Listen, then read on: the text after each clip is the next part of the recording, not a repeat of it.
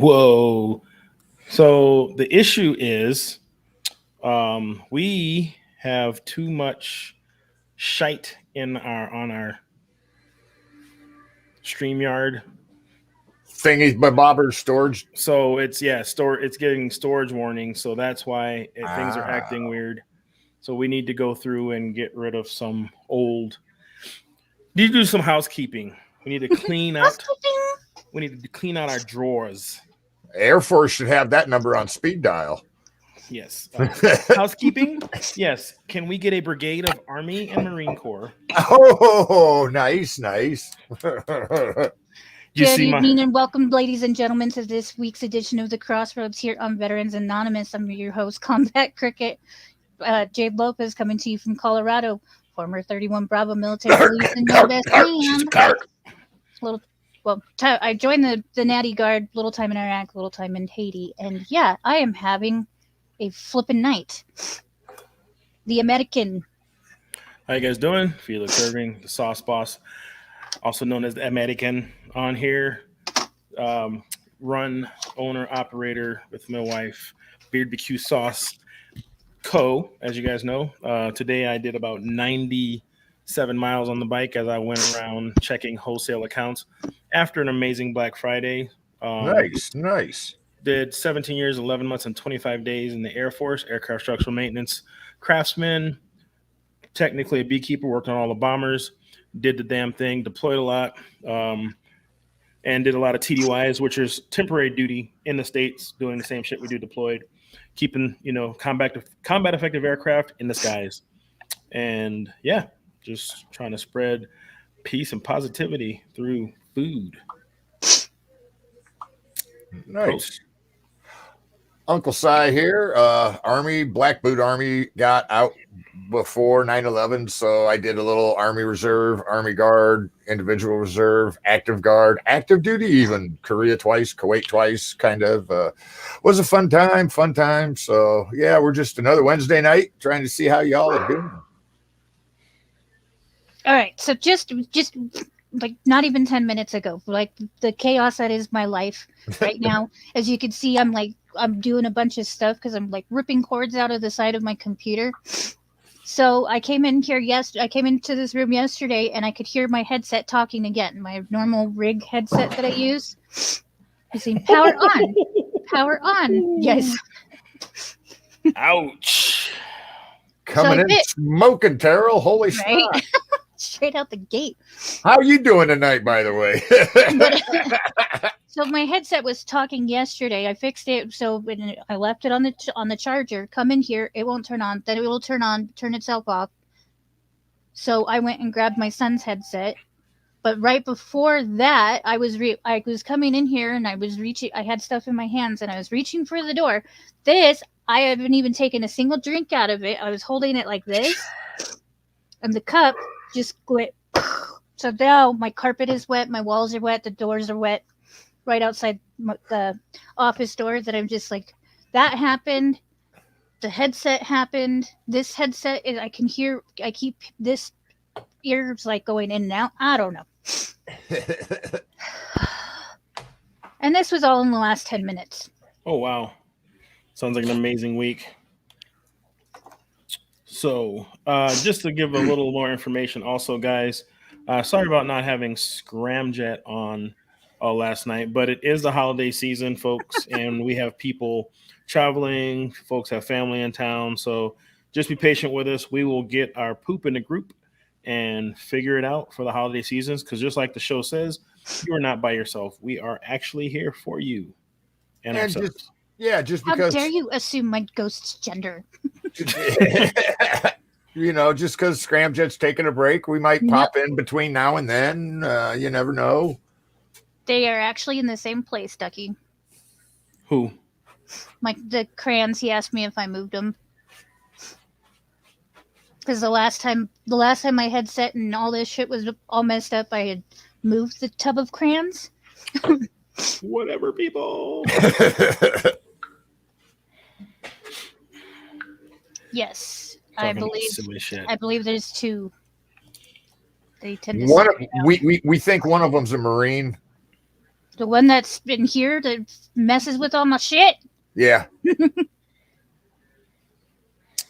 Exactly, Michael. Whatever, people. Anyway, Well, look, And moving. yeah, that shirt is awesome, that's for you. Damien. That shirt is awesome, Damien. That was what was it? The second annual second annual first Hawaiian shirt for beards. Yeah. Yep. Our second annual, first annual, second I'm attempt. already Yeah. I'm already having Hawaiian- a grand old time. I'm shirt.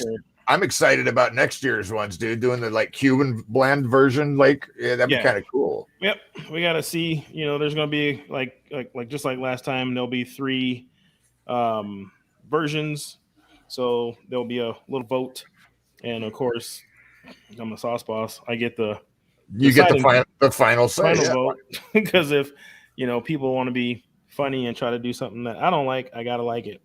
That's the only caveat to anything I do. I have to like it too. Yeah. So, well, and you've been doing this a little while. Like when people are like, "Oh, you know what you should do? You should make koozies." And you're like, been there, done that. Everybody says they want it. Nobody freaking buys it. I had a guy that wanted me to make guitar picks. I'm like, oh yeah, because there's so many guitarists that follow me that we're gonna buy a barbecue pick. Right.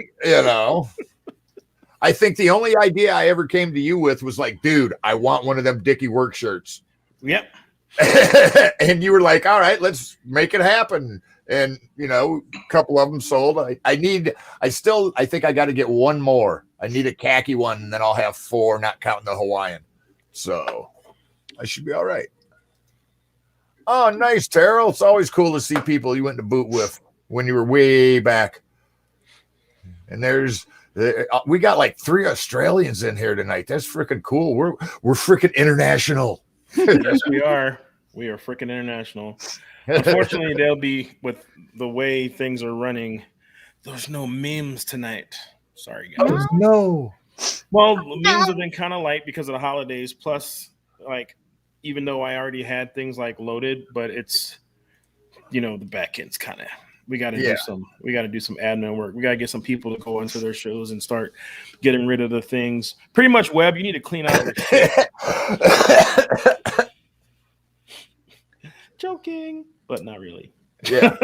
No, when I was running Full Metal Crayon Eaters, I was like, why do you have so much stuff? Yeah, and that all piles up on our account, and so when I went to go live, it actually gave me a warning for space.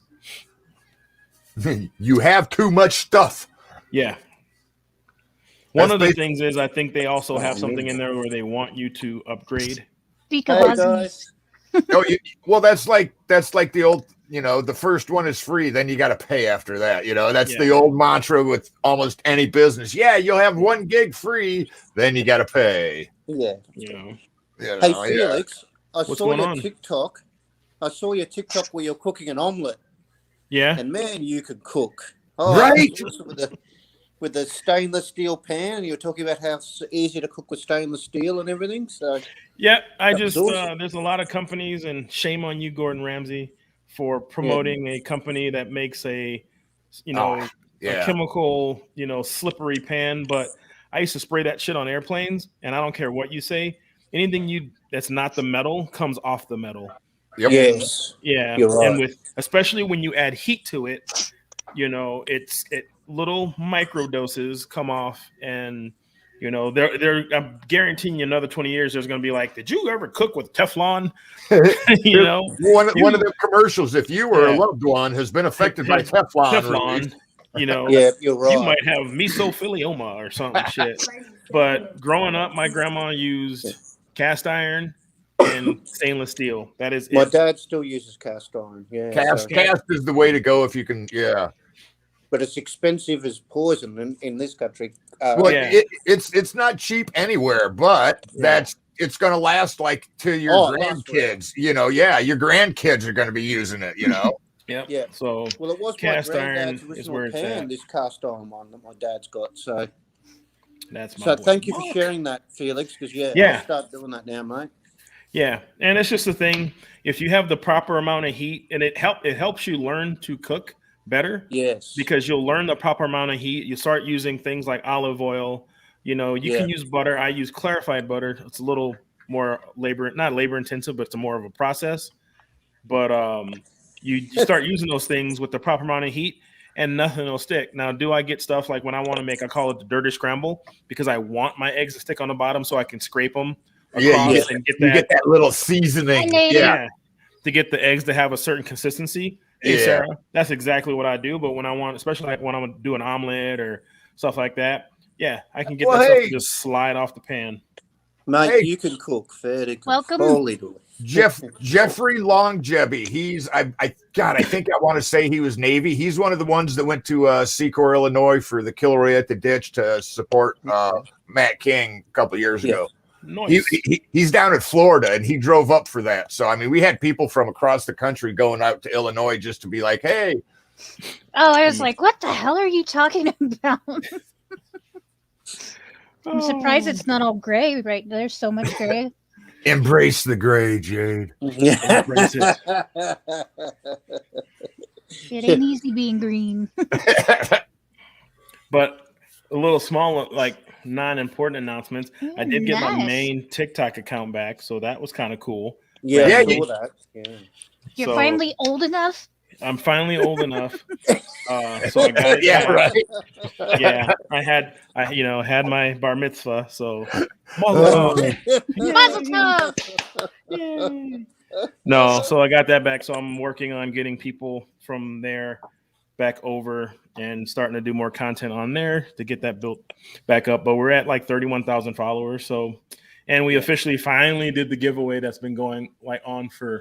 Oh, and that was incredible. Who won? I'm not going to say. I'm Jenny, not going to. Jenny Cuddling Kittens actually won the giveaway. That was awesome. There was at least 400 or 500 people in that giveaway. And out of all the people that won it, she won some nice stuff. Oh, she got a nice welcome to moving to Virginia box. Yeah. No, that equal means likes real men. Yeah. I'm sure. So it was funny. I didn't take a picture of it because I didn't want to show people's license plates. So before I came home, I had to stop at the store to pick up some stuff. And on my bike, I have, of course, the Air Force veteran tag license plate. And on my bike, I always park where the yellow lines are, like the no parking zones for cars, but it's perfect size for bikes. And in South Dakota, they let you do that here. And so I park, which is in front of me is a handicap spot, and behind me is a handicap spot with well enough room. But I come out to the bike, and in front of me is a truck with a Navy tag, and behind me is a car with a Navy tag. And I'm like, yes. I should have told one of the Stuck in the middle with you. I got clowns to the left of me. Yeah. To the right. That would have been an awesome TikTok. You get the Navy tag. Yeah. But that would have been a good TikTok. Just blur out their numbers. Yeah, blur out the numbers. I had to get home, but I was like, that was freaking hilarious. Yep, we're slowly taking over the world, the Navy. Slowly. They tried that once, and then they lost it all. Yeah, I know. Don't trust this lid no more. Thing about it is, I think, the Navy tradition, when they had a queen that ran them, and they were in charge of, they took it a little too literally. So, yeah. We don't have a queen anymore. Oh, like last week, Felix. Yes, girl. Oh, coming out You've had too much firing. of that nice scotch and cigars, mate, I tell you. No. Night, Shelly and Rich. Nice, Richie. Tell me, You have a good Shelly, one, I miss brother. your face. Out there telling the yolks, keeping the Yeah, blood you said flowing. Kobe mini tour next year. Yeah, I'd be curious. I might have to actually go out in public sometime. Mini tour. Sorry. In Publix. Yeah. We have like a couple, like there's a comedy club in Sioux Falls. The pizza joint puts it on, and literally like you're in a pizza joint, and then they have like a stage in the back. It's weird, and but it's actually Sounds a pretty nice cool, size. though. Well, no, it's actually a pretty nice size. There's 2 spots, and that do it, and one's like in a hotel, and they have a whole room and whatnot. And so it's kind of cool. I like that small close-up comedy because when the comedians, the majority of them are funny, but sometimes you see them working on shit. I think it's just, to me, awkward when someone's not funny. You're just like, you feel bad for him. You kind of watch it going, oh, I could tell you thought that was going to be funny. Because when I lived in Oklahoma City, we had I think it was a Laugh Factory there, or one of the bigger comedy clubs. Right. And we'd go there a lot. I'd go there a lot. And I was there enough. I knew the bouncers and the wait staff. And I love sitting right front center stage, and sitting there, big old black dude, bald, just watching the comedians. And if they were funny, I would let them, when they start do crowd work, I would feed back, because they were like, "Hey, brother, how you doing?" And they were like, "You got any warrant?" If they were funny, I would laugh or play back. But they weren't funny, I would cross my arms and just sit there and stare at them, and they'd be like, and they'd look down and go, "You're really not gonna." Moving right along. I'm like, what, do your job for you?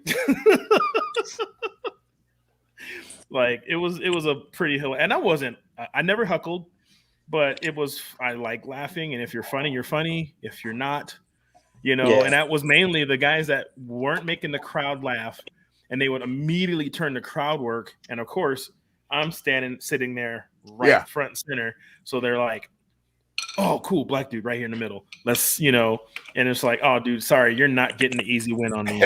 Right? No, make you work for this."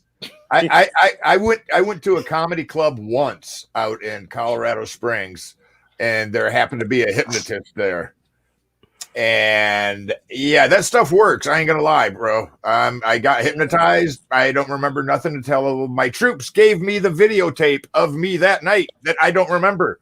I have never been to a hypnotist show. Don't go. Well, no, I was not allowed to go to hypnotist shows because of my clearance. Oh yeah. And so anytime I was at a comedy show or a show, a hypnotist showed up, I would leave the room. Yeah. I think Audie got to see that videotape of me hypnotized. It's not flat. Well, I don't know. They've changed the rules. I believe I made $8 that night thinking I was a stripper named Missile Mike. Yeah. I think now they just tell you can't. I think now they tell you just can't participate. But our guys were like, you do not go to anything. Like you don't even go. Like how people go to the hypnotist to quit smoking. They're like, no. Yeah. None of that. Yep, Michael. Same with him. Yeah. Wow. Nope. Yeah, we had rules for security clearance too. Like you got to that higher level, and there's all different levels of top secret. Yeah. We weren't allowed said things too. Or you lost that clearance, we basically lost your job. So.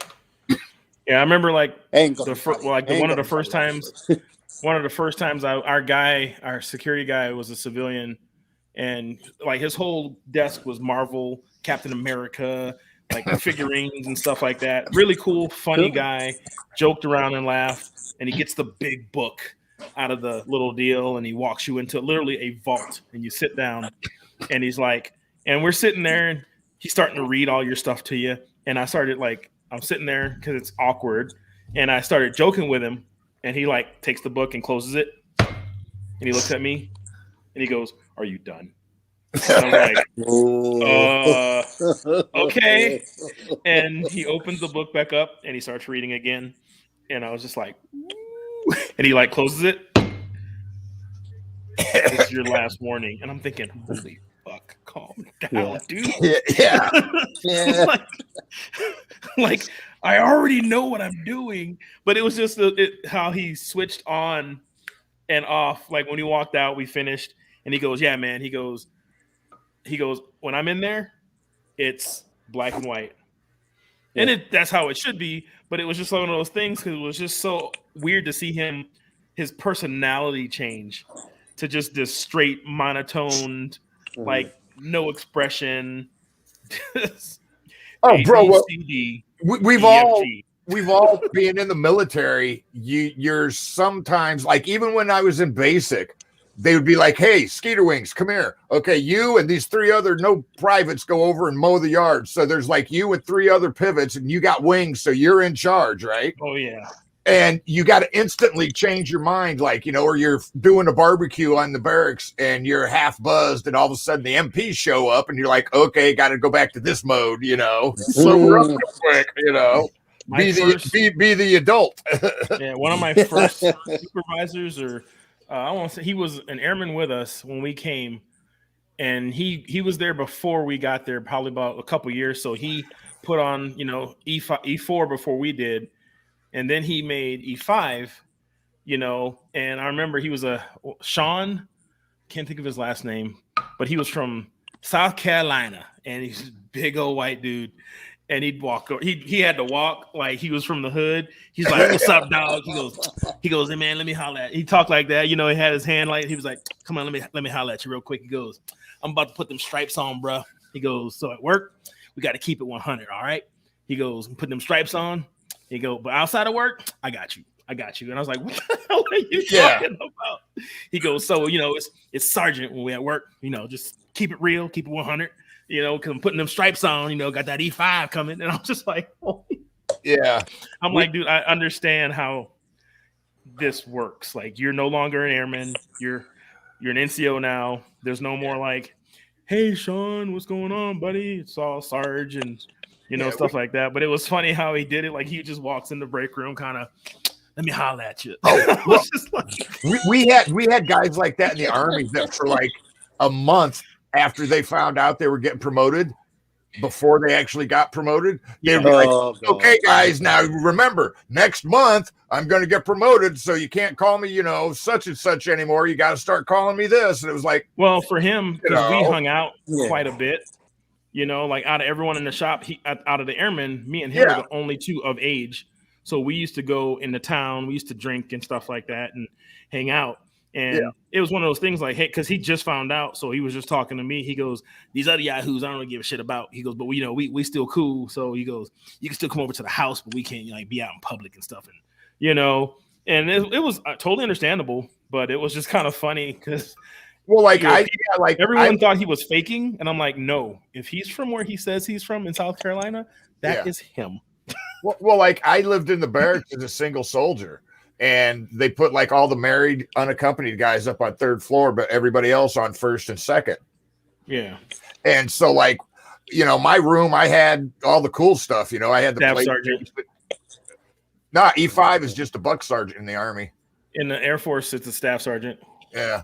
But and then when I got promoted, they don't have buck sergeants anymore.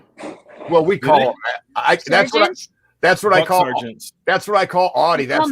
We call new sergeants buck sergeants. Yeah, that's what I called Audie because he got promoted after me, and so I just was like, "Hey, Buck, come here," Yeah, because in the Air Force, it was E4 was 3 stripes with no star, and then buck sergeant was it was like this in between rank, with a star. You were still at E4, but you got a star. And you were a buck sergeant, but then they got rid of that in between rank because you were still E4. Yeah, and they just gave you more responsibility with less money. That's kind of like being a specialist versus corporal. Exactly, a corporal and a specialist, same rank, same money. You just get dumped on more if you're a corporal. Is an actual NCO. Well, they brought it back for a while. It wasn't. It was only a supervisor. It wasn't a NCO actually. And then the combat line platoons, they use corporals because that's the reason they have corporals is because of combat line platoons. But say in the dining facilities, a corporal, you in charge of them mashed potatoes, boy. Yeah, but so well, heck, my dad. I remember my dad telling me when he went back to Nam the second time, he went back as a Spec 5. Yeah, they did. The Army had the Army had E4, E5, and E6, but they were specialists. So they weren't considered NCOs. Yeah, you weren't a leadership; you were a specialist in that field. And I was I saw kind of like the Air Force where you had the tech with the T instead of the star. Yeah. Yep. So, and that's the problem with these ships when they get in the Navy one, where the ship's crew is getting less and less. the specialized people are just working more and more, and Yeah, it's they weird. think that. Yeah. And then we crush their souls. They think that, and then we Seeing John, that's the way a lot of line units do it. Is once you get E4 and you like do the board and you get promotable, bam, they slam you right into corporal. But I've actually seen it in the Army where a guy went and he became a corporal before he went to PLDC and got promotable. I've seen people that came back from PLDC and they promoted them to corporal, not to E5, because they were still fucking dirtbags. So in the Air Force, when we deploy, sometimes it all depends on, like, you know, like if you're taking World Air or if you're on a cargo plane, like a C5 or C-17. But Yes. sometimes we're taking that, you know, that contracted transport 747 or, you know, 767. And this is my first deployment as a staff sergeant, as an E5. It was probably one of the most awesome things that ever happened. We were traveling for probably 2.5 days straight, bouncing from here to there. We finally get into the country. It is dark. We are tired.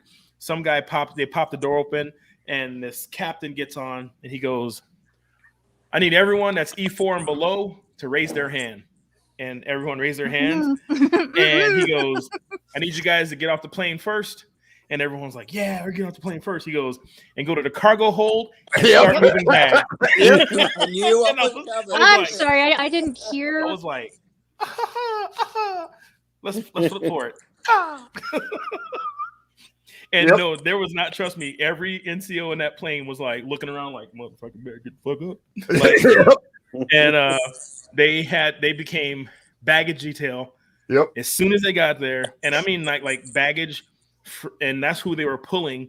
And they had a mixed crew for baggage detail. The only thing that was cool about one of that is our unit didn't have any airmen, so we didn't lose anybody to that, because that was like a mandatory. Yeah. And I think because they didn't, and it was because we just got there, everything wasn't up and running, like supply and all that, all the logistics. They didn't have all their people, so they were backfilling with a bunch of airmen.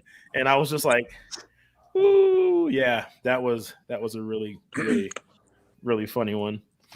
For you guys get off the plane, because the way he said it, it was like, "You guys get off the plane first." And Yeah. everyone was like, Nope.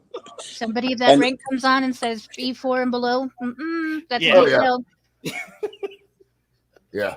But think about it; it makes you want to get promoted. My quicker, NCO doesn't it? You know? needs me for a specific detail, so Oh yeah, gotcha. Yeah. I actually volunteered quite a bit.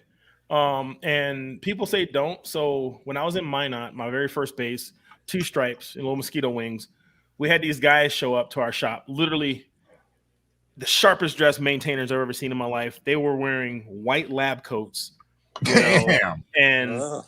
had clipboards and all that stuff. They were depot, you know, come from Oklahoma. They were doing this fuel enrichment mod on the B-52, and they needed tool runners, you know, TBs, tool bitches. And I was like, "Cool, I'll do it." So you're over there, literally. They're like, "Oh, we need this from your shop," and we run back to the shop, grab something, bring it over there, you know. But the cool thing is, I was like, "Well, these guys are like the tip of the spear in maintenance," and I'm like, Yes. if I get to just be around them and watch what they do. But the cool thing is, when I started working with them, they let me work with them. So I was in there, like, they were like, "Oh, we need you to cut this open." So you're sitting there on the plane cutting, and they're telling you what they're doing, and you're Yeah. working right alongside some dude at the tip of our career field and learning. And then they're not, I didn't even think about it as an airman. I'm just happy to learn and work and do something really cool and different, you know. But the way they used to recruit is when they did these TDYs and they would work with people and they would see outstanding performers, they would go back to Oklahoma or wherever the depot was, Yeah. and talk to their chief and go, "Hey, we work with this airman, we work with this person," and you had to be an NCO. So it's one of those things that, like, they're keeping an eye out on you. Yeah. Yes. And when I put on E4 right before E5, I was eligible, and literally they were like, my chief called me in the office. He goes, "Hey, Airman Irving, you got orders to tinker." I'm like, "What?" He goes, "Yeah, depot, your name was on the list. As soon as you made rank, you were qualified, and I got there and then I put on staff, but it was cool because people were like, I'm not going to volunteer. My other yahoos are in the shop. Now, guess what? I'm depot. I'm deploying. Yeah. It might have destroyed my marriage, but I got to do a lot of cool shit. See, what John is talking about, the E6 making it a point for E3s and E4s to be That used to be the way. That used to be the way. My unit, we treated you like you were the rank above what you were. Well, yeah, You were tasked with certain things that, like being an E4, we're giving you an E5 task. Because that leads with the whole, the guy ahead of you or the person ahead of you and behind you's job. Yeah, exactly. So that way, if something happens to either one of those people, yeah. Especially right before we went overseas too, they were saying not just one above, but two above. Yep. So I was able to, as E5 and depot was really rank heavy because our staff sergeants, were pretty much the airmen because that's our lowest rank we had at the time. And we had a lot of E6s, E7s, E5s and E6s did a lot of the brunt of work, physical work, but also E7s would work. But then when you were like 8 or 9, if you were a chief, you'd pretty much be a team lead. The cool thing is they still worked, but I've sat in VTC's video teleconferences where you have to be a senior or a chief. And I remember one of my seniors coming up to me going, Irv, I need you to go over to this building and sit in on this conference. And I'm like, all right, cool. And the first time it happened, I'm sitting there, there's these big screens and these movable giant freaking cameras and nothing's on the screen. And I'm sitting like in the corner and all these civilians come in and they're looking around and they go, hey, you depot boy, come here, sit right here in the middle. And I'm like, in the middle. They're like, yeah, this is your seat. And I'm like, okay. And the TV comes on and it's like 4-star, 2-star, colonel, chief. I'm like, I gotta go. I'm really busy. They straight up look at me and they're like, who's here from CLSS? And I'm like, I stood up. I'm like, sorry. I'm like, Staff Sergeant Irving. They're like, sit down, calm down. I'm like, all right. I was just like, what the hell? Yeah. And he goes, what are you guys going to do? Pretty much, what are you going to do with my fleet? Because we were working on a specific airframe I can't mention. And he goes, what are you going to do? What are you doing with our fleet? Like, what's the job? Because we knew the job. Hey, what's up, Jimmy? And he goes, and the thing is, my boss's boss sent me because he knew I knew the job. Because when we brief jobs, everyone's in the room. Everyone knows what's going on. And so I told him all the failure points and what can make us fall. And he goes, outstanding. You have a good day. And I'm like, he goes, that means you can leave. Like the general is telling me like, you can go now. And so they still had to talk to the civilians. And I walked out and the meeting was done probably a couple minutes after I left. And the guy comes out, he's laughing. He goes, who sent you here? And I told him, he goes, that dude's a dick. He goes, he didn't tell you what this was. I'm like, not at all. He goes, I can tell when you shot up out of your seat when he called your name. Like, it was just like this really weird, but I learned right there because you were able to brief the higher ups on the jobs. You were able to do the jobs because sometimes when we deployed, we had guys that fell out because of medical and, or family stuff, or, they split, we go deploy and they split our team in half because we got to go over there, do this, go over there, do that. So everyone in depot was able to fill each billet in depot. Well, that's like I got jade disease. That's like the units that I was in, I had to learn, even though I was a dozer mechanic, I had to learn how to work on, 113s and 88s. Oh, and then also Humvees and lawnmowers. Basically, if it had an engine, us mechanics worked on it. Didn't matter what your specialty was. Yeah. The only thing that was brand specific, because depot is pretty much taking an airplane and putting it, the same stuff you see in the movies of World War II, the guys, patching holes. When it came down to doing the work, signing it off, because we all each knew each other's jobs. Like I did electrical, wire harness, redo, and fuel cell work. But when it came down to sign off that job, the job specific person had to inspect. And so, because I've met guys on there. I mean, I was like, damn, you're a good sheet metal guy. And he goes, I'm a fuels guy. I'm like, holy shit. Yeah. Like this dude made a perfect everything was perfect on this patch, or this work was amazing. He goes, yeah, I do fuel cell. I'm like, holy shit. Yeah, But well, everyone's trained. Yeah, Audie was the track mechanic. I was the heavy junk mechanic. And You can say it. Audie was the track hoe. Yeah. He was a good one, though. He was a good host, see? But so like I do a little work on a 113 or something, and I'd be like, yo, man, go check it out, make sure I did it right, Audie, or he'd work on a bulldozer and he'd be like, hey, Ron, come here, make sure I did this right, Well, and even like my original team, my team leader and my gunner, or no, it was my gunner was with me, but my team leader and my platoon sergeant, or no, squad leader, mother bitches. My squad leader, God. and my squad leader and my team leader specifically that I trained the entire time with, that I was assigned to, we weren't even on the same camp overseas. She's working on her TBI case for. Yeah. She's going to pull up videos of the show and go, look, mother bitches.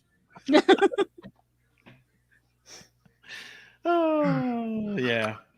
Worse. So speaking of gunner, on the way home today, I was behind a spiffy new Chevy pickup truck, and the guy's license plate said B-52 gunner. And rolling past him, he had his windows down, he had the hat on, and he was of the proper age. It was, and I had my, half, my brain bucket on, so you could see my face, and I literally pulled my mask down when I rolled by him, and I gave him a big thumbs up as I rolled past him, and he popped one up to me too. I was like, that was pretty, for me, that was pretty badass, because I worked on B-52s. So to be behind a guy, like, I'm not guessing your stolen valor with that on your license plate looking like you're like 70. Yeah. But, I love going to the stores or something. You see the older guys like Korea and very few World War II anymore, but or you'll see somebody like I'll see somebody with the Desert Shield one, and I'm like, oh, what were you with? And you shoot the breeze that little bit, and you're just kind of like, hey, Yeah. Well, remember, Dave, I told you that day I did run into a World War II vet. He was it was a homeless dude, young guy. Yeah. And he came up trying to get money from me, and he had on a World War II hat, and I was just like, yeah. It was one of those things, like, he was definitely like, man, I just need a room, need some money, and I'm just looking at him. I'm just getting in my truck, and I would have snatched that hat off him. First of all, I did not want to touch him because it was not touching him. I'm correcting him. Yeah, I'm not touching anything that's on his person. Like, it was one of those things, like, I will, like, just back away. Thank you. I don't have any money. And I saw the hat, and I was just like, I don't even want, nope. It would take me to have to engage with him more. And I'm just like, not even worth it. For me, lose something by engaging with him, Felix. Yeah, it's not even worth it. Yeah. Plus, and out here in South Dakota, it's supposed to be snowing right now. And I know it wasn't a winter hat, but it was a cap on his head, that's probably keeping it warm. I'm just like, dude, you probably don't have a lot of shit to wear. So just. Yeah. Oh, so if probably wouldn't snatch it off his head. Yeah, I didn't. Yeah, just if he was wearing it for warmth. Yeah, but, that's what I was like. Like, it was 72 degrees here today. Yeah. It's been in the 70s all week. Yeah, it's been 74 here today. It's probably gonna freaking have 4 feet of snow tomorrow. Yeah. Arizona has gotten more moisture than we have. Moist. Because we went all month without snow. This is the latest in the year. Yeah, dude, it's pretty late for snow here too. I was plowing this year. Let me see. It was like in the 60s, 65ish today here in Iowa. Last year I plowed October 24th, November 12th, and December 15th. And the year before that, October twice, November once, and December 29th. Yeah. Like, and this year it's literally October 12th, October 13th. We ain't even had. We didn't even get enough to shovel. Yeah, I saw it spit one time, but as soon as it hits the ground, it melts, and yeah. And that was last week. I think I told you that it finally snowed here.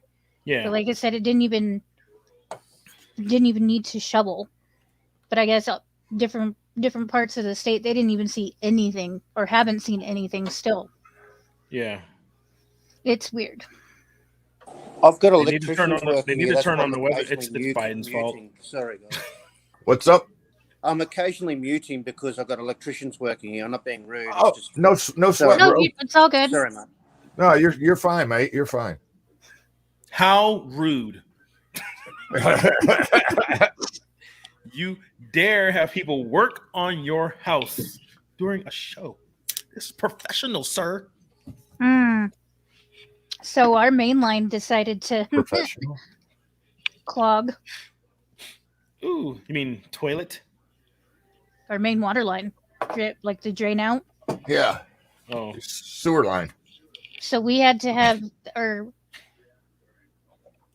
not yesterday, but the day before, I waited pretty much all day for the plumbers to show up. And then, because Rob wasn't home, and he's the official homeowner, they're just like, hey, so we can come back tomorrow and do a scope to just check it out and whatnot. So that's why the plumber was here last night. Which I was saying, it's like, oh, it's a budding Hallmark bromance. They seriously were hanging out in the freaking garage. Trust talking me. About cars. If trust me, if I met Rob in that house and garage, I would have a bromance with him and them two cars. Okay, it wasn't about Rob; it was about the cars. yeah. No, When I worked for Safelight, I was doing some work on a guy's RV up in the hills, and he had this regular, normal size house. Older gentleman, probably went to high school with Dave and Jesus, and he had this just really big shop, and I thought that's where they park the RV and they have it out. And I'm like, well, it's easier if the RV's in the shop because then I'm controlled lighting, no sun. He goes, oh, that's not for the RV. He had collections of some old. It wasn't a Chevy. It was a just obscure pickup truck, but he had 5 of them in this garage, Nice. and 3 of them were mint with the book where they pulled it, like pictures of them pulling it out of a field. One had a tree going through the tailgate or through the tail. The tail, and just the pictures of it getting pulled out, getting restored on all those. And then the other 2 were getting in the different stages of being restored. And all the shows he won for these. And it's just like the craziness that you see just random in the middle of South Dakota, some little neighborhood in the hills. So on Monday when they came out and it was just me, they cleared it out. Nice. But they came back last night because they wanted to do the free camera thing with the homeowner. So that's why. And they basically they're doing a colonoscopy of your house. Right. Shoving the camera up the drain. You never recover from that, see. Ha ha ha. That a joke. It's December. I have 4 more days till my birthday. Yay. Hey, any big plans? No, we're doing Christmas lights. I don't celebrate the in-betweens. I celebrate like the 40, 45, 50, 55, 60 kind of. That's what I'll celebrate. Everything in between is just like, it's another day and I lived. Yay. Right, I call my mom on my birthday. I call my mom and tell her thank you. No, John, I'm not watching Roots. That's racist. No, he's asking about the line. There was very minimal roots, and it was more than 7 feet down. So they were talking about, and that goes out to the main line in the street. Yeah. So eventually, yes, that's going to end up being a thing, but they're talking that's going to be close to 11 grand. Oh, it's not cheap. Yeah, it's not cheap. Shit. I had a heart attack then. Sorry. Right? I'll go out and dig that shit myself. Well, it's more about digging up the street than it is our own yard. You're right. Yeah. So you are in you have to pay for the street too?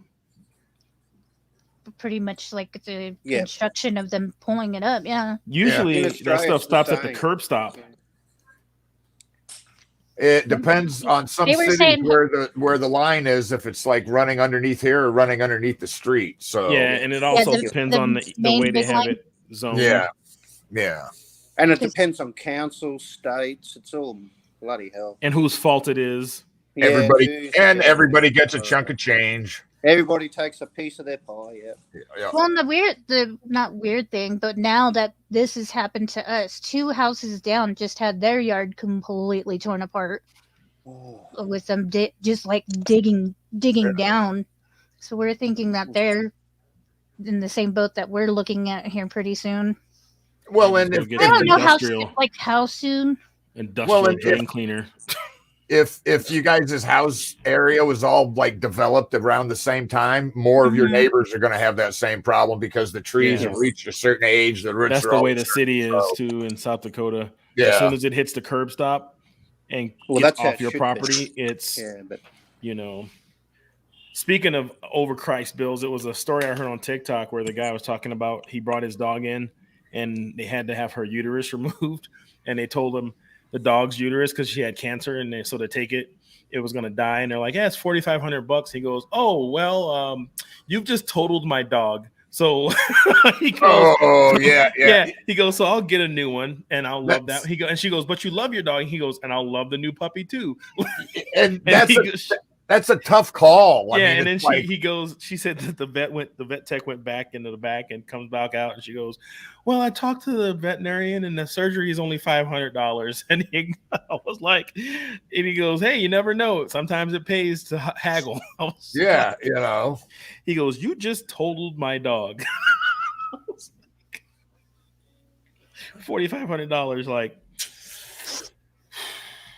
See, all the places when Tuco had to have his amputation, all the places that we were calling, they were giving us $3,000 to, I think the most was $7,000, and then we ended up calling. We just kept calling around that, and with everything pre-op and the surgery and post-op, it was less than $600. Yep.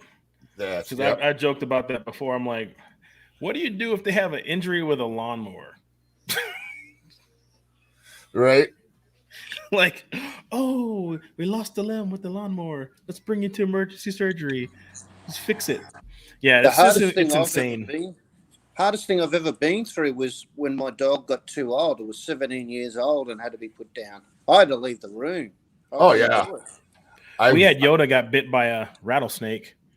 Oh. And he lived. He survived. That was harsh. Oz went to school. Yeah. And we put him in his kennel that night, and he was acting weird, but we didn't see anything. And I went to work. My son was the last one to leave the house, and he's like, Dad, Yoda's acting weird. He goes, his junk is big. I'm like, what do you mean his junk is big? And I'm like, send me a picture. And he's sitting in his kennel, sitting up, and literally the bottom half of his body in the center was just like, and I'm like, oh, poor dog.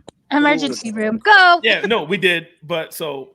The place we lived, the road went down and there was a drainage, like the open drainage going across. So the road goes down and back up. Yeah. So I get home real quick, put him in the driver's seat, sit him there, and he's looking all sad. You've seen Yoda's face, the whole. Yeah. And so I go down and I'm rushing and I hit that ditch and he slides from the seat to the floorboard, banging off the dash, hits the ground, and he turns around and looked at me like, dude, what was that? Yeah, right. I'm not going through enough. And I was like, oh my God, I'm so sorry. Let's just stay down there for the rest of the trip. Right. To change the topic back to sewage pipes, have you guys seen National Lampoon's Christmas Vacation? Yes. Oh yeah. That is a classic. I love that movie. School. That's one way around your sewage problem, Cricket. You just do that, pump it into the. She's in Colorado. There will be protests. Oh, there would be. Yeah. Oh. And that one guy will always walk past with his cigar just as you do it. They're putting up Christmas lights. That's how bad I am putting them up. That where they all go.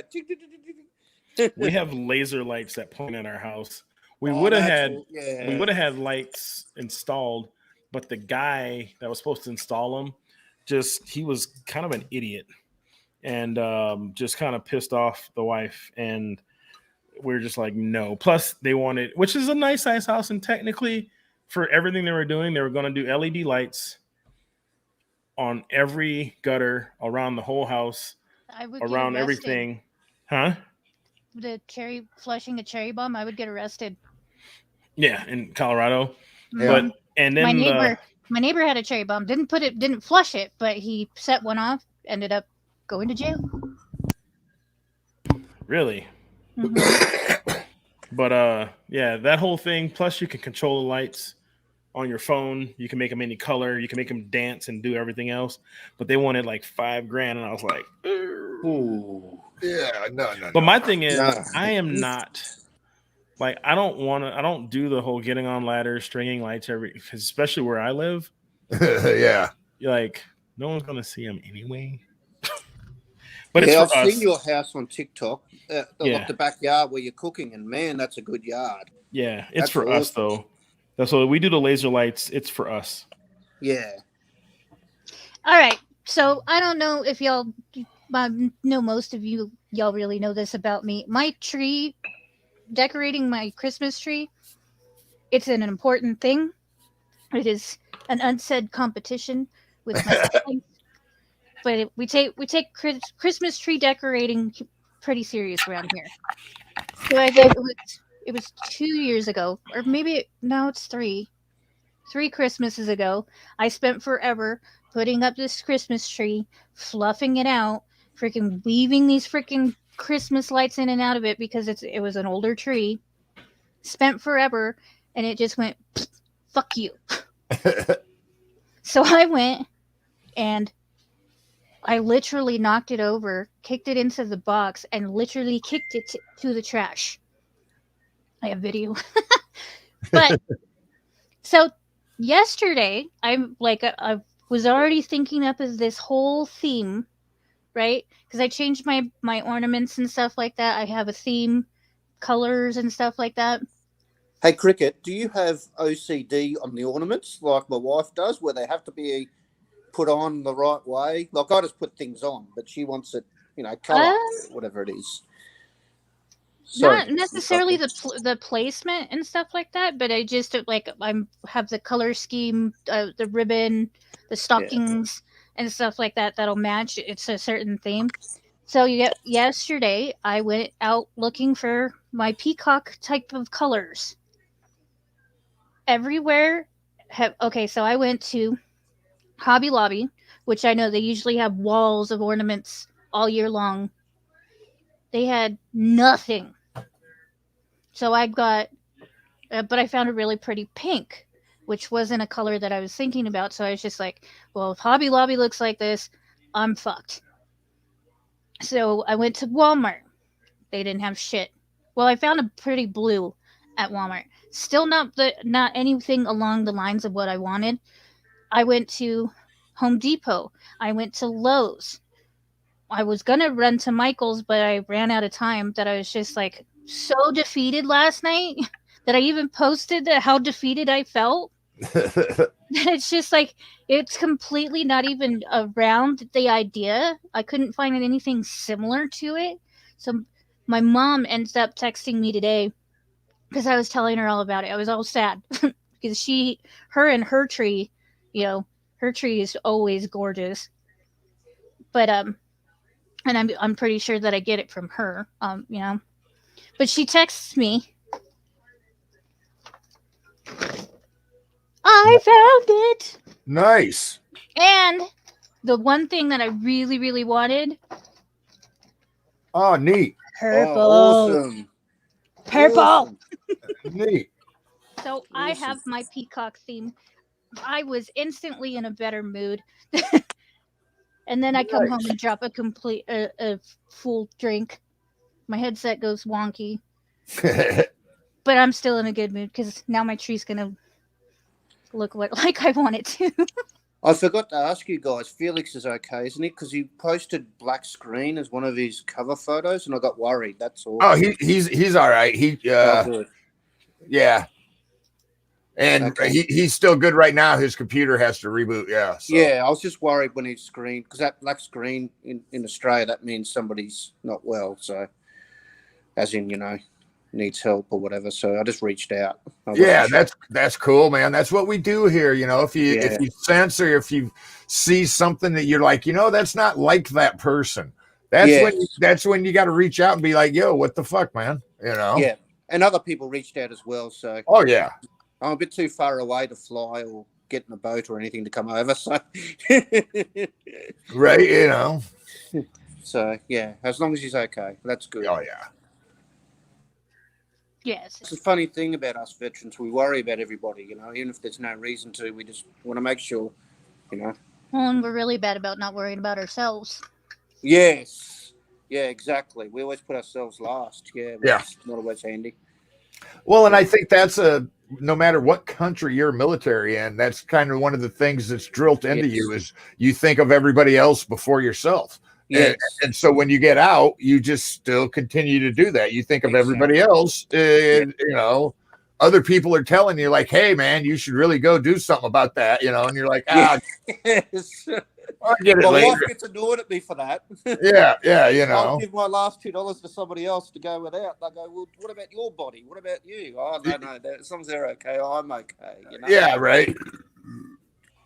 Yeah, so that's good to hear. I didn't want to intrude or anything. I was just curious. So, yeah. Oh, good. Okay. That makes it better. And he updated his cover photo with Christmas stuff, so I went, okay. Oh, yeah. Yeah, you're not the only one, Damien and Mike, that hit him up. I hit him up. I was like, yo, dude, what the fuck, man? Yeah, I saw that. I saw it. When I went back. So, a lot of people kind of keyed in on that. And he was just, it happens. Yeah, he was just having a bad day, and he just had to take a break, and nothing wrong with that. Whatever you got to do, whatever you got to do. And I found something that was just. I thought it was more like motivational, just remembering being in bad times, and then I got reached out to for posting something that didn't quite sound right. Like, hey, is everything going all right? Yeah.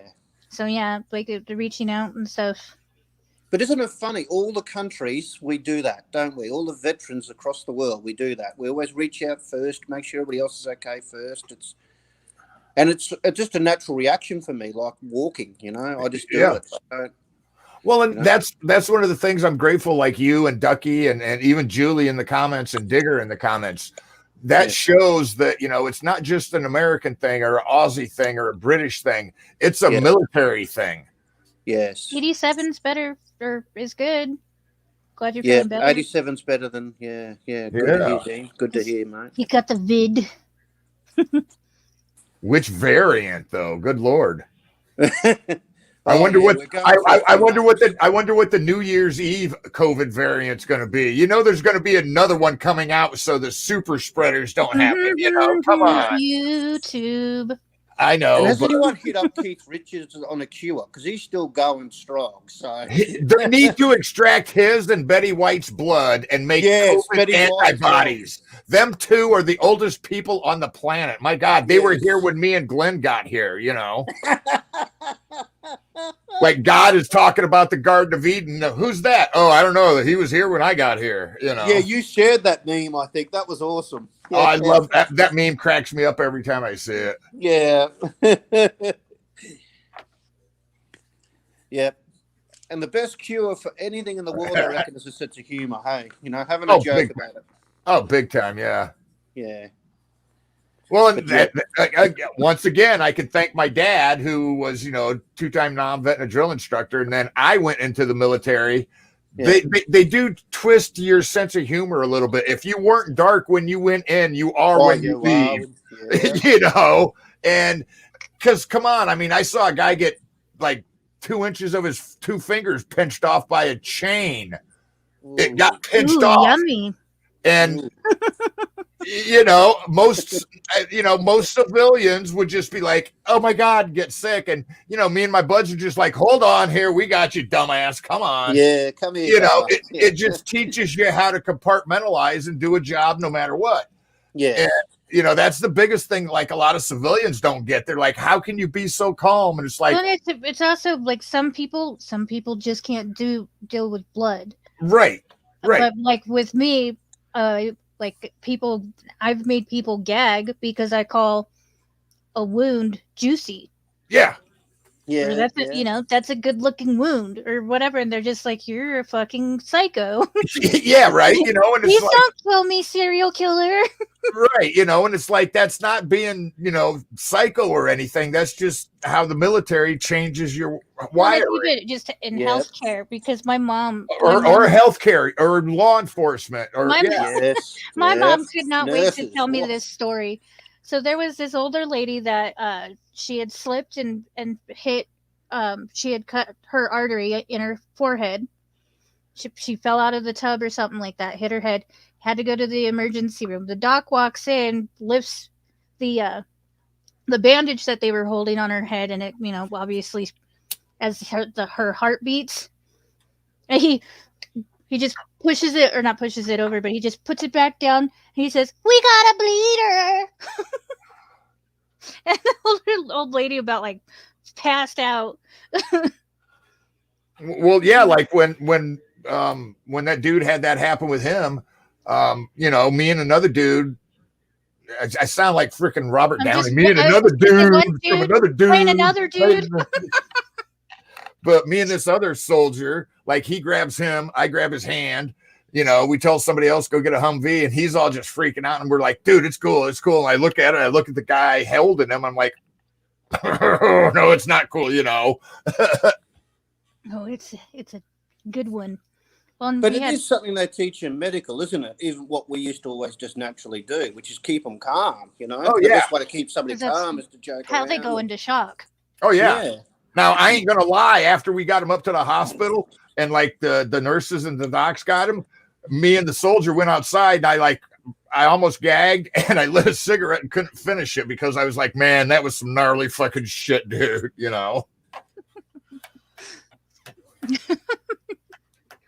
Oh yeah. Make another one. Right, Dean. I can't even handle, like, if my cat has a fur ball, I literally have to do like this and drop paper towels over it because I can't, and if it's warm, oh my God, I'll have to clean up its puke, then my puke, You just disappear.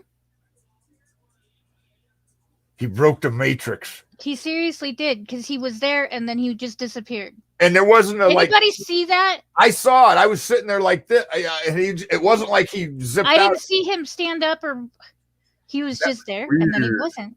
That was weird. And he's coming from the future. Noonie. That was weird. Oh, Mike, man, I couldn't imagine that. I think the scariest thing, exhausting reading that. I didn't remember until Audie brought it up where I had to dump 2 or 4 bags of saline in him one time. And it was like, I totally just that went in that back little room there. And, he was infected by Paul and he despawned. Raptured. You see him step back into it, because when you stepped away, they've just turned my power off, so I want to be able to hear me. Oh, okay. No, Sorry about that if it drops out. But we didn't see you step away. You were just there, and then you weren't there. It was like click, click. Yeah, it was weird. I got backup power to my Wi-Fi, so it should stay on. Paul. Oh, the alien. It's like, who's Paul? That was just, that was. Can you hear me, see? Yeah. Yeah. Oh, cool. Okay, my backup's working. Because we were just talking earlier. Yeah, it's talking funny about my what we can headset do. and shit like that. You don't realize you can do it because you just naturally do things when you're in there. But yeah, sense of humor definitely helps all of us. So it's awesome. Right, John? Yeah, it's like, hey, give me that cup. Why? Oh, no big deal. Viewer discretion is advised. Yeah, I remember me and my dad and my mom, we went and watched, I can't think of what movie it was, but it was some war flick, Platoon, Apocalypse Now, I don't know, something good for a kid in 5th grade, See, you saw him step up. Yeah. And my dad, I remember no expression, and my mom was all doing like this, and I'm just going, but then it kind of, watching movies later on, and it's just some of that stuff's no big deal, blood and guts and all of that is, I don't look for, but if it happens, I know what to do. Well, big red one. But so when I was younger, I cracked open my head, and my mom wasn't a nurse then, and she kind of really didn't know what to do. Hello. Oh, But hi. she called the neighbor over who was a nurse, and she was able to keep her calm. And then my mom became a nurse like 2 years after that. But then it reminded me because when B was little, he was messing around with my nephew on the hardwood floor in socks, cracked open his chin. I automatically knew it was stitches, but just Yeah. keep calm, because my Yeah. nephews don't do blood. They just don't. It's not that they don't try. I was in 6th grade, and we lived in a neighborhood where houses literally, like, if you were on the 2nd floor, you could look out the 2nd floor window into the 1st floor of the house, like 15 feet away. And like, I remember the neighbor coming over that knew my mom. She's like, "Hey, can you go over and check on Danny? Something's not right." And so my mom, I'm in 6th grade. My mom drags me over to the neighbor's house, right? And yeah, something was wrong with Danny. He was wallpapered from floor to ceiling. Oh. Her ex had come back and seen her current boyfriend and did both barrels of a side by. And yeah. And I'm in 6th grade, and I'm going, okay, I'm probably too young to be actually I saying this, probably Mom. shouldn't be here. But Yeah. so, that's kind of where, stuff's, I led an interesting childhood. That might just be it, because I That am might be. I am the ER baby.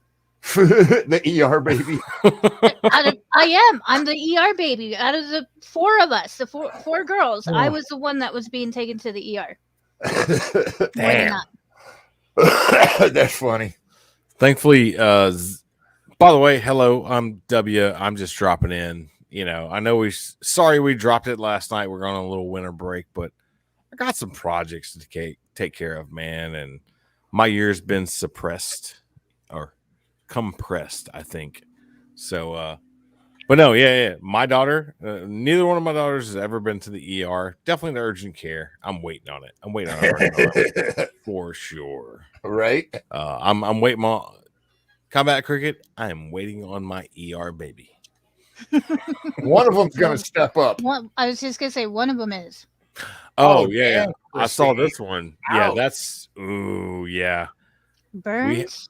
Ow. We had a small issue with that not too long ago. We went to what they call down here in the South, a syrup festival.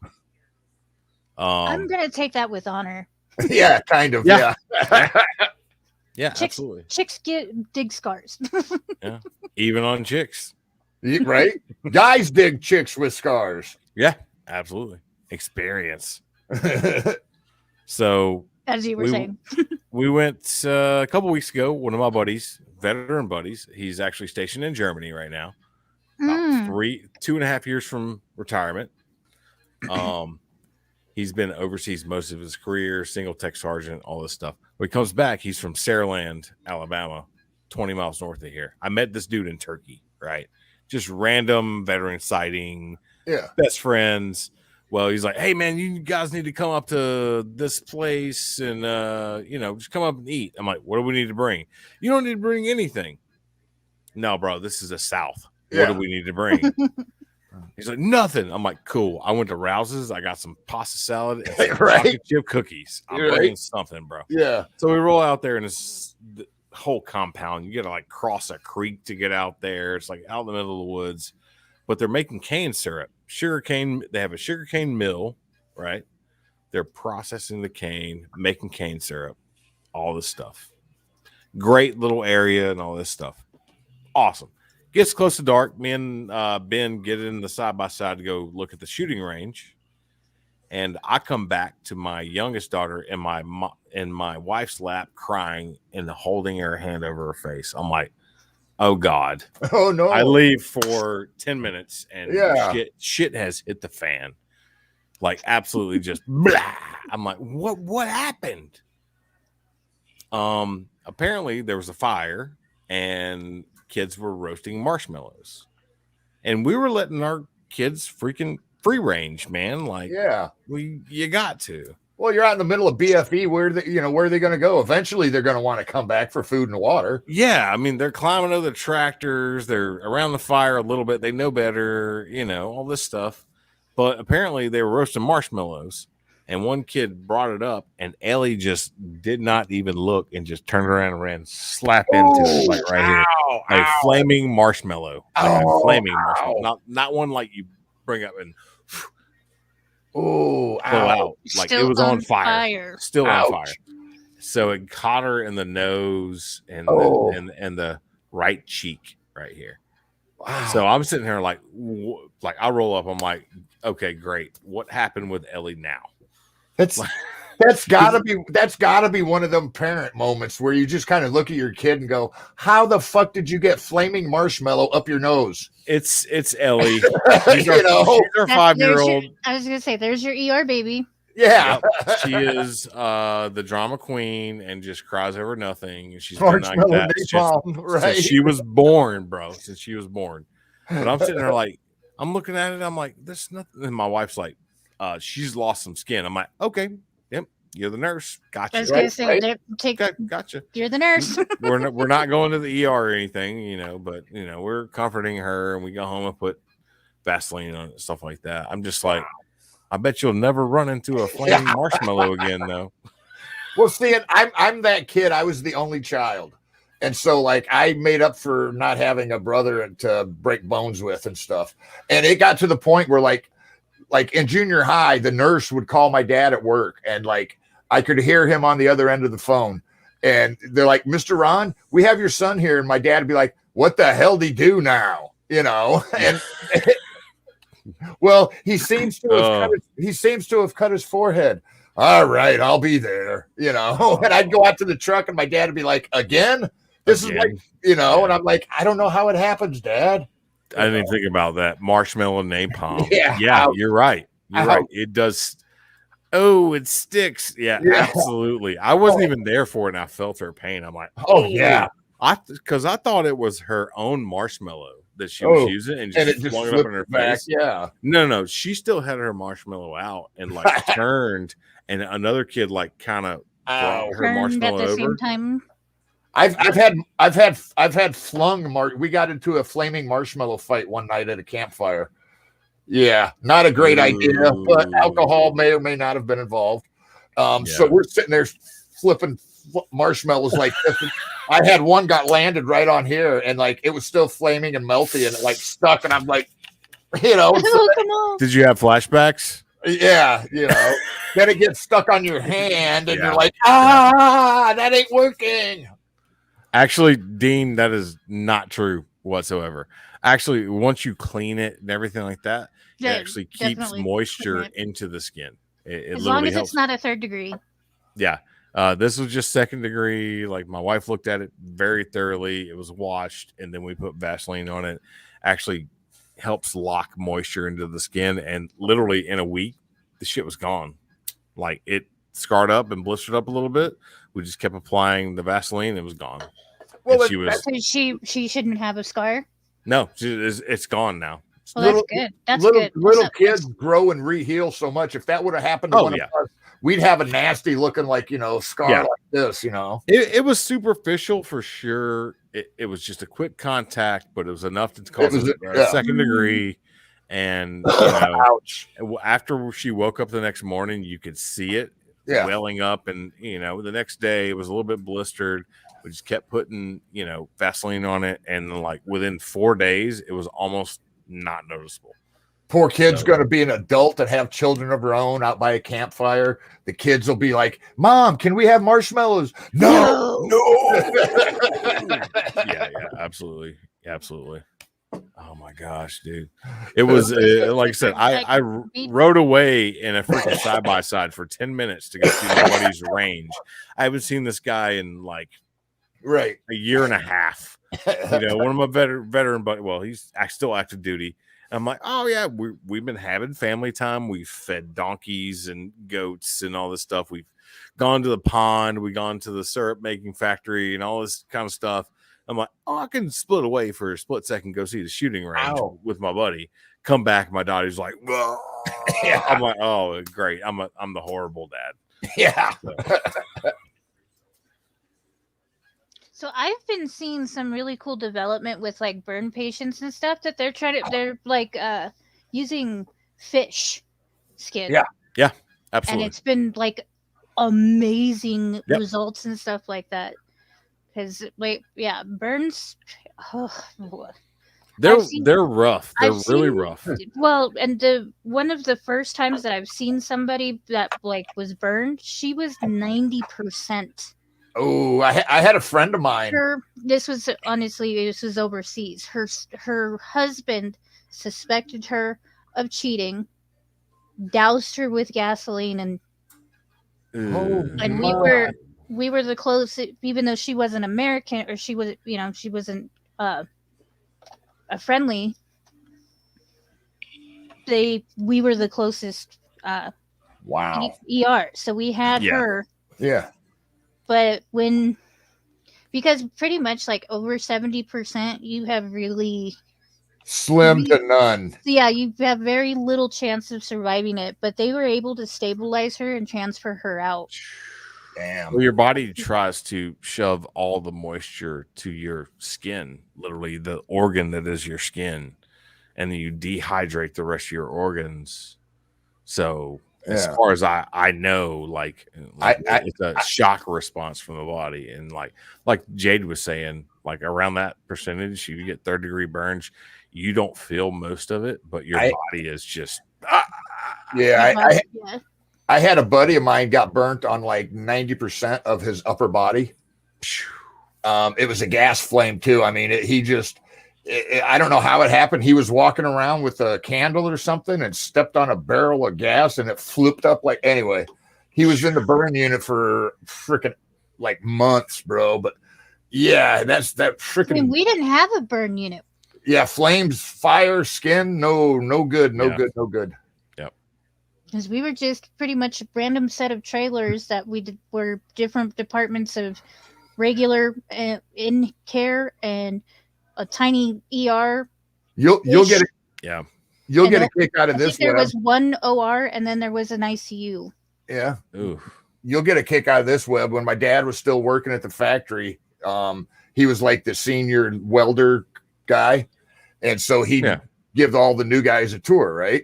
And they were in their full fucking shield, and my dad's showing them the new equipment they got for the burn table, and he's all in his weld kit, gloves, and all of that. And the other guy is, and all of a sudden, Dad says he smelt smoke, and he goes like this, and he doesn't see anything, so he puts his shield back down. He keeps burning out of pattern. And next thing he knows, the guy's like fucking grabbing his jacket and doing the hockey thing over his gloves.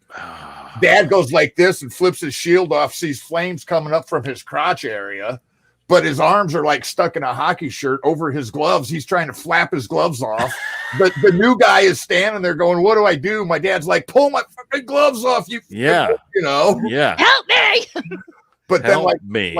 like for the next 4 days, Dad had to I could hear him scream outside the house from the bathroom trying to get the skin off the inner thigh. And I had to ask him. I was like, "So did it get close?" And Dad's like, "It got close enough. I screamed, Oh yeah, absolutely. But I was just like, I could picture my dad sitting there yelling at the guy, "Pull my fucking gloves off, moron!" Because I've been that moron with like, "Hold the flashlight here," Oh my gosh. Yeah. Yeah, just to say, Blake, I'm the ER baby. I broke my femur when I was 2. Oh my gosh. How do you do that? Did somebody drop you? The babysitter.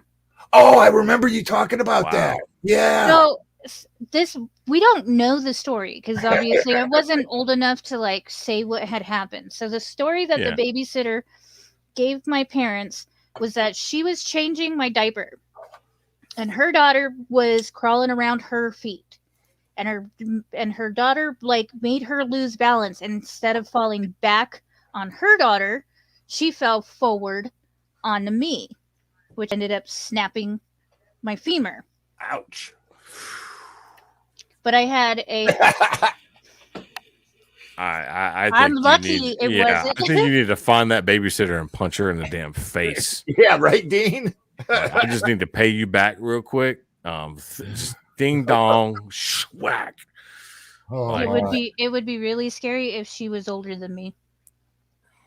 If Casey was older than me. oh, Yeah, well, right, that. But they had so I was in a cast from my toes all the way up to my hip. Yeah, And yeah. being at 2 years old, the doctor was telling my parents she's probably going to have to relearn how to walk. I was like slinging my leg out like this, walking. My parents said that you could just hear thump, thump. Yeah. Oh yeah. Like, I ain't gonna relearn how to walk. I'm gonna walk, bro. Well, apparently you still haven't relearned how to walk. We've heard No. stories. I am Damn, not Dave. a very graceful person. I'm just not. Like, you know, I've cracked my head open twice. I've had multiple surgeries. Broken my femur, multiple toes. I've almost sliced my toe off I think it was a couple months ago. Oh my gosh. I'm part pirate, pretty much. I have cadaver in my hip, so Yeah. Dang. I literally just wanted to drop in and say hello. we've gotten onto an interesting subject. Bit her nephew that she also was watching at the time and then blamed it on me.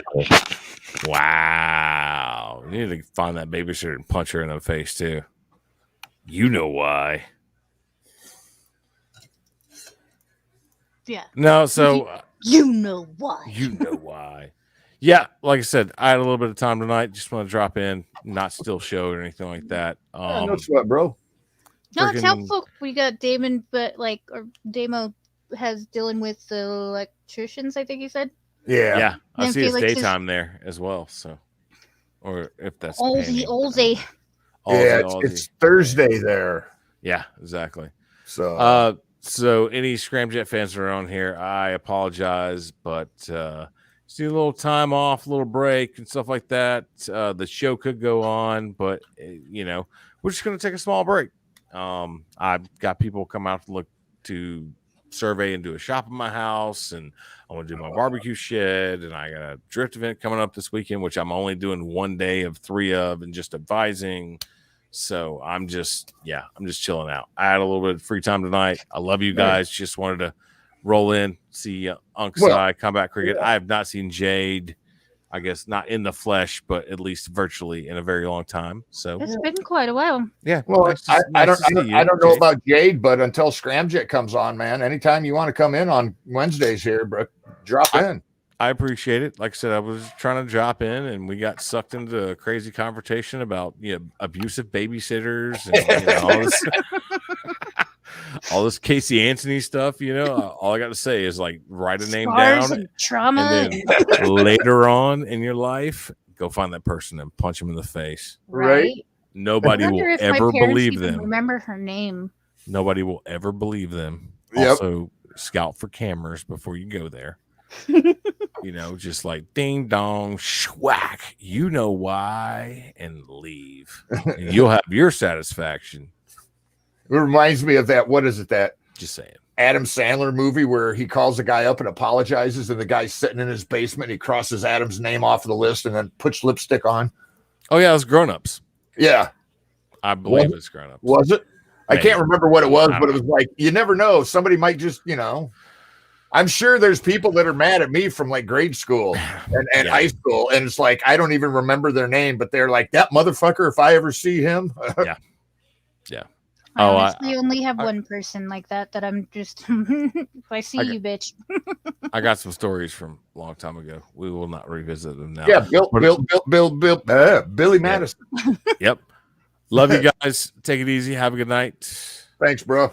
Take her. Have a good holiday season. If I don't see you again. Bye. Bye. Peace out. That was cool. Yeah. So yeah, like we kind of talked on Scramjet, and we were like, Webb said he had stuff. Felix got stuff. We were like, hey, winter break, and it was like, hey, cool. So we'll be back January 4th. I'll still be doing Crossroads as long as you're doing it, and Webb will pop in, Felix will pop on. Are we getting Felix back, or is his computer just went blah? I think last word I got was his computer was rebooting, so I don't know how long his takes to reboot.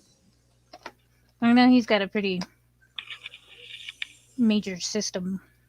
Yeah, he's got a nice wing ding there. Get that whole Seriously? camera and monitors and all that different hoo-ha doodads. Okay, I need to get better at actually saving shit. Because I had articles pulled up that I would like to reference. But, so the Ohio National Guardsman was found safe. Yeah. Really happy they found her with her family, I thought. They found her in her vehicle. Okay. It does sound like she was in a mental health crisis. She has gone through quite a bit of stuff prior to her leaving. Yeah. It almost sounded as it sounds like she was, like you said, she was in a mental health crisis, and she kind of went away from her family so her family wouldn't have found her. But thankfully she didn't follow through. She was found safe. They took her to the hospital, so hopefully she gets the help that she needs, because the stuff that she's been going through is pretty rough, and she's pretty young. Yeah, and here's my thing with that. We as a country, as a military, as veterans, me, you, the people that work at the VA that are involved in vet groups or whatever, I wish there was a switch we could flip that would get us to be proactive instead of reactive, to where somebody could have saw this soldier before she took this extreme measure. Mm-hmm. Maybe she was in counseling, maybe she wasn't. I don't know the whole full story of it, but I just wish there were something, that a magic switch we could flip to be proactive more. I mean, when I got out of the military, it was like Monday I was on active duty, Friday I was a civilian, and nothing was mentioned about going to the VA or seeking mental health. I don't know how they do now. I think they're a little, at least they mention it, but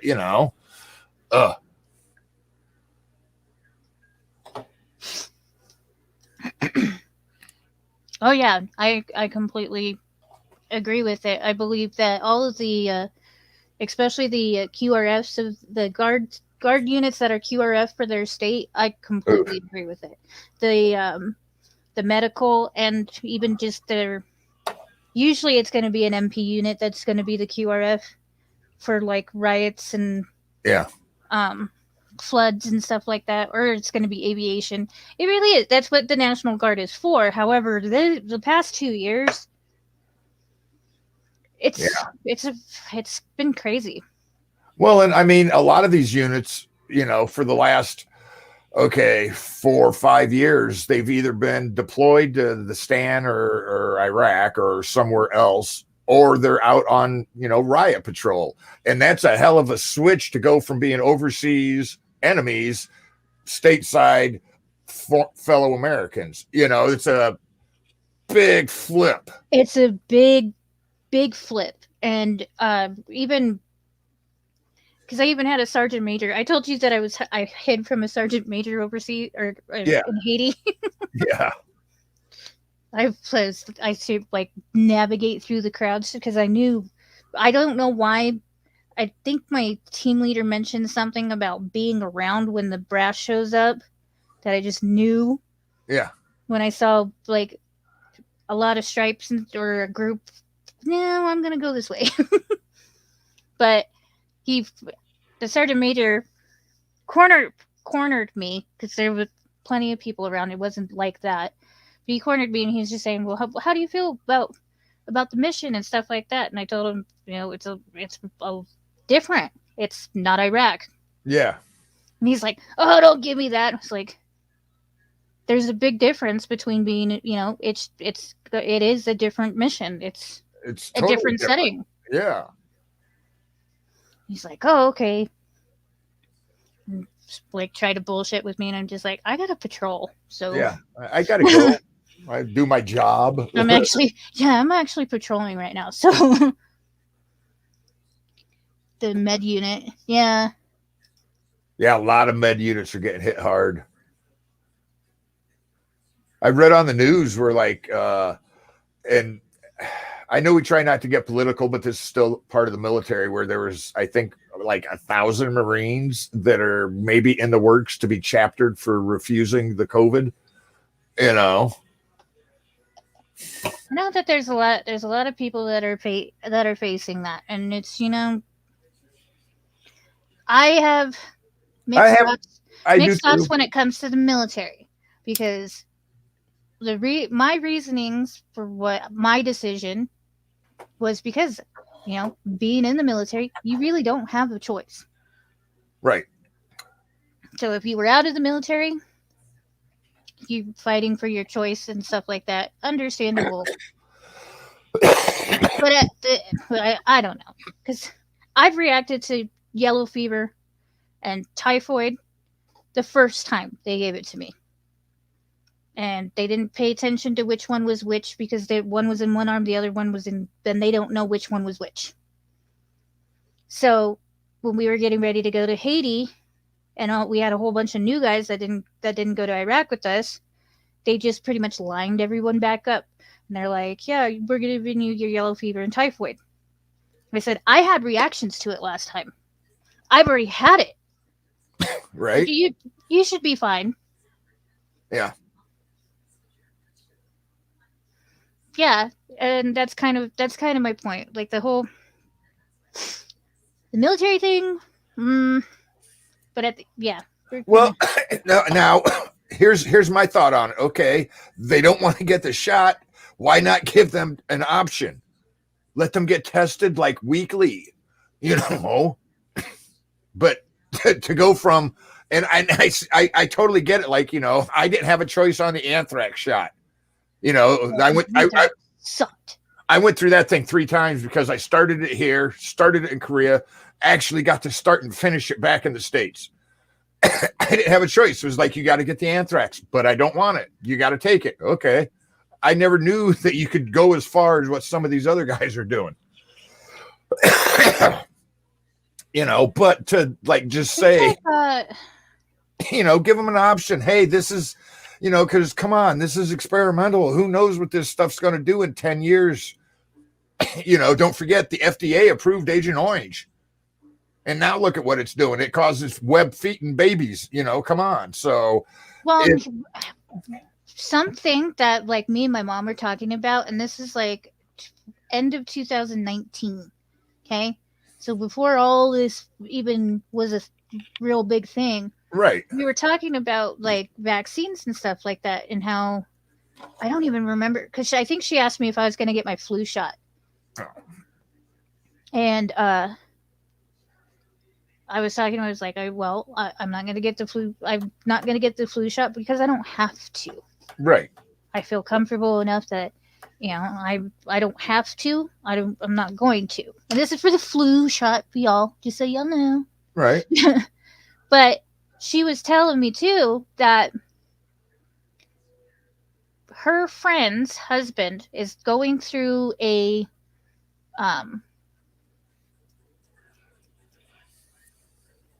what is it where they like gather a bunch of people and see a trial pretty much to test veterans and the connection of veterans who have had all these crazy vaccines and their children having autism.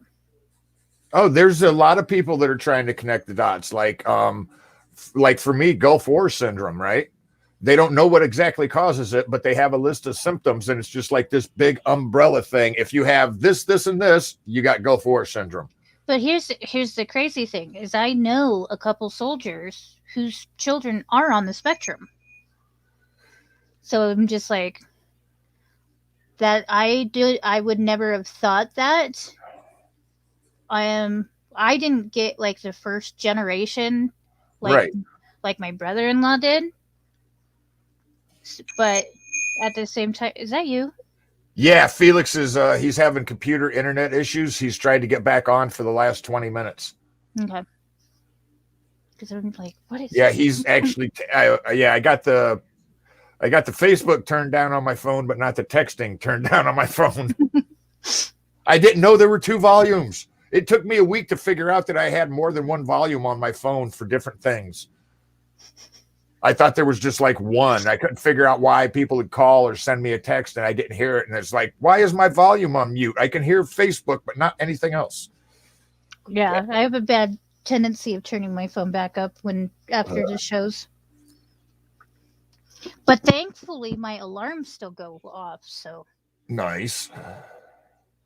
But yeah, I just think like instead of just kicking them out, give them the option like a lot of other places are doing, okay, then you're going to get tested weekly.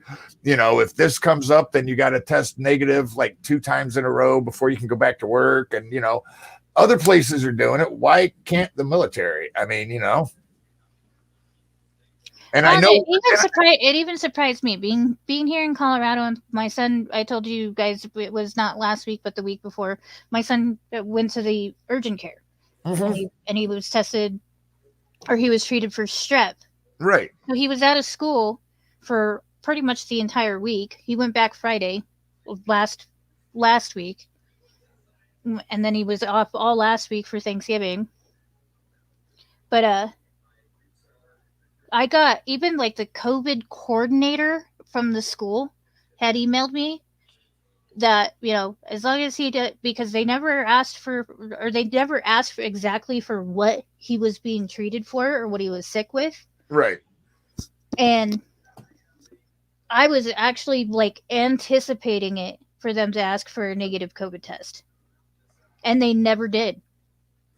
Well, and it's getting to that point now in some states, like, look at California, New York. You've got to, let's see your vaccine card before you can come in. Let's see this before you can go to a show or a sporting event. It's papers, please. I've seen this movie before. I'm just saying.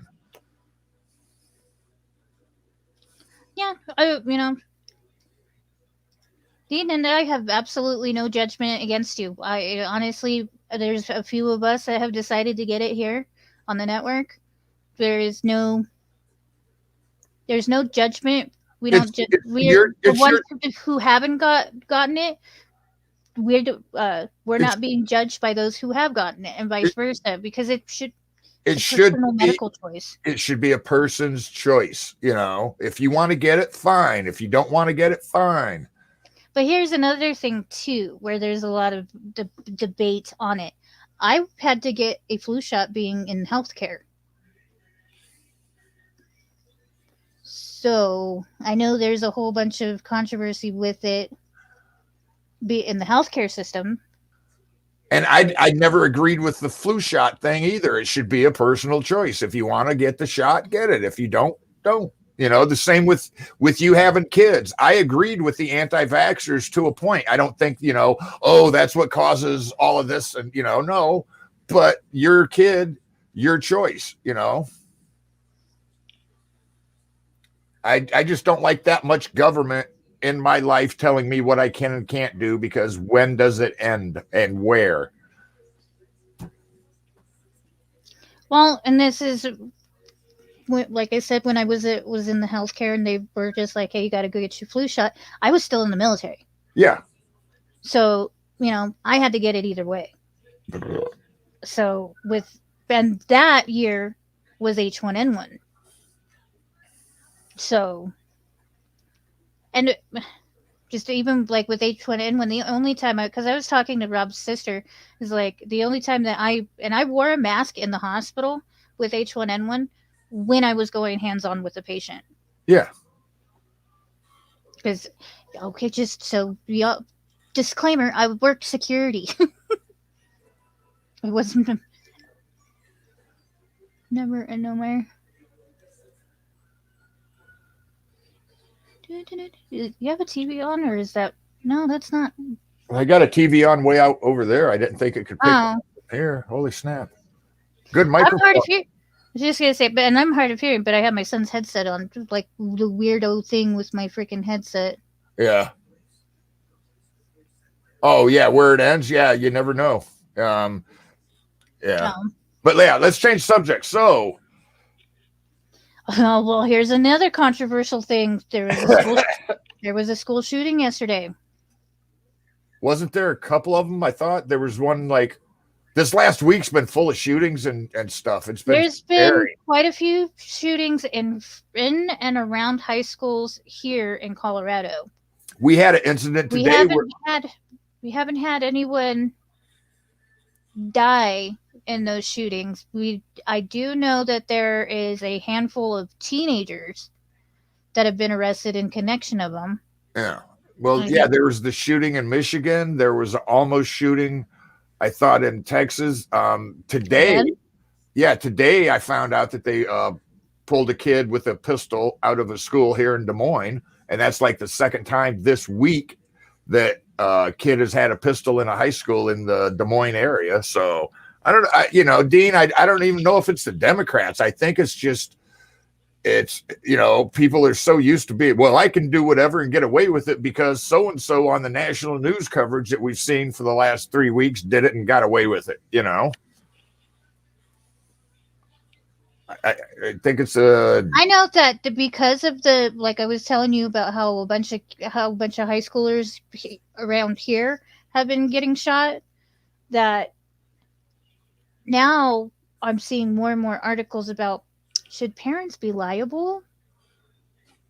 for what, how, to a point, If the kid takes your weapon? to a point, yes, but to a point, no. I mean, what if the kid took a hammer to school and ran through the hallways hitting people in the head? Are you going to be responsible for having an unlocked hammer in the garage? Where's it end? And I mean, I know a gun isn't the same as a pistol. I totally get that. But, we're looking at the wrong thing. We're not focusing on the mental health issues of why the kid wanted to do this in the first place. That's what we should be doing, not looking to who to punish or who to blame. Did you see where they're going after the bullet manufacturer in Alec Baldwin, where he shot the lady? Oh my God. So I was going to bring that up. They're going after the bullet manufacturer, not the dummy with his booger hook on the trigger. No, because it was the bullet that went off. Did you hear what he said? Oh yeah, he said he didn't pull the trigger. Who went did? off. There's witnesses that testified that are in the report that he pointed the pistol and pulled the trigger. And now he's saying it just went off. Mr. Baldwin, maybe if you took a gun class, you would know that's not how guns work. They don't just go off. My gun's Well, been... that's how stupid he thinks everybody is. That's how stupid he really thinks people are. That you're actually going to believe that a weapon will go off by itself. Because I have it in my hand, it's going to go off. My pistol's been sitting on my nightstand. And if I kill somebody because it's in my hand, I'm not liable for it. Are you fucking kidding me? He's been in plenty of movies where he has handled weapons. Yeah. Damn well know the basics of keeping your finger off of the freaking trigger. I guarantee you he knows that much. But he really honestly, this is what really pissed me off. He's you really want to play people? Well, and he did the whole stupid. He did the whole actor tears. He did the woe is me. Yeah, and it's like, I didn't pull the trigger. Okay, dumbass, wait a minute. Yeah. And then, like I said, they're going after the bullet manufacturer and try to figure it out. Like, it wasn't the person that loaded it, wasn't the person that checked it, wasn't the person that had it in his hand, pointed somebody and pulled the trigger. No, it was the bullet. I know, and I'm just so freaking tired. And it's not just Alec that I'm mad at. It's just all these people, all of them, all these influential people who are that people are following them blindly. They honestly do not care about you. They think you are fucking stupid, and if you continue to believe them, then maybe you actually are stupid. The media is actually twisting it that Jesse Smollett was forced to fake a hate crime. He's playing the victim again, and they're saying that he was forced by systemic racism to fake a hate crime to bring notice to it. So now he's still playing the victim in his trial in Chicago. If only the jury didn't just watch the dry run the day before of the incident. Yeah. So why do you need to rehearse being jumped the day before you were jumped? And trust me, those dudes they're not small. So if they honestly ganged up on you and beat you up like you said they did, why don't you even have a black eye? Yeah. So, but You you know, didn't it's even just have a like black eye. Are you kidding me? the mainstream media. Tell me you haven't been punched in the face without telling me you've never been punched in the face. Chris Cuomo, look at what happened to him. Nothing. If that would have been somebody on Fox, they'd have been having burning crosses and stuff with freaking pitchforks, you know.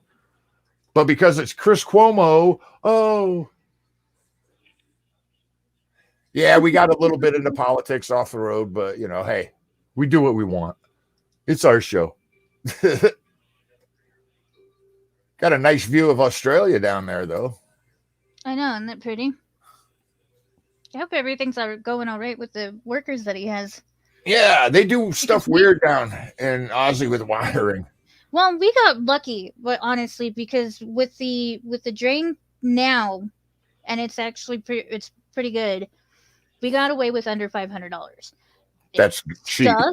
It sucks because it's December now, but we could have been in a completely different situation. Our basement almost flooded.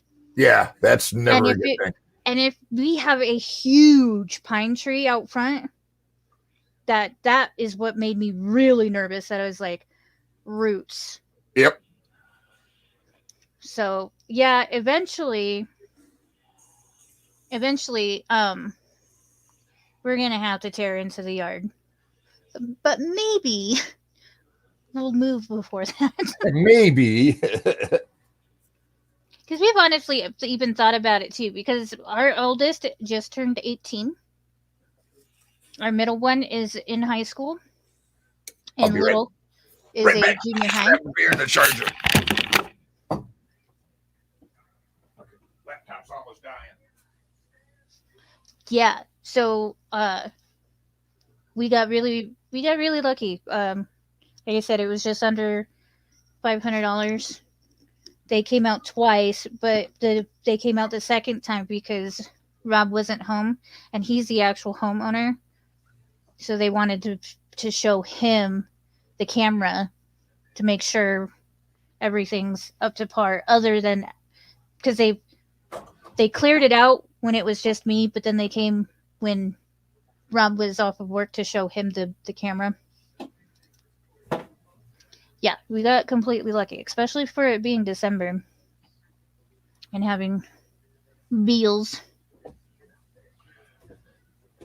Rupert, big sissy. Yelling at the cat. Oh, he muted himself. Yeah. Oh. Plumbing is not an easy job, especially now because they're all going from that pipe to that plastic freaking high stuff, and and not to mention what happened last year. The toilet paper shortage. Right. So guess what people were flushing? Lots and lots of toilet paper. Paper towels, napkins, because stuff they're not supposed to. Because they couldn't find toilet paper. So I can only imagine how I'm pretty sure they're making bank this past year. Well, and even those aloe vera wipes, they say right on there, not flushable. And even the ones that they claim to be flushable aren't actually flushable. There have been plumbers that are coming out going, yeah, it says flushable, don't flush it. See, and we actually do have our own snake that, like, Rob, we could not clear it ourselves. Yeah. Yeah, PEX, that's the name of it, yeah.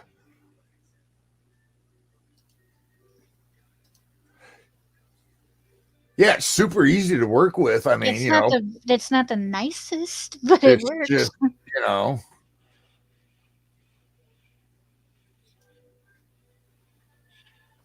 There's something. Oh, so this is really funny. So my mom yesterday, she texted me and she's like, tell your son to answer my text as soon as possible. So when he got out of school, I told him, it's like, hey, you need to answer your grandma's text. And he's like, okay, I did. It's about her asking what he wants for Christmas. So he really wants this VR headset, which not the cheapest things. That Oculus thing? I think so. Yeah. Like Where you get like I think it's off your phone. Yeah, you get 2 controllers and then you got the thingy. Yeah, but they're not. That's not something that you should ask my mom for. That's more of a Santa. Yeah, right. Level or price tag level. Yeah. Which I've told Santa that's what he wants. But right. So I told him that. I was like, that's kind of that's a pretty expensive gift to be asking from your grandma. And then he's like, yeah, okay. So he ends up telling her that he wants these like Air Force Ones shoes.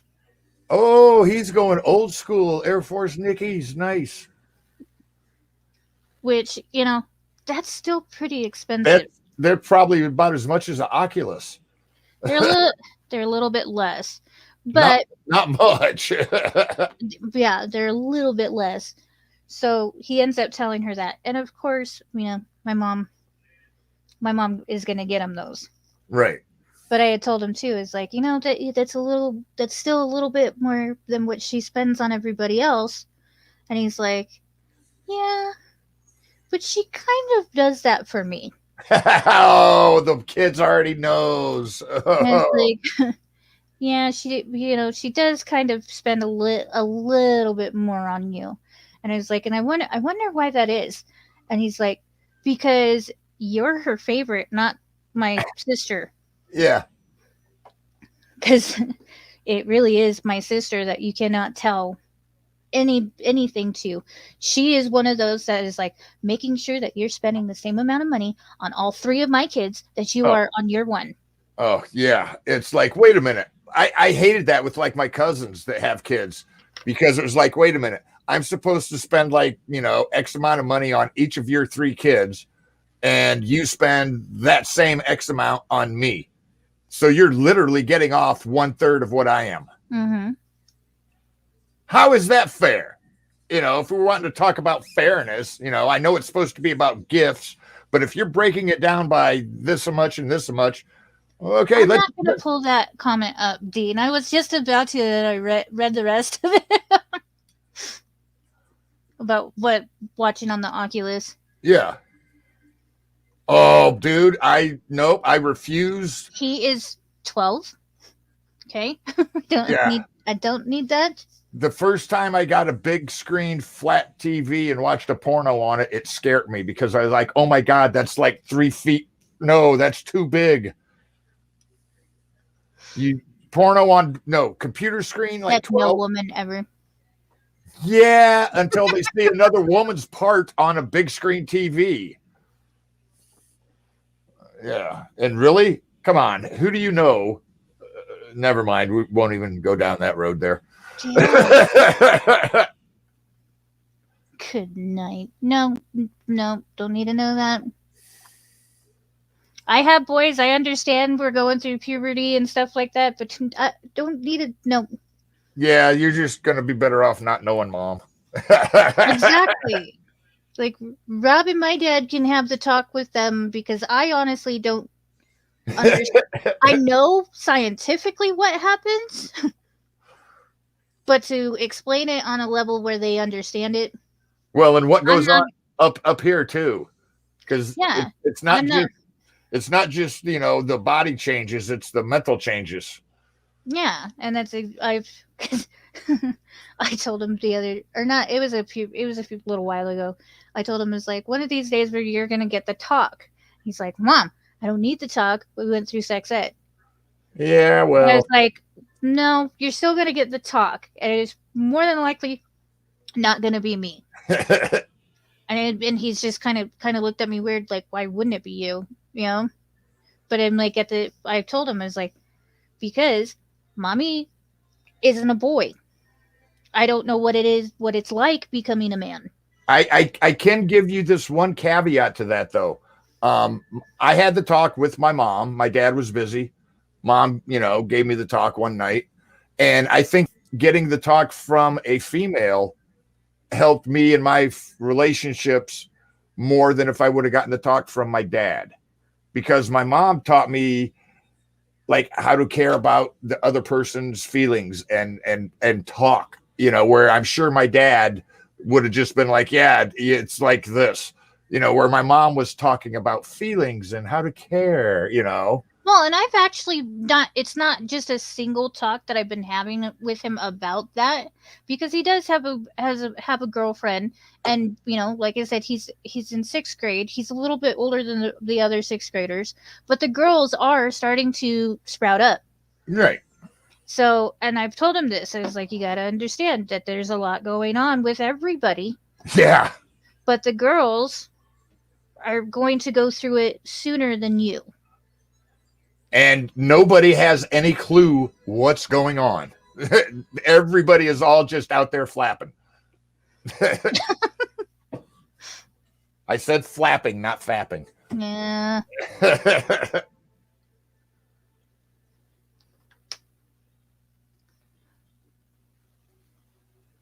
Blossoming. Yeah. Yeah, so as far as that side goes, with like the emotional part of it, as far Right. as like girls and whatnot, because like his little girlfriend, his girl, I call it like little girlfriend. She's probably taller than me now, Yeah. but she's always been taller than him, but now she's taller than him. The girls around him and stuff like that, where they're all starting to notice how cute he is. Yeah. I'm gonna get a broom because that's the nice thing to do. Right. Get Just your little witches away. turn the hose on him. Right. He's always had these like the girls and stuff like that. When he was in preschool, he had a little girl that was like in love with him. Asked him to marry her. Aw. He was caught in second grade kissing by the backpacks. And he even told me, he's like, Mom, I didn't kiss her. She kissed me, and we got in trouble. Yeah. Yes, you got in trouble. Oh, that's funny. Oh, you're gonna have fun with him. Because I know, like he's got these really, really pretty green eyes, and it's just, I know he's going to be short. Didn't quite bless him with height, but he's sweet, and he's kind, and he's just, he's going to be a good-looking kid. Well, and looking back at it now, yeah, the jocks and those guys got girls, but the ones that got the girls that looked the best or that mattered or lasted the longest were the ones that were caring and honest. Yeah, he's always been a really caring soul. Because even like his first, maybe it was kindergarten, that his teachers and stuff were like, he's so caring, and he's like comforting and stuff like that. Because there was an incident where like a couple kids had their fingers stepped on because they were like all getting up from like the mat or whatever, because they were like sitting on the floor. Yeah. And a couple kids got their fingers accidentally stepped on, that my son from across the room went over to make sure that they were okay, that they were just like that level of attention and just caring. They don't normally see that level at that age. So yeah, I'm bragging about my son, but You should. it should. You raised them right. Except he's been a little sassy squirrel. Be right back, kiddo. Again. It's like I'm at a bar.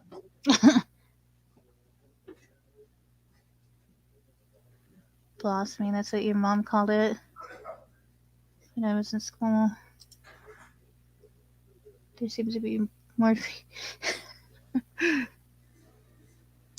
I would believe that until, let's see. I would say probably like end of sophomore to senior year. I would say that shift for me. That shifted as far as females go being more, and then the guys, as they get, I don't know. Good. Well, and I think a lot depends on like how you got brought up and when you got brought up also, because remember the joke, I don't know about you, but like there used to be the joke of like, what's the definition of a virgin? An ugly 12th grader. Now it's like ugly 8th grader. I mean, that's just how the age has gone down on society almost, and it's weird. Oh, yeah, so we were talking about this stinking headset. But so I saw an article that the Miss USA, the transgender USA, Miss USA was disqualified. And then I was talking, because me and Rob were talking about that. It's like, of course, this is going to be a whole thing that it's actually not, because doesn't everybody technically get disqualified all but one? It has nothing to do with the fact that they're transgender. But did you see the article where the uber liberal all-female school is not going to allow trans to join their school because they're technically not a female? Are you sure it's not a religious school? It's not. It's kind of surprising. It's an all-female school, and they're all support of LGBT. Oh, wait, not the T. Yeah. That article came out this week, and I was like, oh, so wait a minute. You want to be treated as equals, but you want to have your own little special area only for you. That's not equality. Just saying. Yeah. But what we ended up talking about was, well, I was saying, yeah, this is going to be a whole other thing than what it really is. But really, it's just like, why do we still have these Miss America things where it's like you can only be Miss America if you've never been married, if you don't have kids, and you obviously have to have some sort of talent and be drop dead beautiful. But what is the definition of being beautiful, where now these competitions are making that the standards, that it's just these little toddlers and tiaras and are growing up to want to become Miss USA, Miss Universe, and stuff like that. This whole warped standards. They grow up thinking what beauty is supposed to be. They grow up thinking, oh, that magazine model or that Miss USA is what beauty is, and that's what starts this whole twisted thinking. Yeah.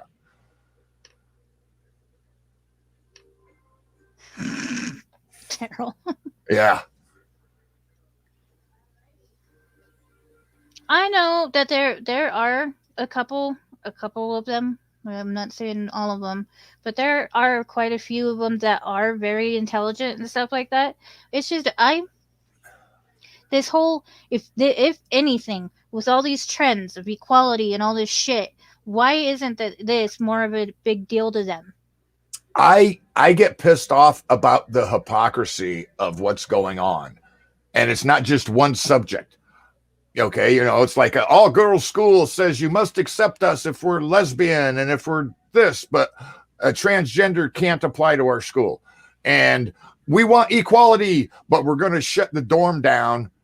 And if you're white on campus, we're going to escort you to a safe place. And if you have to go anywhere, you're going to be escorted by people of color. Or the multicultural areas that, Yeah, it's like, white's not a culture, so y'all are not allowed there. that's not equality. And the, And I don't understand. the hypocrisy of it, it's like, I want to be treated just like this guy, but still have my own safe place and get a discount and get special treatment. But you can't get that either.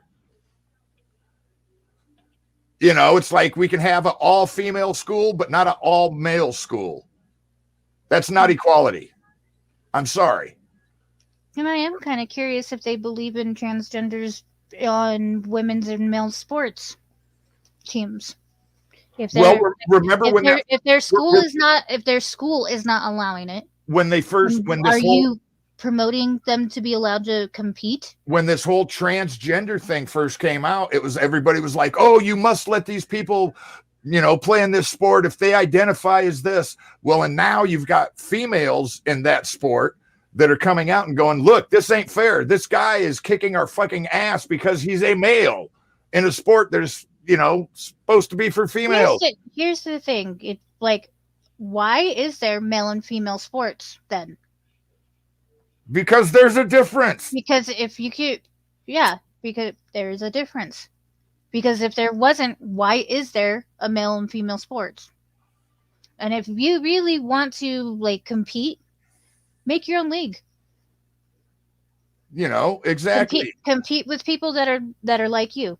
Make your own transgender league. As far as transitioning.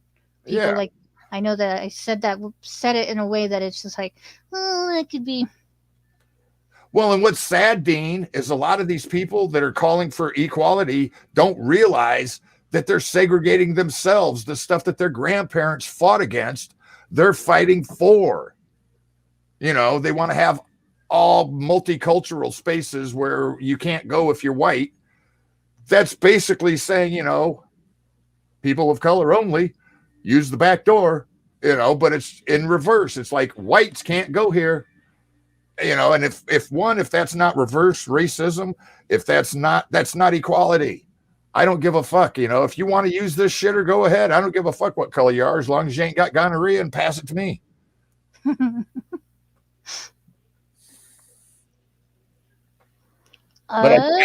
Don't know if we're gonna have Boss come in and say his adieus. I think Felix is tired of his computer and he's called it a night. Damo, I know he just dropped off. I'm sure I know that he's got stuff going on around. So it might just be me and you, kiddo. I want to go run and grab another drink. Can you? Yeah, I can. I know you can't. I know you can't pop up comments, but you can still. I can see the comments and mumble about them. Yeah, the trans fighter that competed broke the woman's skull. Keep in mind with YouTube. Yeah, YouTube and all of that. We've got to be careful what we say because YouTube is monitoring, and they're going to pull comments that they find offensive.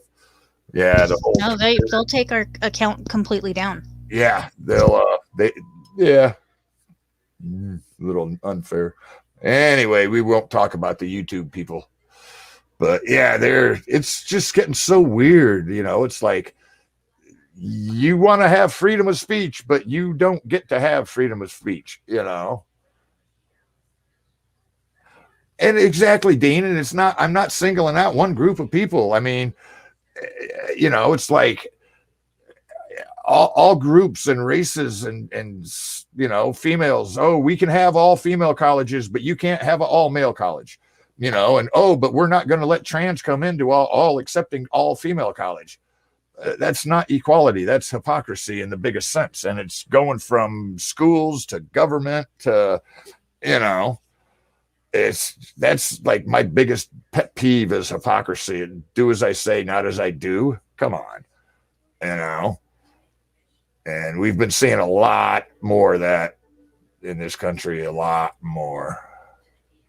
Oh, exactly, John. You know, I mean, if I had to, yeah, I'd miss doing stuff like this and interacting. And, you know, the people that I've met off of social media, shit, dude, I can't even explain it. It's like one of them meet somebody in the military kind of things. You know, I've met a lot of really good people here. But, you know, if it comes down to it, yeah, I'll use the computer for YouTube. Playing games, you know what I mean? If it come down to it. Well, that's a lot of the things. Social media has gone up and society has gone down, I think. Just saying. But yeah, so where's Crossroads? We're on every Wednesday night, 7 o'clock Central Time. Sponsored by Beard BQ Sauce. If you don't know about them, go check them out. Got some awesome stuff. And it's not just sauces and rubs for barbecuing and smoking. I mean, I've used from popcorn to pizza. He's got a freaking excellent mustard that goes in deviled eggs and tater salads. He's got a coffee one that is incredible. I'm going to attempt to make a meatloaf, I think, sometime this month with it. See how that turns out. You know. No, exactly, Dean. TikTok even is getting that way where you can't say or show or do certain things, you know, and it's just, you know, this social media and freedom of speech, you know, and TikTok is basically like the old Cinemax used to be back in the 80s, you know, Skinemax is dang near soft porn. I don't know how I got signed up for some of these that come up on my page, and it's like big boobed women just bouncing. Not that I'm complaining, but I didn't go looking for it, and now it's just there, you know.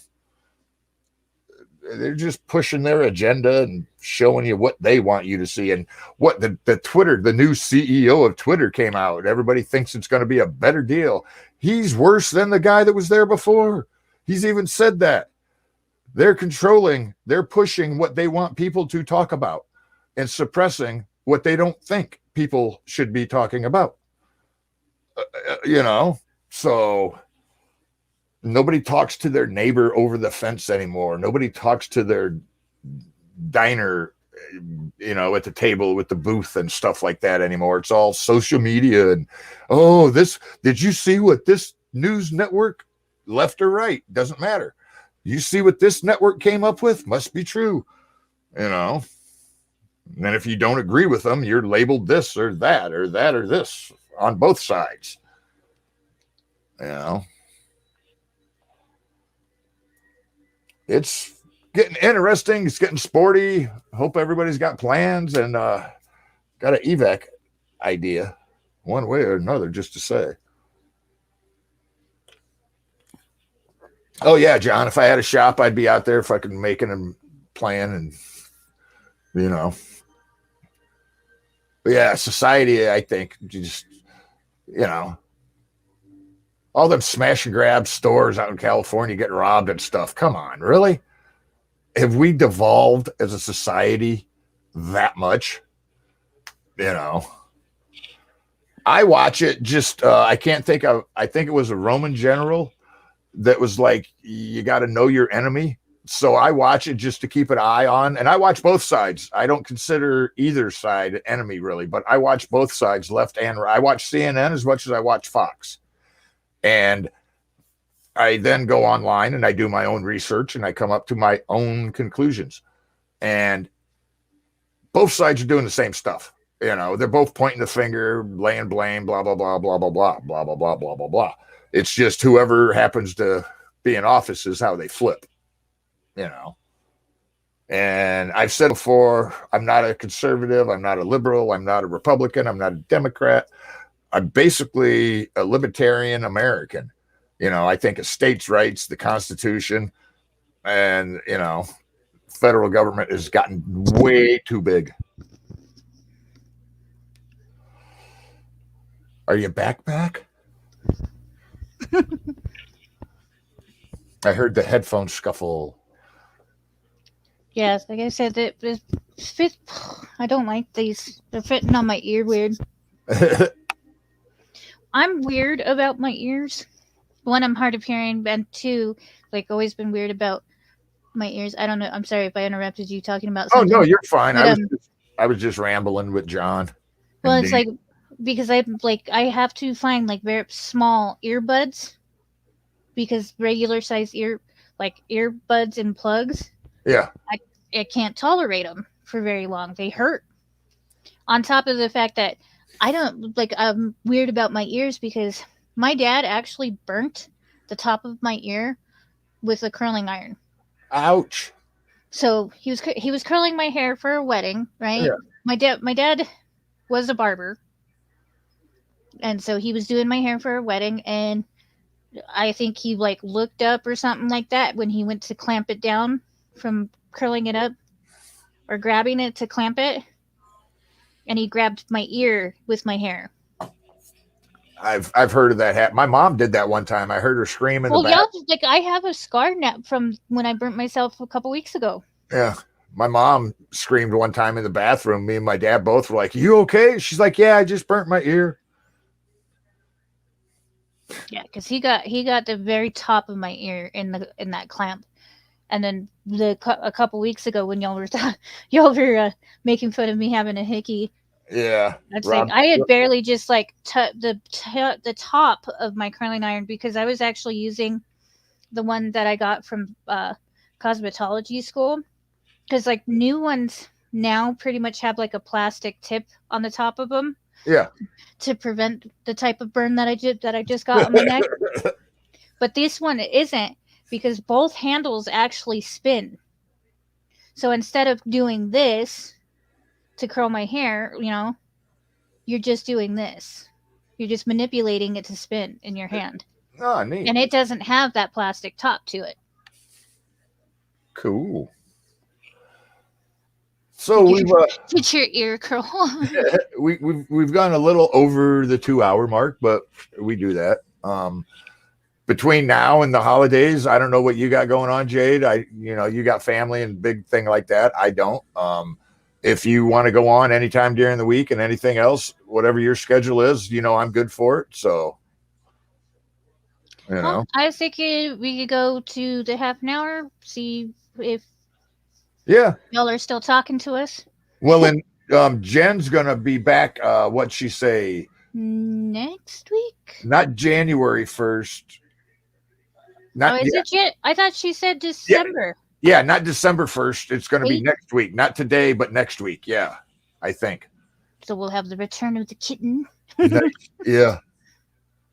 I know Ducky was with his mother-in-law today. Mentioned that she just had minor surgery. Oh, yeah. So, we have this show is just a mixture of a bunch of people. Hey, John, I saw a guy get a drill motor caught up in his coveralls, and it yanked out of his hand and locked on. And as it was spinning, wrapping up in his coveralls, the handle smacked him right in the junk. So not only did he have a drill motor with a drill bit wrapped up in his coveralls trying to cut his leg, he got nutted by the handle of said drill motor. He instantly fell to the ground. Luckily, somebody was smart enough and like kicked the cord out of the wall. And it was like, you dumbass. Some of the stuff I've seen in the military and on the maintenance side, it's like, why? How did this? What led up to you thinking this was the correct procedure to do this in? Well, and even sometimes there's just plain old accidents, because like I have shut my hair in the car door. I totally get that sometimes, and I've done that. I shut my finger in the car door, like not this way where it wouldn't hurt. This way where it hurt real bad, and it was my right hand. No, it was my right hand. So I'm trying to use the passenger door they still had the old push buttons on the doors. Oh man! So I'm trying to like turn my hand upside down and use this thumb to push in, to pull, to get my finger out of the door. Accidents happen, I realize. But sometimes, like when you look at those, there's just like, you just look at a you situation. thinking, were you? Yeah, you look at a situation and you're like, oh, this is going to end up bad. I'm going to have to write a report about this. Like where the guy's got a ladder stacked on another ladder above a staircase to paint a ceiling. It's like, this is an OSHA briefing waiting to happen. Me and Kittens always joke. It's like, this is why women live longer than men. It is. I'll totally give you that, because I've seen some guys do some stupid stuff. So we didn't even cover Blake how Thanksgiving was. Oh, my Thanksgiving was great. I watched football, ate a pizza, and drank a case of beer. I was happy. You did exactly what you were going to do. Exactly what I wanted. It was great. I think I overdosed on football though, because it started Thursday on Thanksgiving, and then there was college games Friday and college games Saturday, and then there was NFL Sunday, and then there was NFL Monday night. So that's like 5 nights in a row, of football, college and NFL. I was glad for the break after Monday night, and my team didn't win, so I was really not happy. Try 3 forklifts stat. I'm not exactly sure what that means, Ducky. Sorry about today, but 3 forklifts stack. I know that, like I said, I know that we mentioned that he is driving around like a family member, which is fine. We've said it before. It's like we put family first. Yeah.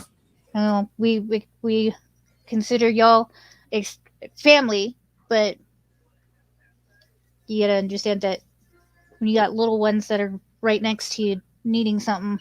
Oh yeah, and yeah, when you're living the moment, we'll be here next week. If you get bored, you can finish watching it on YouTube. Oh, I've seen that, Ducky, where it's like this forklift ain't got the reach, so you put that one on the skis, lift that one up. Yeah. Yeah, we call that an OSHA briefing. Yeah.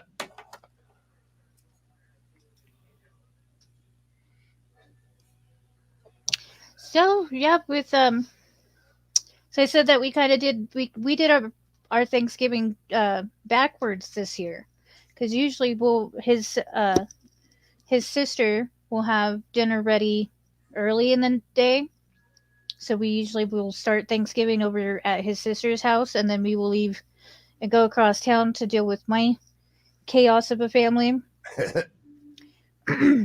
which is fine. But it's also I always feel bad because we never get to my parents on time, and like everybody has already gone to the other sides of their family.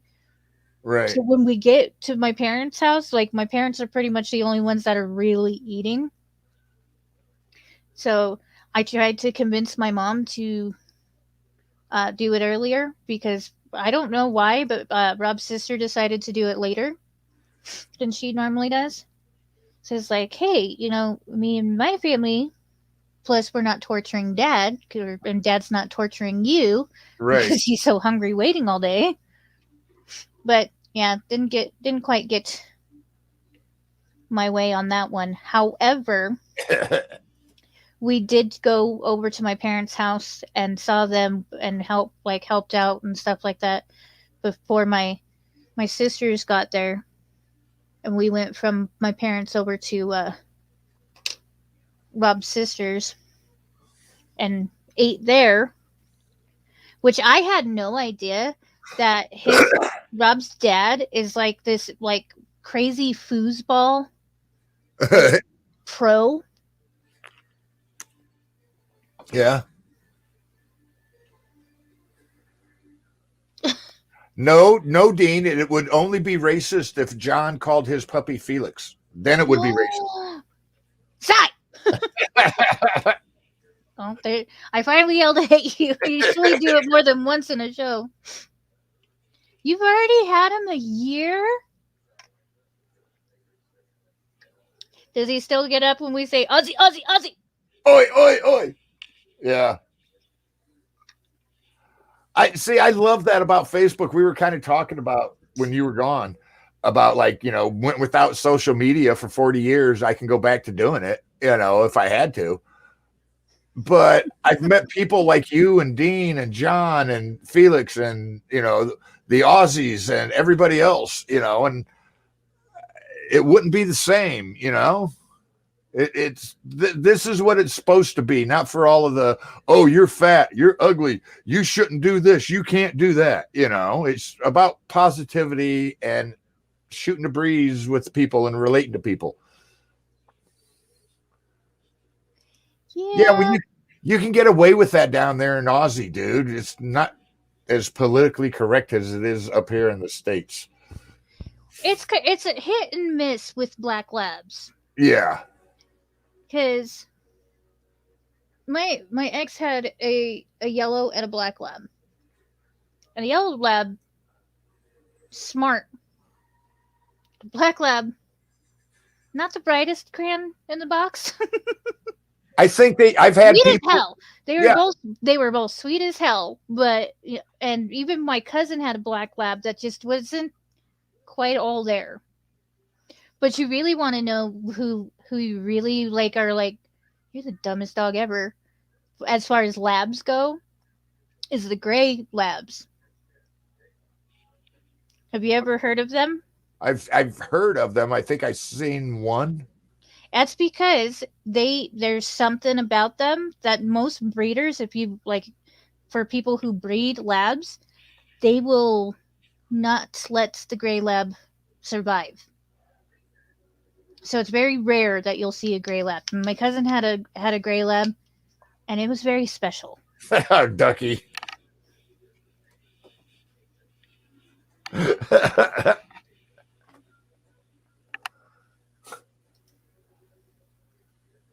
Yeah, see, and I'm not saying that they're all. Yeah. It's just I've met more of them that are just not quite all there than I have met the super smart ones. I'm not saying they don't exist. Well, like the neighbors next door, they've got two Doberman pinchers, a boy and a girl. Then they've got 3 mixed pit bulls. They've got one that's black with white undercoating, one that's brown, and then they've got one that's brindle. And that brindle one, that tiger stripe, is so cute. But they're all out of the same litter, the pit bulls, and they're all 3 totally different. I mean, they're like just,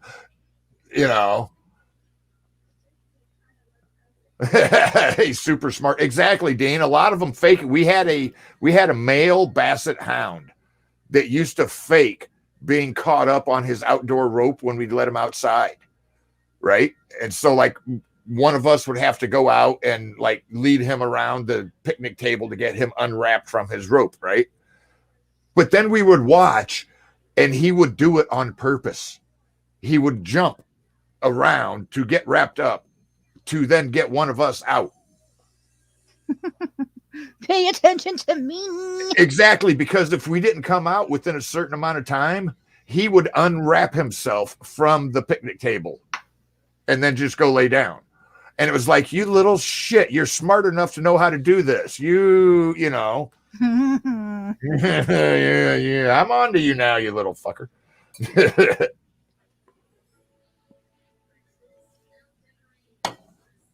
So, growing up, we've never. I don't recall ever having a lab. I know when we were younger, we had golden retrievers, and my dad, his male, super loyal, very smart. That was his dog. He's never been the same about a dog. Right. Well, apparently John found his dog. It tricked him.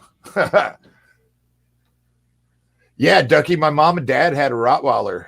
I'll have to find it. I've got a picture of this like 120-pound Rottweiler with an 18-pound bowling ball in its mouth off the ground.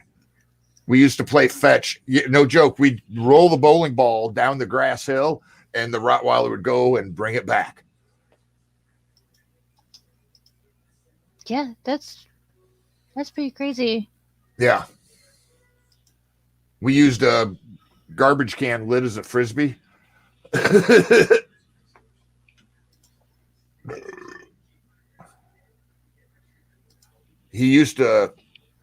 My dad finally had to go with a 1/2-inch steel cable with a 1/2-inch eye bolt through a 4x4 because he used to keep breaking everything else that we would try to hook him up to. He pulled so hard.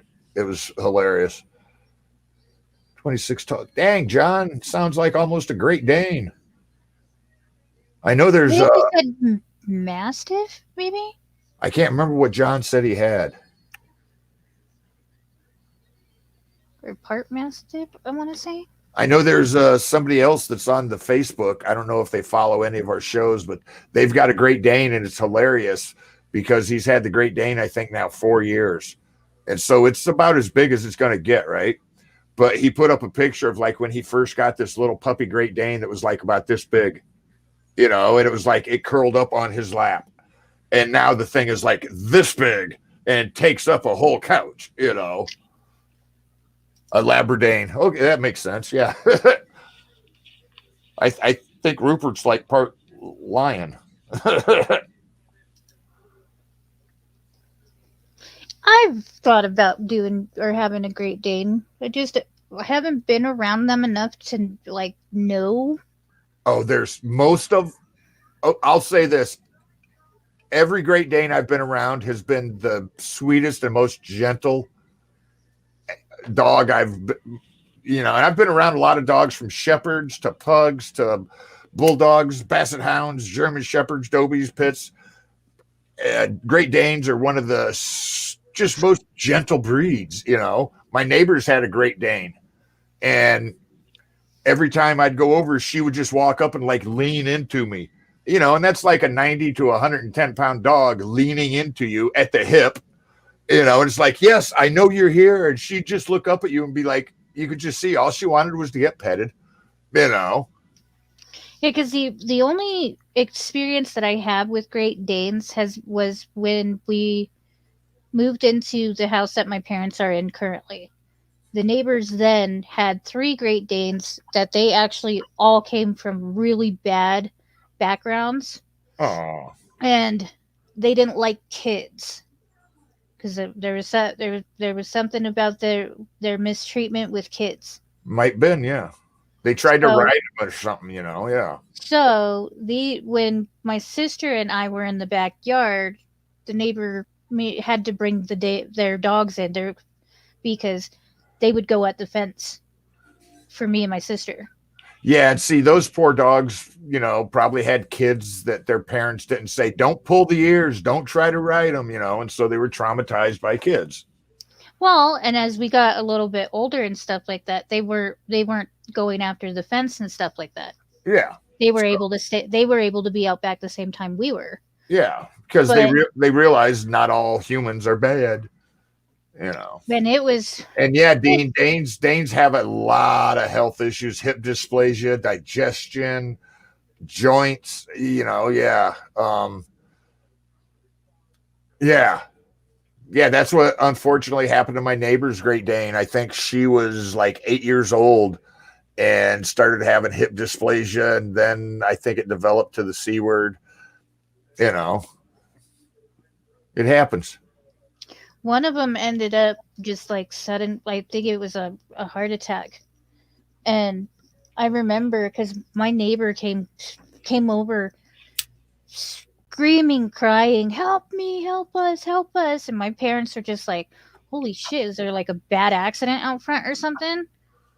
But she had found her dog that had just had a heart attack and was gone in the.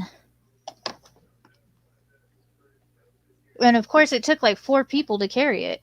Oh yeah. I don't know if you follow Freedom Fleece Alpaca on Tiki-Taki. Yeah. He, I guess yesterday morning, the kids woke up to go to school and found one of the alpacas had passed away through the night, choked to death. Aww. Yeah. So he's been dealing with that the last couple days. And yeah, I was like, not trying to be morbid or nothing. I was like, well, do you cremate or bury? Do you just like go out into your backyard? An alpaca is not a small animal. I think they said unless it's like a specialized veterinarian. Yeah, he said you they're just too big. bury them. Yeah. They're too big to bury. No, he said they're too big to cremate because most cremations for vets, they don't do that for alpaca and bigger. They just do it for cat and dog. So they don't have a place, you'd have to like go to a human place, which you can't use an animal in a human crematorium. So he said they just usually ended up getting buried deep enough and then they resolve back into the earth and whatever. But yeah,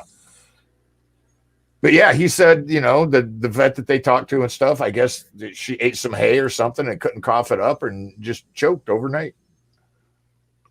That's kind of crazy. Right. Like, how do you give an alpaca the Heimlich? Yeah, where on their neck do you like grab? Or do you like just I don't need I don't I've Yeah. never owned an animal like that, so Neither have I. I mean, I love watching him and the noises. might they be make. something to ask kittens. Kittens might know just because of her studying. Oh yeah, that's right. And she is out in that area, kind of by him. They're both in Virginia area. Oh yeah, I forgot that he's out there. Yeah. Can you imagine her next to a alpaca? That'd be cool. She'd do her vet tech at an alpaca farm. Yeah, we've heard from her, Ducky. She's doing the unpacking and trying to find everything because apparently it got packed up one way and unpacked a totally different way.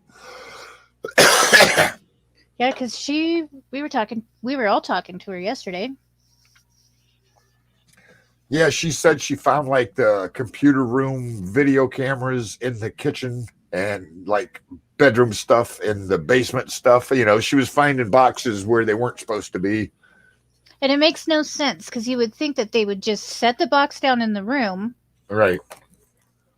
But it's like, no, I'm going to take the kitchen box to the bedroom to the living room.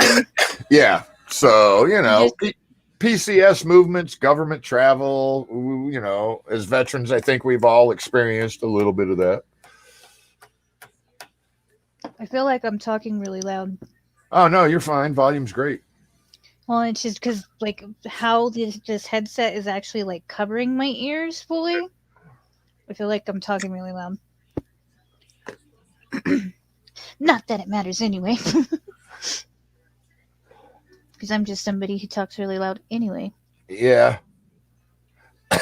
And yeah, Ducky, she plans on, I think, like we were talking earlier, I think I next believe week, it's next Wednesday. If not Halloween. which, and yay! I can't wait to see her back. I miss only seeing her coffee in the mornings. You know, I'm like, I need to see her at least once a week, maybe twice. And some of her other mass TikToks, those are hilarious. Oh, and Gen 2, Excuse me. they had 471 meals that they gave away to soldiers on Fort Campbell. That is freaking awesome. And they're going to try to do something for Christmas. I'm like, that's incredible. Oh, as it stands, something is happening for Christmas. Well, what cracks me up is like how it started. It was just going to be, you know, invite a couple from her husband's over to the house. Okay, then we'll just do a separate one. Okay, then we're going to do a bigger one. And then now we're doing it through the post-chaplain kitchen and driving. You know, it just kind of like grew and grew to that beautiful thing that it was. But what was funny was when her husband got called to the chaplain's office, he didn't tell her what he didn't. What did my wife do now? Yeah, I'm like, that would be a call. I'd be like, what the hell did you do that you're getting requested to the chaplain's office? Okay. But the other thing that's funny is the chaplain like asked her, like, you know, what exactly is she doing? Does she need help with food? Blah, blah, blah. Her husband showed the video of her with the turkey on her lap as she's rubbing it. And she, I said nice turkeys. and, and then favorite comment. And then the next day, she had to go talk to the chaplain after he watched that video of her caressing a turkey. Yeah. You know, she was like, so that was a lot of fun. How does she care? She's not in the military. I know. She is, them two together. Oh, it cracks me up when Jen went and visited her and the TikToks they did. Like, trying to take a drink of the. Yeah. With the freaking Oh yeah. this what is that called? The TENS unit. Yeah. Yeah. But yeah, so yeah, like you said, they're planning on doing another one, which is great because, you know, when I was in, we'd have some of the like platoon sergeants' wives would do that for that platoon. But like what she's doing, you know, and it just out of nothing but love and kindness and how it spread and became so much. 471 people, you know. She thought 50 at the most. Yeah. Dean, this honestly want to say that majority of the time, because we had a couple different brands in the beginning, but by the end, we were using Beneful.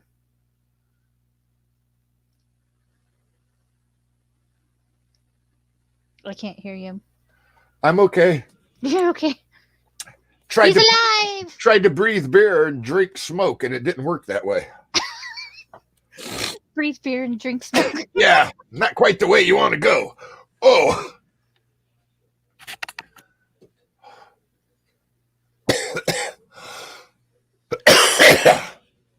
And I'm only smoking a cigarette. Because I know we still have the container from Tuco that has, I believe, like half a bag, and I was debating on just giving it to one of our friends, but now I think I'm just gonna throw it away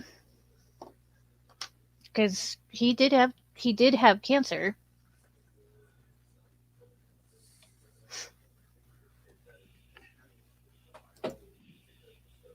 Well, and I don't know about you, but unless you make your pet's food yourself, you're never really sure of what's going into it. You know, I don't care what they put on the label. You know, we've seen it all. Oh, well, this dog food that was great for the last 3 years now all of a sudden contains this, you know. Or cat food causes what the fuck is it? Gallstones, you know. There's certain cat foods that something in the cat food the cat can't process, so it just sits in the kidney and causes stones, and then they have to have surgery. You know. Well, and I noticed like the plumber that came over on Monday because we were like at the table where I have Tuco's urn, and I noticed like when I set down the clipboard to sign it, I saw him looking at it like that's weird kind of look. Because I think he didn't realize it until I put something next to it that he didn't realize what it was. And that's just how some people are. Yeah. You know, because even with my brother-in-law, his parents have him in their front room, and just some people think, you know, I think it's odd, but yeah, some people I know some people that have their loved ones right in like their living room on the mantle. I know some people that have them interned in a cemetery. I know some people that have them in a file cabinet. I know some people that have them in a safety deposit box. It's just weird.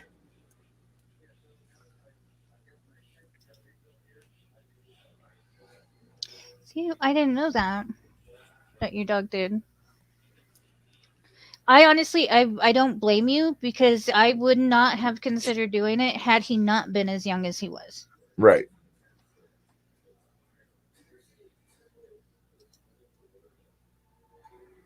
Oh. Bummers. Yeah, when I was growing up, my family, we had a few animals that, you know, passed away from the C word and stuff, and family members, and, you know. Oh, that escalated. That's fucking terrible, John. Wow. There's got to be some It kind of depends on the relationship that all of them had. There's some family issues and therapy going on there. Maybe. Or not therapy going on, which might be the reason why. So we talked about what happened on Thanksgiving. What is your plans? 24 days, 23 days almost till Christmas? Really? Yo, where the hell did November go? Where the fuck did 2021 go? I remember it was just like No, February. 2021 has been a fucking year for me. It just blurred. As it has with a lot of people, but I have cried in a mask more than I've ever wanted to. Right? Aye.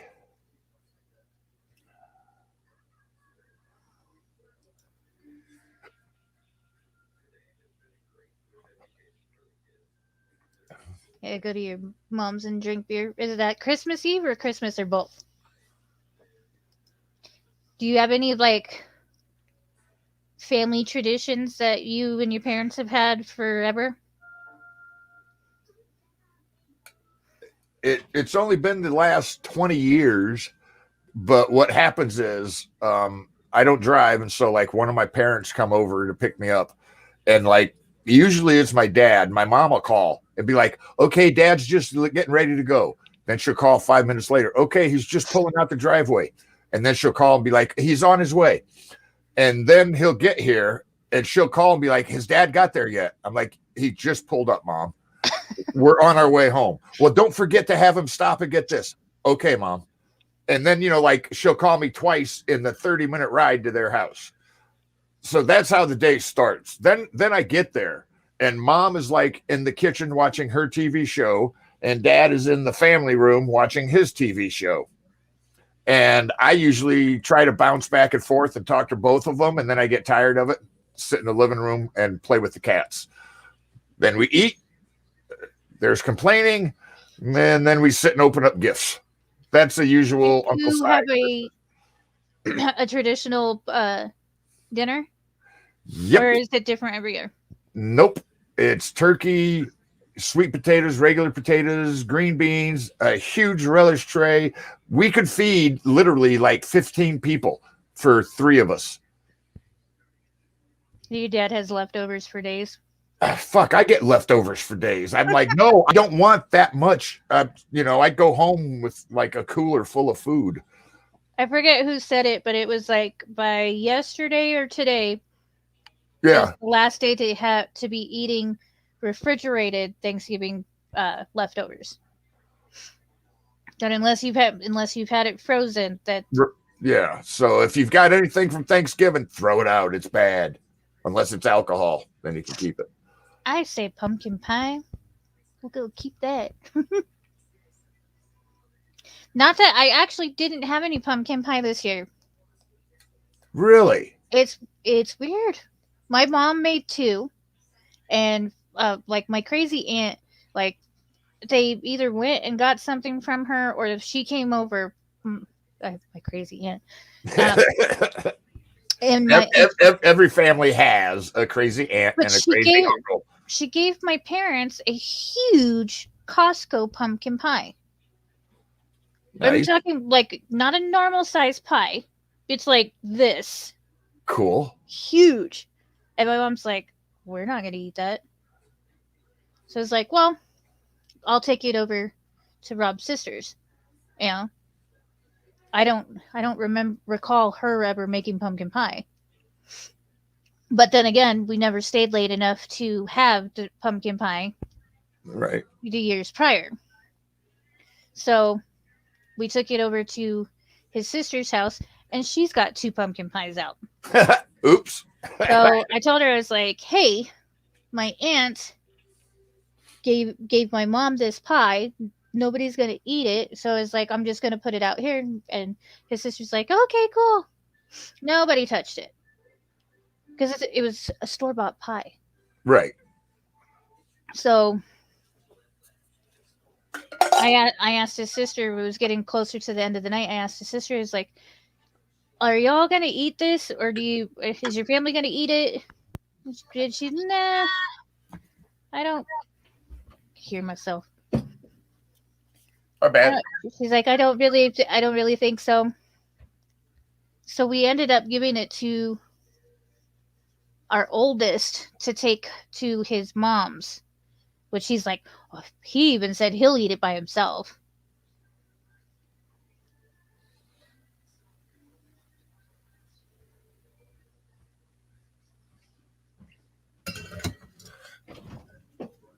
We do Sorry if I went silent, but I'm reading.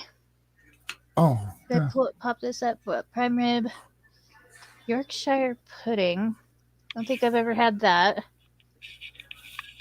Mashed potatoes. I've tried every Rutabaga. rutabaga. Bacon. Rutabaga. It's like a turnip kind of big white, little purple, green on the ends.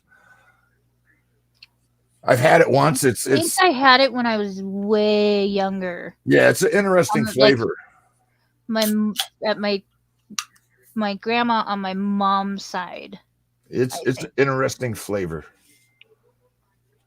Which that would be the German side of my family. Let's see, ham for Christmas. So we play with Jace. That's awesome. Yep. Yeah. And yeah, we usually then when your nephew like has kids of their own, like that would be such a cool thing. If their kids like them. Play with trains. Yeah. Yeah. Rutabaga and ice cream. Wow. Or are you talking mincemeat pie and ice cream, John? Mincemeat.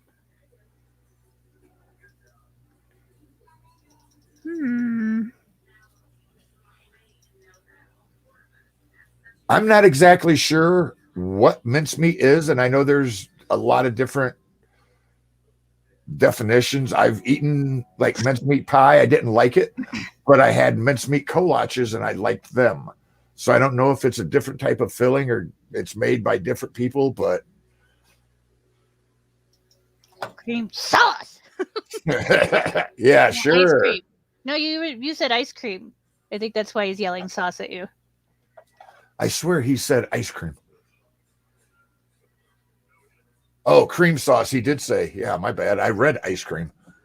Might be new glasses time. Hey, don't. We ain't gonna talk like that. You never know, man. But it is so for going back to like Thanksgiving, how I said that like me and the boys went over and hung out with my parents and stuff like that. It was actually really nice because my oldest sister was there. Excuse me, my oldest sister was there, and she's not married. No, I'm not married either. But it's just the chaos when my two other sisters get there with their husbands, and they both have 3 kids each. The house gets loud, it gets crazy, and there are family dynamics that one of my sisters and I really do not get along. So it was actually kind of nice not having to see that particular sister. Nice. Because even Rob's mom was like, Were you sad about having to leave your family's house early this year? Because, like I said, all the past years that we've been going back and forth, we've left his family's house to go to my family's house. When we used to do the family thing, I had just graduated high school, moved out, was going to college, had my own apartment, right? And so like mom would call me up and be like, hey, we're doing Thanksgiving or Christmas here this day, show up. And I'm like, yeah, cool, whatever. So I show up, and I'm like the oldest cousin. I'm the oldest grandkid, right? And I'd show up and I'm like, and all my other cousins are like 18 or younger. And I'm 22, 23, already done some stuff. And I'm that cousin that would like disappear for like an hour out of the family function and then come back and be like the party of the party and then disappear again and then come back, my cousins would all be like, how come you were so happy when you come back? And I'm like, you get older, I'll tell you. But that just kind of goes with, like I was telling you, I'm that uncle that like would sneak away with the other uncles in the garage, Well, and see, the one nice thing about my parents' house is my dad has a very nice man cave. Oh, nice. That's always nice. And he still smokes. So he smokes out in his man cave, which my sisters don't like being around.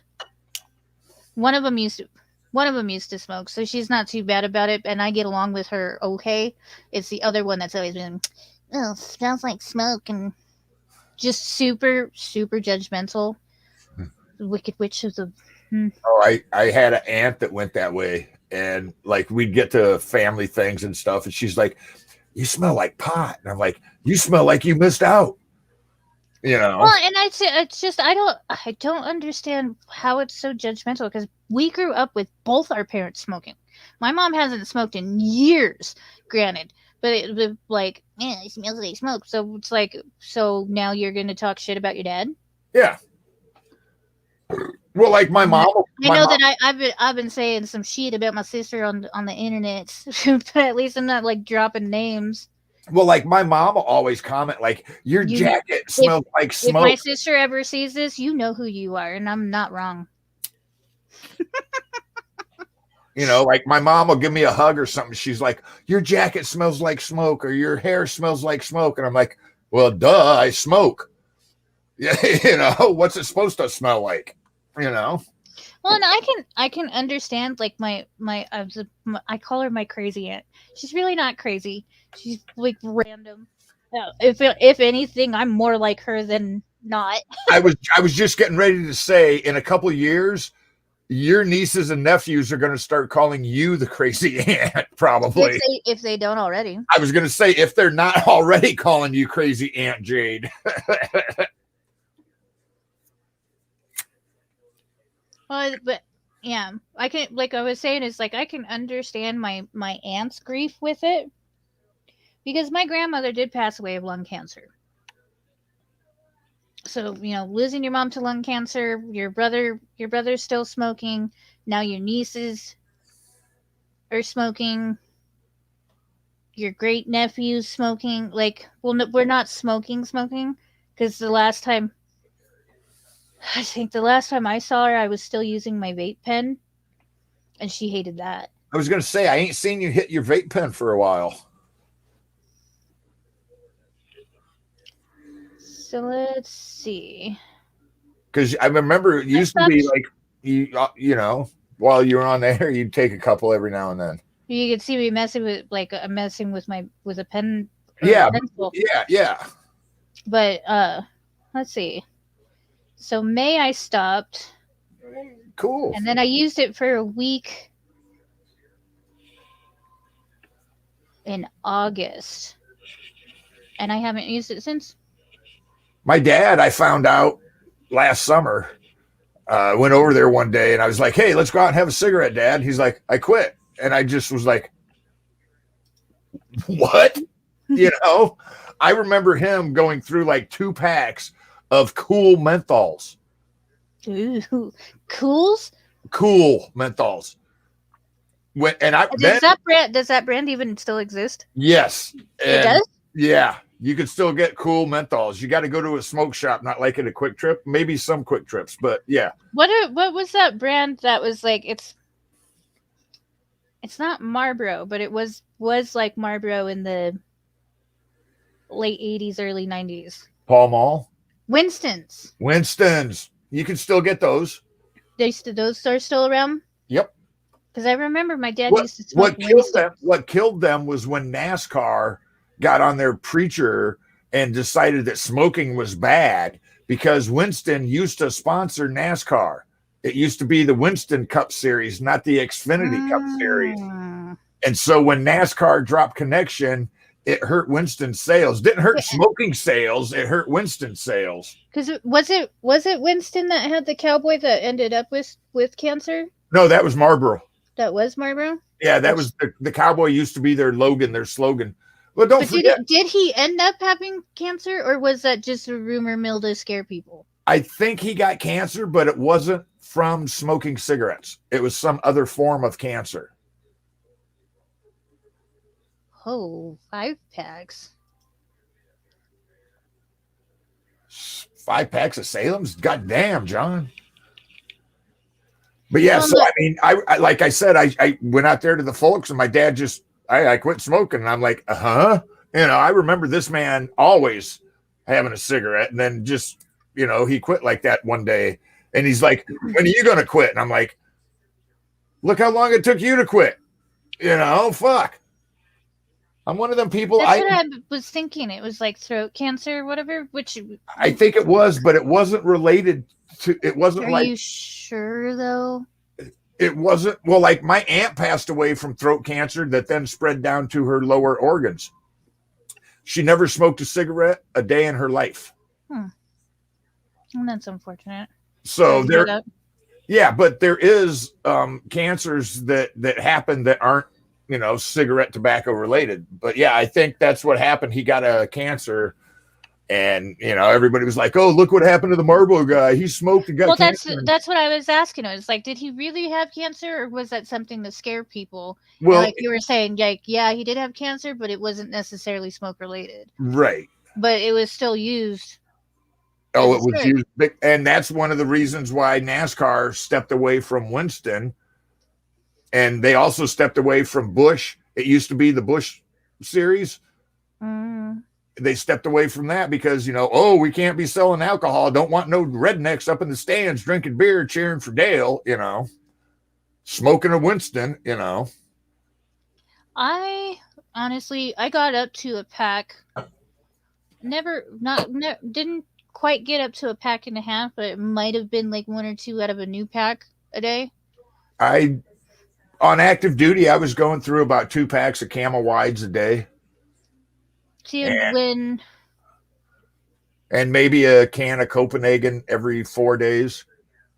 Because I was doing both. I'd smoke and have a dip of Copenhagen in at the same time. Well, and it's kind of a good thing that you cut down. I try to keep it under. I know with quitting, it is on your own terms, because if you don't want to do it for you, you're not going to do it. But with something like this, and as bad as you really felt, might be. Well, and okay, you'd have to have been living in a cave for the last 20 years to not know that cigarettes are not good for you. Okay. But well, and I'm just saying, I know that, like, because he said that he felt like death last Tuesday. But yeah. No, I'm just because you cut down, maybe you want to attempt to keep cutting down. I try to keep it under a pack a day now. But you've showed yourself that you can cut down. Yeah. I enjoy, because I never thought that I would actually give up my pen. I actually enjoy smoking. I mean, I like in the morning. I do too. Have a cup of coffee, have a cigarette, kind of jump starts the heart, gets you going in the morning. I cut down smoking a lot when I cut out sex. That was a big smoking night.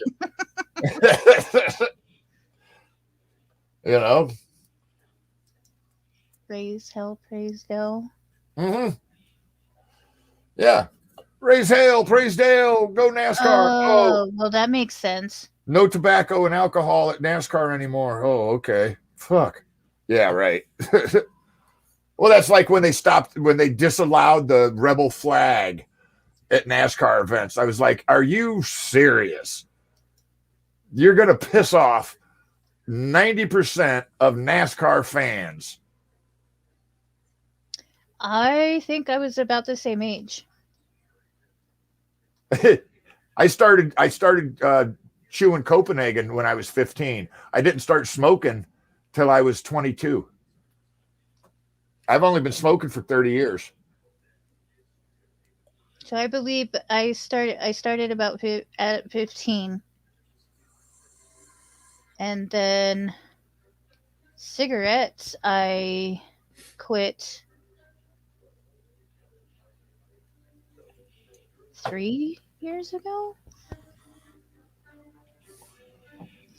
Well, I think because I'm one of those people that I can't put a quit date on it, because then I start thinking about how long it's going to right. get into my head, and then that's when I really start craving what I've set this date that I quit. It's like when you're on a deployment for 90 days and you do the 89, 87, 86, 85. Yeah. So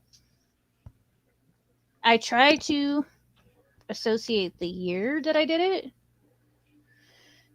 If I've gone longer than a year, um, it's been at least 2 years, or no, it's been at least 3 years. Because I know that I will say when I was at Warrior Fest that I was like hitting off of people's cigarettes.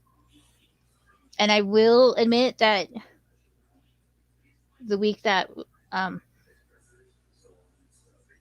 with Tuco, I had one. Yeah. But I haven't picked it complete. I haven't picked it back up. I haven't bought a pack. I have tobacco sitting next to me because I was making cigarettes when I quit, and it's a brand new bag of tobacco. But I'm sure it's expired by now because, like I said, it's been at least Yeah. 2 years. I used to do the roll your cigarettes and all of that stuff. Yeah, Yeah. last year. I can't remember why. When that no. Okay, so he's talking about So yeah, I did have one when we found Eric. But just to say, like, from somebody like pack a day to a few years, and like I said, I used my pen for like a week, even after being without it for 2 months. No. 3 months. 3 months without it, had it for a week, and then haven't had it since. Well, and like I said, I know smoking is bad for me. I know it's bad for my lungs. It's bad for other people. It's bad for my cat. It's bad for the paint on my walls. I know all of this. I don't care. I enjoy smoking a cigarette. You know? Well, and that's your personal choice. That's your personal health choice. You know the risks that are involved in it, and I don't judge you for smoking. I used to, when I did drive vehicles, if I'd give somebody a ride and they'd get in, I'd be like, hey, do you mind if I smoke a cigarette? And they'd look at me and be like, dude, it's your own vehicle. And I'm like, I'm being courteous. I know some people don't smoke and it bothers them. You know?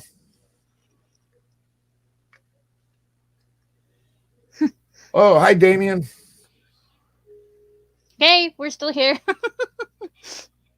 We have gone through some of the most random freaking topics ever. Well, and we might do this. I kind of like this open time frame thing, especially coming up close to the new year, because you never know what happens with people. You know, and the closer we get to, you know, we just went through one big, excuse me, I got burps. Oh, excuse me. We just went through one big family holiday. You know, I will be just right back. Sorry. Yeah, no problem. So, you know, we just went through one big family holiday. We got another one coming up, and then, you know, the New Year's Eve and all of that, and the family stress and pressure. And, you know, feel free to jump in the comments. You know, if you want to jump on, ask Jade. She'll send you the link, you know. And we're just shooting the breeze, a place to, you know. Oh, I know, Dean. I clean my walls about every other month, you know. It's sucks. You know, I remember cleaning my grandma's walls, and literally the tar, you know, would run down people's cars that smoke. You see it on the inside of their windshields, the tar that just runs down the glass. Yeah, I mean, and that, I know it's bad. It gets in my lungs, duh. But I still enjoy smoking a cigarette or two. And usually when I get drunk, I smoke more. Oh, yeah, they changed that smoke policy on us, John. When I went through basic in 86, they had just implemented the no tobacco policy. And it was the class that I was in. So the guys that were in basic before us, you know, they were still there on the quad and stuff, and they were like over there by the picnic tables smoking and dipping, and we're over here and we can't, you know, and it sucked. But what was cool was it hadn't infiltrated or filtered down yet. So like when I got stuck on KP, the mess sergeant that we had, when we got a break, he was like, all right, guys, go out to the back dock, smoke them if you got them. And we were like, oh, I left mine in the barracks. Can I bum one from you? And he's like, yeah, here. So he passed out smokes to all of us. We're out on the back dock in Basic on KP smoking cigarettes, thinking we were cool. Then we figured out how to get Copenhagen. And then we figured out where to hide Copenhagen while you're out on ruck marches and where to put it at in your LBE or in your helmet or in your boot. Always ways to sneak.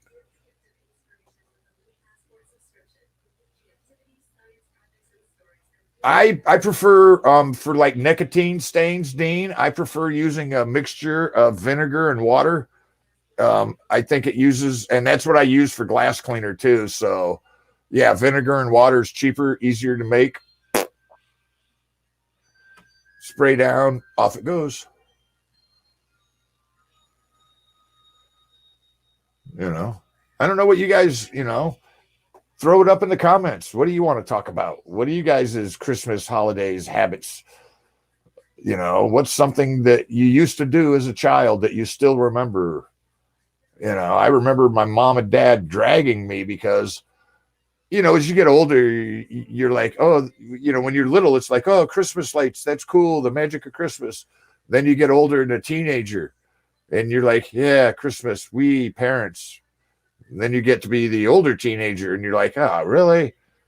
But I kind of miss it now, driving around the different neighborhoods and looking at the different Christmas lights on houses, My house smells like a salad. Oh, with the vinegar. Yeah. Yeah, salad. Yeah, we'll call it a salad. But I was buying it by the gallon at the Dollar General for like $2. Yeah, Dean. Yeah. Hey, I'm back. Sorry, I'm back. How you doing, man? Yeah. Sorry about that. The power was out. I'll just turn the light on. They fix it for you. They did. Oh man, that's good. Oh, Wi-Fi goes down, everything goes down. Yeah. And you have kids that you never knew coming out of the woodwork. Oh yeah! All of a sudden, the neighborhood kids are going, "Hey, we got to do Where's the Wi-Fi." Where's the Wi-Fi? Yeah, everybody's out in the street looking up at the sun like, what the fuck, man? What's that? It's like, we got neighbors? When the hell did we get neighbors? Neighbors, yeah. Oh, I actually just saw a crazy person, like a Karen video. So this person decided to change their Wi-Fi password. Yeah. Just they changed their passwords. I saw that. He came over and demanded the Wi-Fi password, and they're like, "What do you want? Give me the Wi-Fi password." And she looked demonic, and she even was threatening their well-being. Like, "I'm gonna beat your ass next time I see you outside if you don't give me the Wi-Fi password right now." She went like full Karen meth meltdown mode. Holy, she kind of looked. But she kind of appeared like you might want to heed her warning. She looks like a bitch that might cut you. Yeah. Oh, right. Gotcha. And it was just like, bro, seriously? You're going to go crazy on me because I was paying for the Wi-Fi that you were basically not paying for? Yeah. Basically stealing, yeah. Yeah, stealing. I've got an old neighbour one side of me that she's lives on her own. She's 70, and Telstra were charging her $50 a month to have internet. And I said, "Listen, I've got unlimited here. When she honestly going to be on there, have the password." And she was all good. So sometimes it works good, but yeah, I wouldn't give it to everyone. But what's she really doing on there? She's 70, lovely lady. Yeah, it's not like she's going on Pornhub looking for grandmas, No, she's not using up my bandwidth either. There's an older lady. She's not too old, but she's an older lady. I would say she's probably late 60s or so.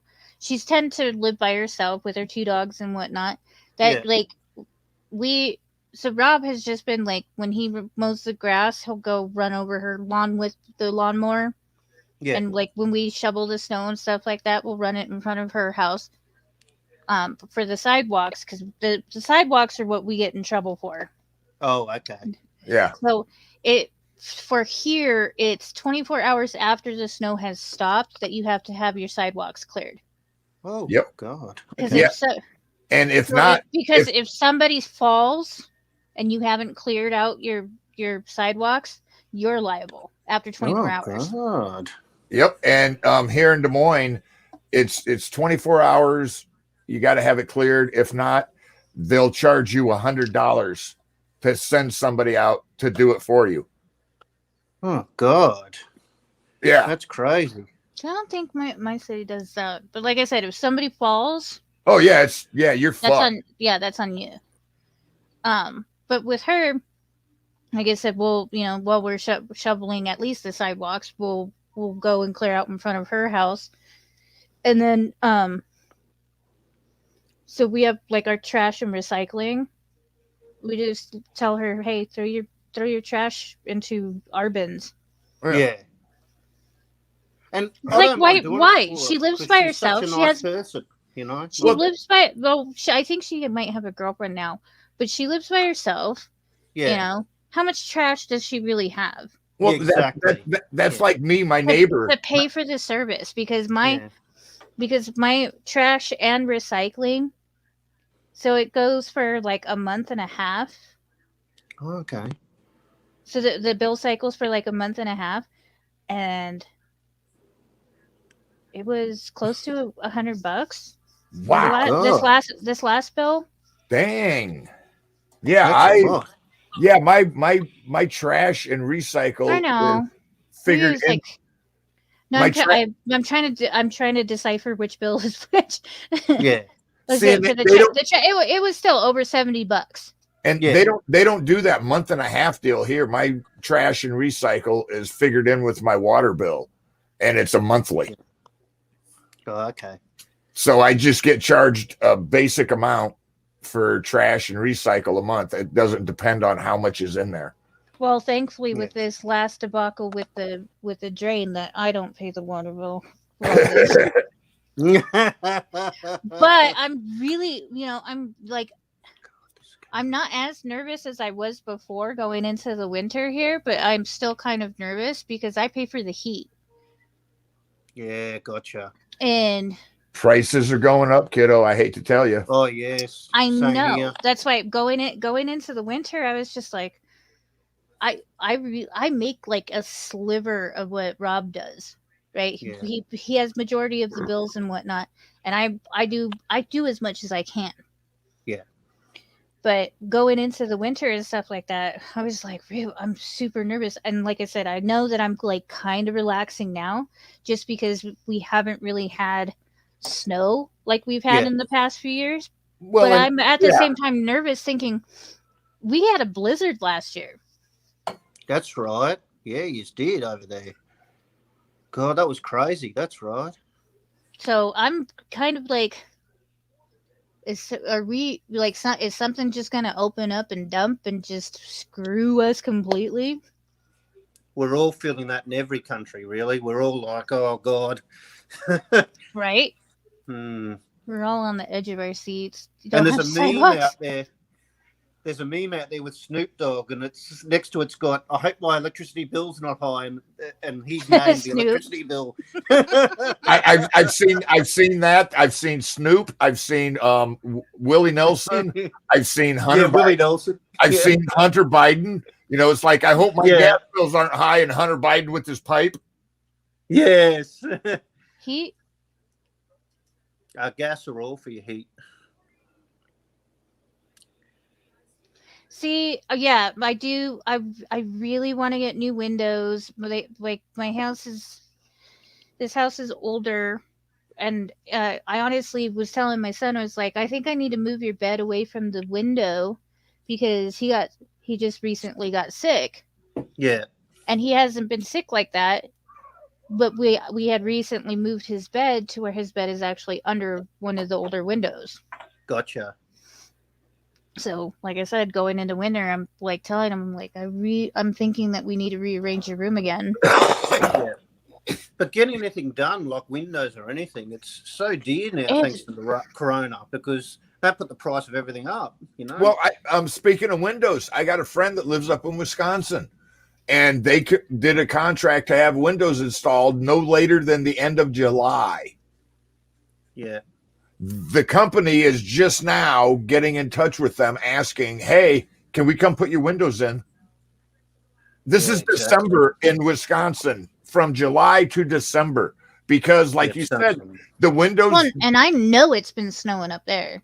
In most areas. Yeah, and well, but like the window company couldn't get the stuff they needed to make the windows, to be able to build the windows, to send them out, to put them in, blah blah blah blah. You know, so everything's gotten pushed back. I'm debating on doing that. And the plastic on the windows. Oh, I grew up with that. Every year, I've seen it. Yep, it does work. You gotta get the good. You can spend a little bit, get a better grade of plastic that when you put it up, you take a like hair dryer to it, right?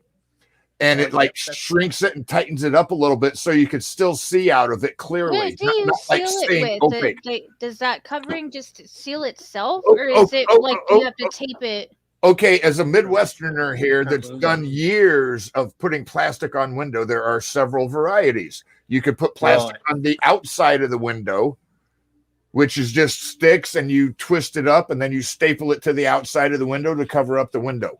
Or you can use plastic on the inside, which usually has little plastic things like a Ziploc baggie, and you put the plastic up and you interlock it, and then you work your way down, and then you heat it up, and it shrinks and tightens up to make a seal. And it just makes a little barrier. And in the wintertime, you can actually watch that plastic move in and out with the way the temperature is. Oh, cool. But yeah, it does save. I mean, it saves money because the windows are the biggest heat loss of any home. Oh, yeah, yeah. And I don't care if you got triple pane or the most high-tech ones, whatever, there's still a big heat loss. I have double pane, but like I said, I'm believe these are the original windows. Mine are original, and if they got any thinner, I might as well have been outside. And I'm going to replace them, but from the 70s. Oh, trust me, I've got windows that probably aren't code anymore, but luckily I'm in an old enough house where it doesn't matter. Yeah. Yeah. But I remember growing up, and like every November, me and Dad would be outside putting plastic on the windows, and then on the second floor, we'd put plastic on the windows inside, you know.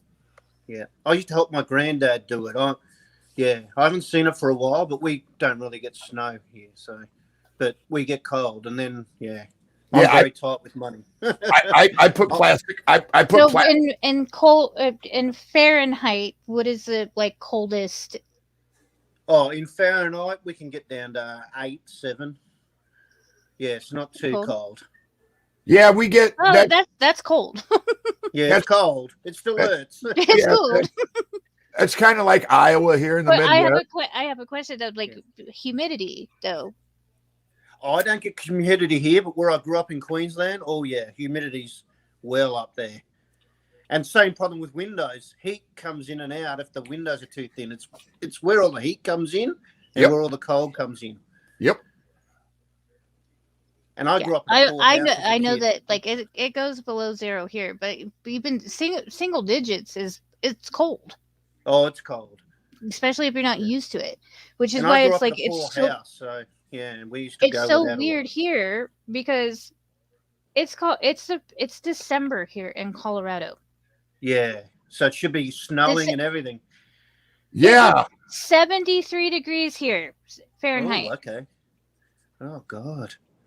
And it's been in the 70s for the past few days. It's like this is why I'm like I'm feeling comfortable because it's like hasn't really been that cold that I'm just like no, you're waiting for the storm to come. You're waiting for the cold. Exactly. It's the calm before the storm, right? Like we're gonna be cold as shit. if not this month, next.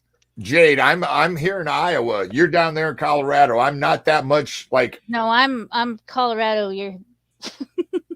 I don't know much wood costs in America, but we actually put in one of those potbelly wood fire places in our house here. It depends where you're at on the wood prices. And gotcha. I hate saying it depends on the time of year. Like the middle of December, 2 foot of snow, wood Yeah. costs more. You know, in the Yeah. middle of July, wood I've doesn't been cost thinking- nothing in the middle of July. You know, 'cause Yeah. I've got a couple trees that fell There a you couple go. years ago. I've been stacking wood from this tree that fell, and there's another one that's looking at fallen. Because that So- might be an idea. Because it costs money to initially put it in, but yeah, it's worth it. And I told my wife if she keeps using electricity, like leaving lights on, that's it. We're going to be cooking on that, you know. I'm the budgeter. She's the spender.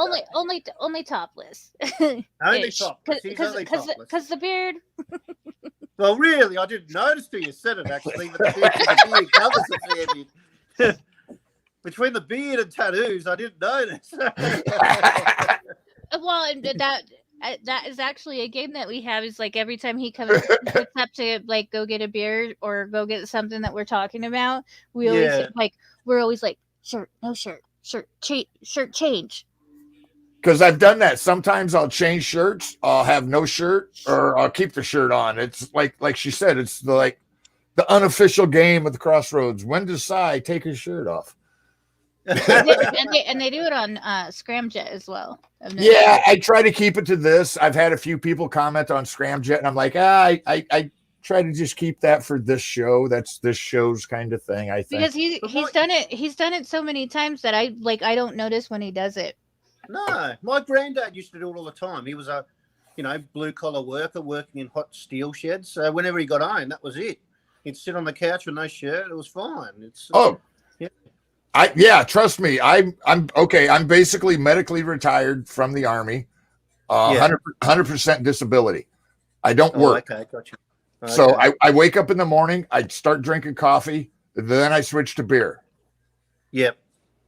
Occasionally I have to go for a walk. You do your meditation type. I do my meditation, my stretches. I take a nap with my cat, my son.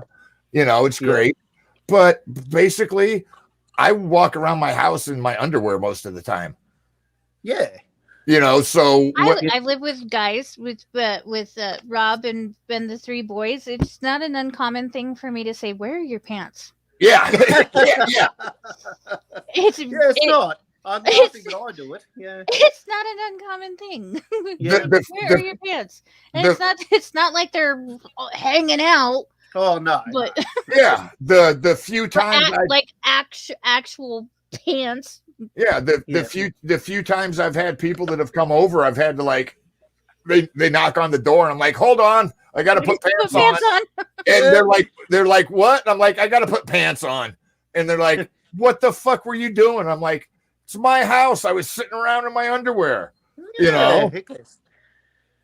But the other thing is, I say to my wife when we go out, I go, I'll have to slip into something more uncomfortable then, Yeah,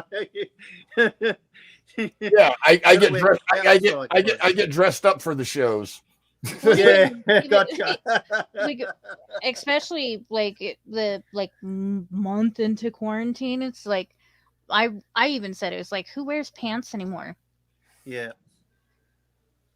Yeah, as long as it's your own home, you're comfortable, who cares, And that CBD oil works well. And the other thing that works well for me is I'm going to get an assistance dog for me, anxiety, depression, PTSD, all the letters of the alphabet. Awesome.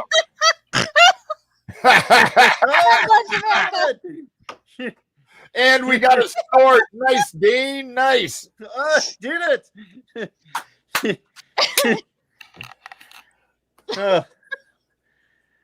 I just thought I'd change it up. It really is. It's not so much the image of him doing what he's doing, because it doesn't surprise me that he does that. It's why is your neighbor watching you do that? Yes. 3 in the morning. What the hell are they 3 doing in the morning? out their window? What are they doing up looking out the window? Yeah, it's more what they're doing. Right? Why are they watching you? Yeah. Me, I'm just one of those people that I constantly am just checking out windows and stuff like that, walk around the house, whatever. Yeah. Check out the windows. But if I don't see my neighbors in their houses from my house. No. So what is your neighbor doing, Dean? Yes. All She's a right. good neighbor. Be right back. All right. No, she's a good neighbor. She's got an awesome sense of humor, so it's See, good. She I likes have my to memes, fun. so See, if he would have not, oh my god, this live stream. well, what happened? Oh, you See saw how him we get got up. how Veterans Anonymous got permanently banned. See, what had happened was What happened was somebody mentioned the clothing of Psy.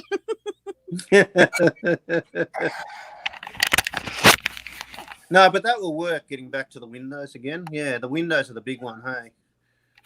Anyway. Well, we're not fully French crazy yet, door are we all? refrigerator. I want one of those so bad. I had my neighbor look at me Oh funny. yeah, I want one of them too. One year I walked out in my boxer brief underwear to check my mail, and my neighbor looked at me, and I just waved at her like, "Hi." You know, what are you going to do at that point? You're already caught. Well, you know, whatever. Well, and Yeah. even my neighbor across the street is an older gentleman. Like I've said, I believe he's probably going into his 80s. Right. That I went out to the mailbox at the end of my driveway, and like they weren't shorts, but they were like a bikini bottom short, like working Okay. out, because I was working out, and I had Yeah. like they're short shorts. Yeah. And he looked at me like I was in my damn underwear. Yeah. Jade, he's 80. Don't forget, back then, Yeah. you were in your underwear. Just saying. I know, but it's just I have never felt so judged in my life that I'm like, and this is one of the things is like I felt brave enough to do it because I don't wear shorts outside of the house. Well, Ever. okay. Ever. To be I honest, hated wearing shorts, my PT shorts, which look like freaking swim trunks. you Wasn't comfortable in those. You probably made the poor old man's day. He was like, "Oh my God, look at her." Oh, not by the expressions on this man's face. I did not make his day. He said, "Lord, I need to go to church." He drove straight down to church and went, Yes, "Oh, I'm yeah." pretty sure he went straight to church. that is the type of look at it. It's just kind of like, Yeah, because here, right up until the late 60s, you weren't allowed to wear, was it 50s, that you weren't allowed to wear bikinis at the beach. You had to be fully dressed as a woman. And you see all those photos, and they're wearing full-length dresses at the beach. It's like, Yeah. yeah, that doesn't work. And there was no washing machines back then, so good luck washing all that when you finally got home. Like, Oh, Dean. with a machine. Dean. I gotta pull out. Yeah, Ducky. pull it up. I'm not looking at the comments at the same time. No, no, I'm saying they're just athletic shorts. Oh, they didn't have frilly they were- lace, right? But they were short. And like I said, I never walk out of this house that way. I They don't were even go shorts. short shorts. But they were still shorts. You need to look at. Oh, Dean. yeah. Jade had that killing the nose. That freaking TikTok is getting weird. I haven't liked any of the stuff, and I'm getting weird. Like that For You page is coming up with stuff I didn't know was allowed on TikTok. Yep, same. Yeah, I mean, it's getting very weird lately. It's like I don't want to watch none of these people with tails. No. You know? I'm gonna be right back. And then like I gotta go shock my neighbor. All right, take your bins out, Jade.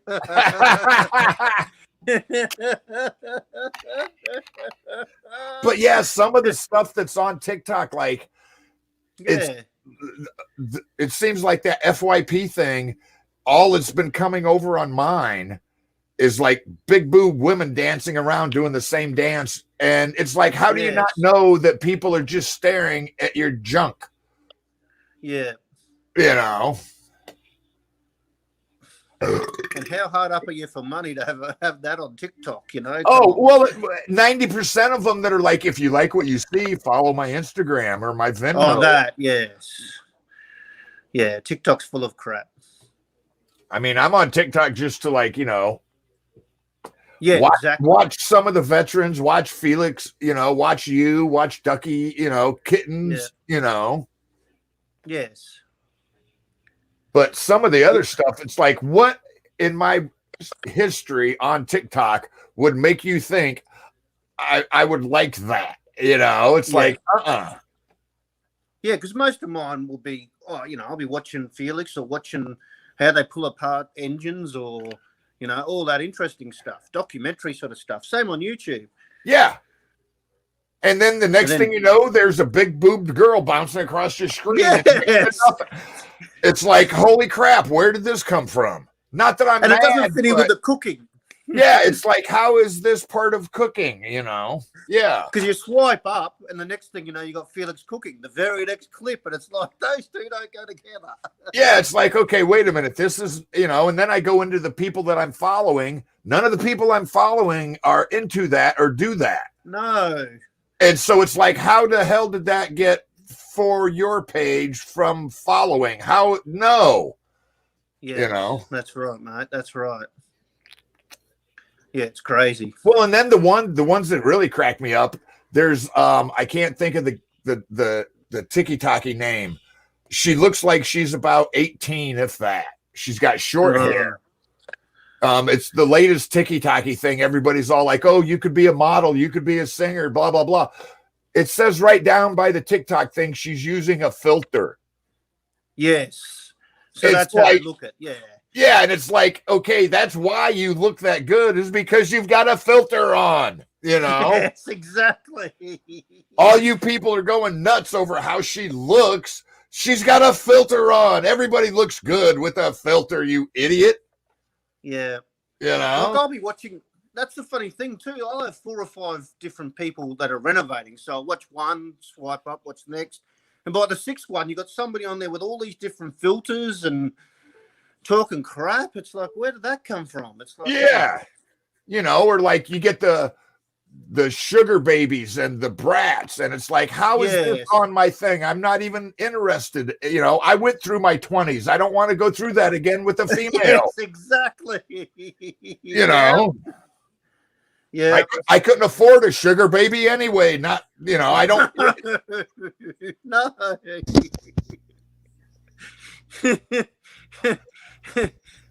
Hey, you're back from putting the rubbish out. Good stuff. Did he have a heart? Did he have a heart attack? The ambulance might be coming here.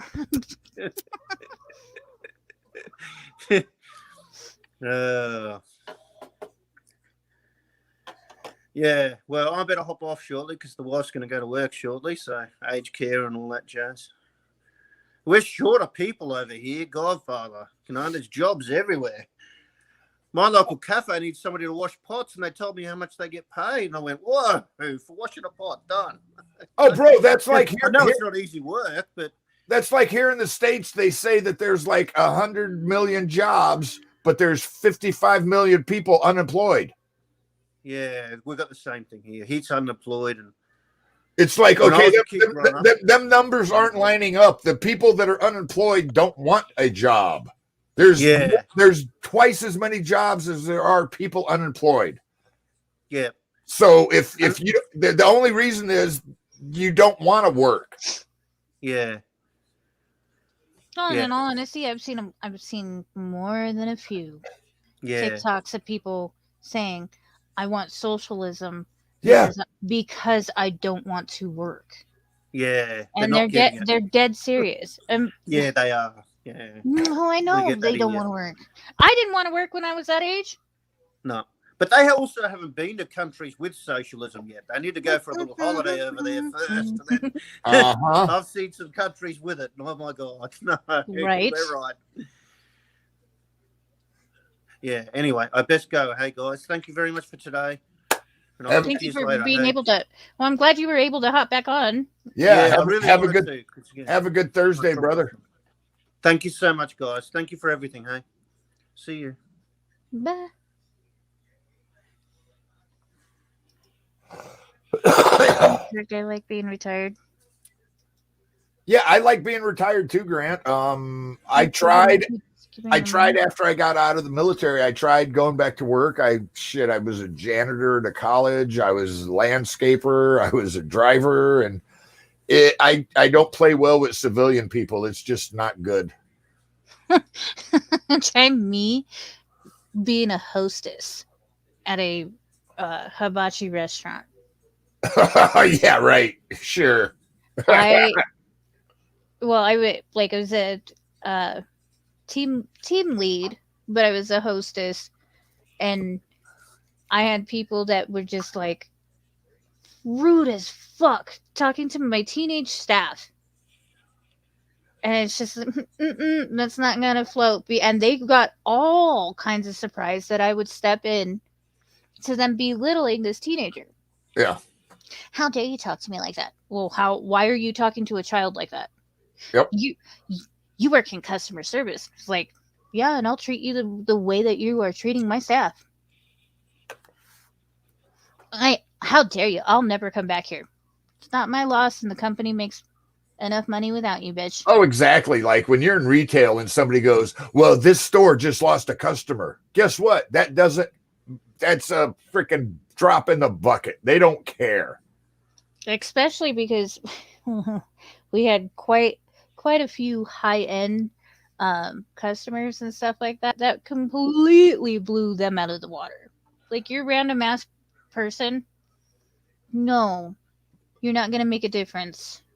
It's like Yeah. you're gonna treat the rest of the staff. I'm sure you're gonna treat the chef like an asshole. You're gonna treat your server like an asshole, and you're probably not gonna tip for shit. So And I'm, yeah, I will gladly say bye because I don't need you treating people like shit. yeah. And I did. I had a couple people because even like the owner even was they're like, I want to speak to the owner. It's like, okay, cool.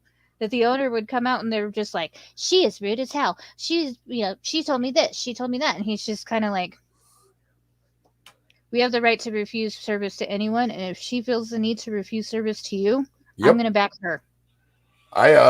Yeah, when I was working, I worked I was a gas jockey. I actually worked at a full service gas station after I got out in 2001. It was funny because the gas station was like right at the boat ramp of Lake Powell.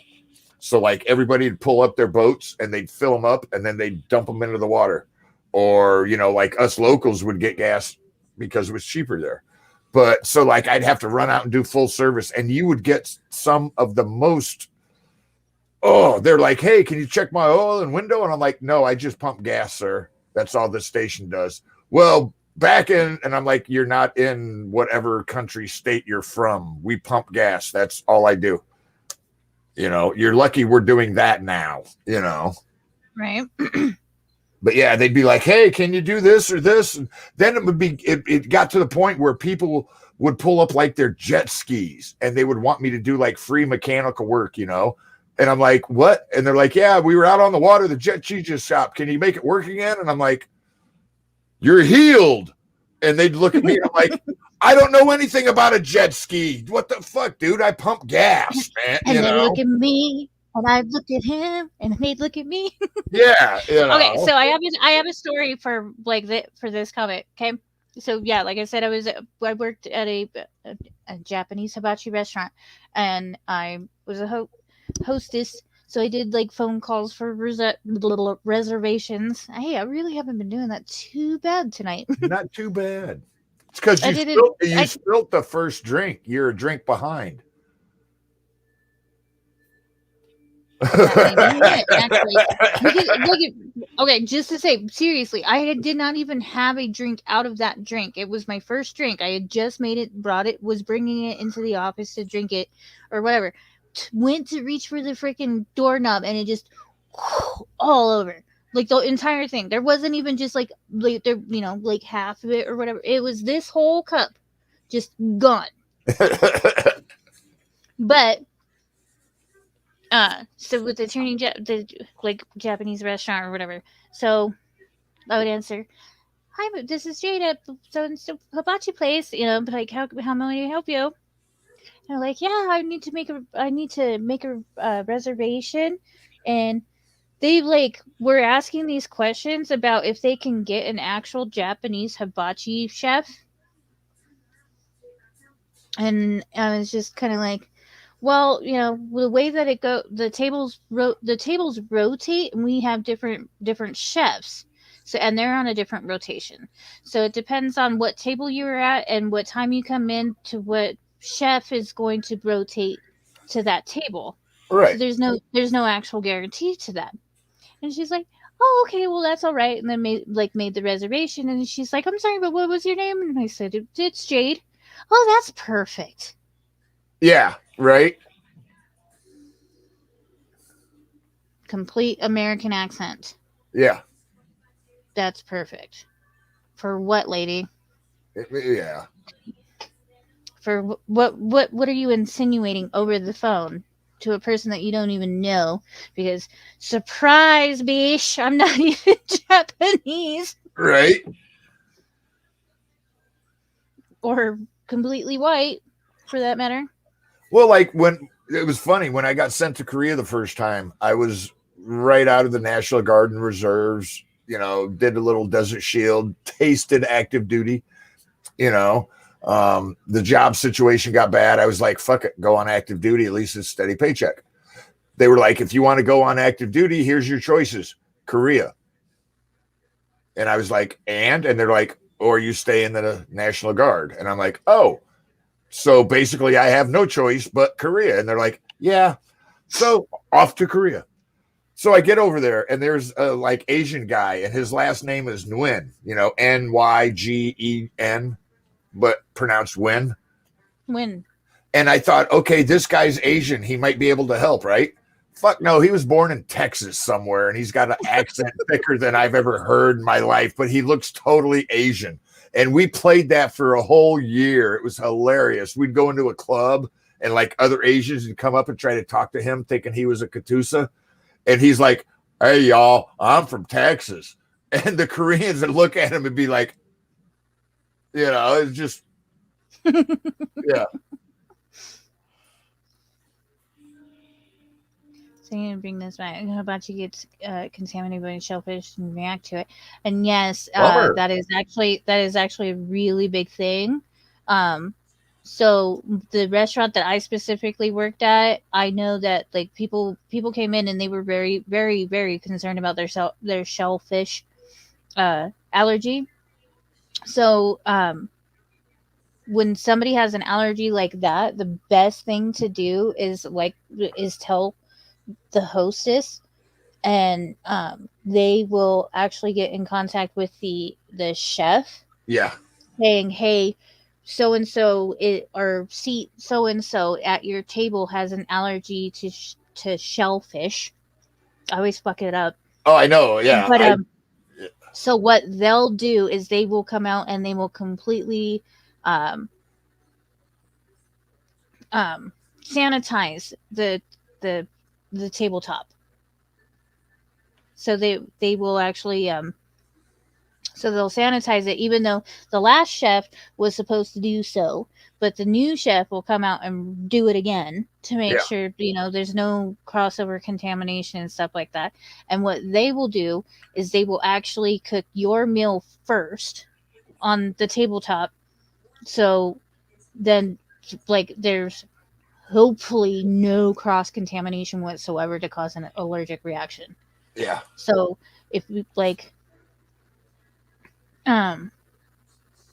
but just that if you're going to a place that that there is shellfish or whatever, just honestly let them know about that allergy.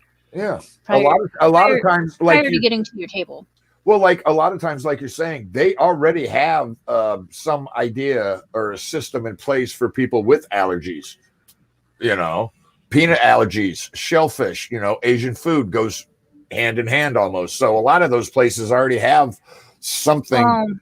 Yeah, and I can completely understand that, because I know that that's more of a seafood heaven dish.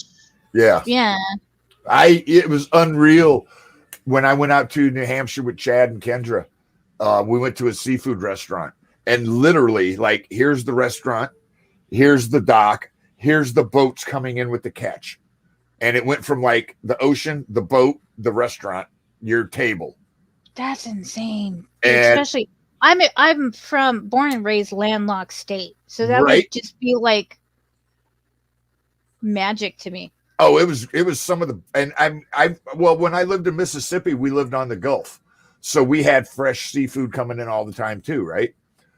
But like it's totally different living, like when we get shrimp and lobster up here in Iowa, it's totally different than getting it fresh from the coast. I can understand your hatred for your allergy. Like it's just something that you can't, because you're like EpiPen full reaction. 35. And you, wow. I was just gonna say you got it at 35, right? Oh, Man. yeah, 30. So he was my age when he developed it. So it would be like right now, knowing those things, and now I'm like deathly allergic to it. I can't even fathom. Is that the right word? Hey, guess what, Jade? Is fathom it? Fathom, yeah. Guess what? Next month, I will be your age backwards.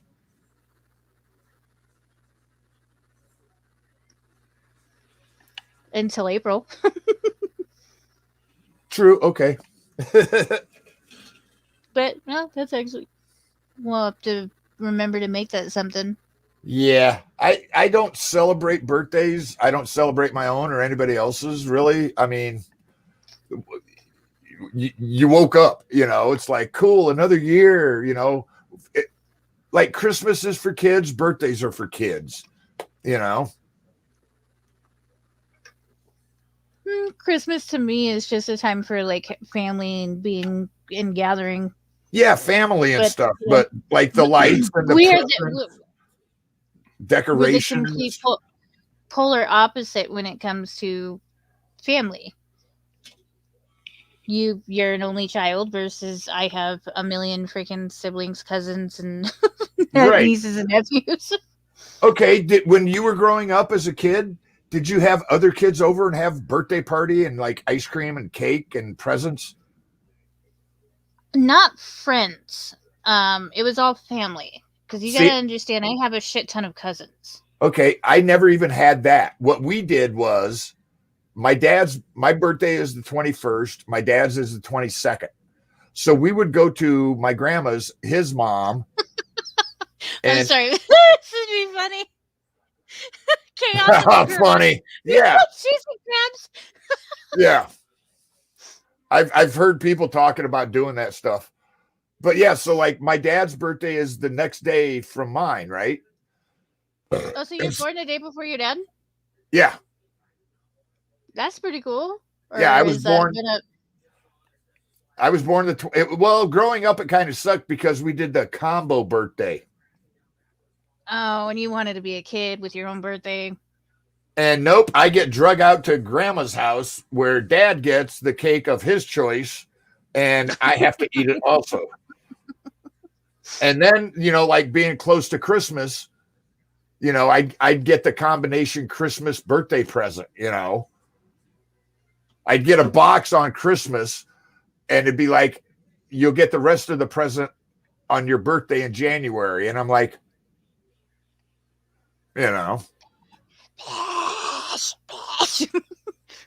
I feel bad. Have you seen that movie that I'm quoting when I say that? No. Oh, it's Eddie Murphy. Newbert or Hubert? I think it's Newbert. Newbert. I think I might have seen part of that. So his wife, it's actually played by Eddie Murphy, and she's got the suit on, like the Nutty Professor type of makeup. Yeah. And she's crazy, like controlling of, I want to say it's Newbert. And she like Norbert. That's it. Norbert. I have seen part of that one. Yeah. Yeah. So she ends up like locking him into the basement. And instead of just him like screaming, bitch. He like under his breath because he's so afraid of her. Bitch, bitch.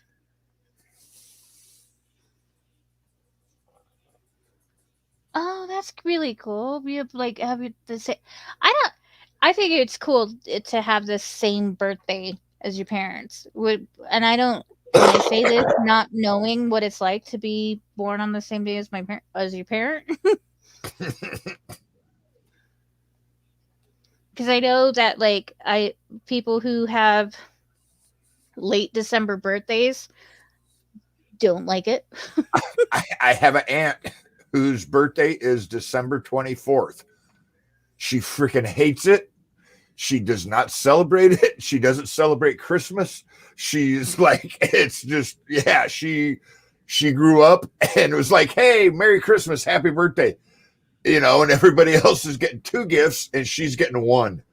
So I can't blame her. I can't blame her for, being jaded, not, you know what I mean, scarred. Well, I know exactly, because so there was one year that I really, really wanted rollerblades for Christmas. And my parents were just like, no, let's hold off on the rollerblades. Was this before or after they realized you were the ER kid? Oh, I've been in the ER multiple times prior to this. Okay, so that was a smart choice for your parents not to get you rollerblades. My parents' excuse was because, well, no, why would you want to get rollerblades? You won't really be able to use them because it's the winter and stuff like that. Like, wait for your birthday, which is in the spring.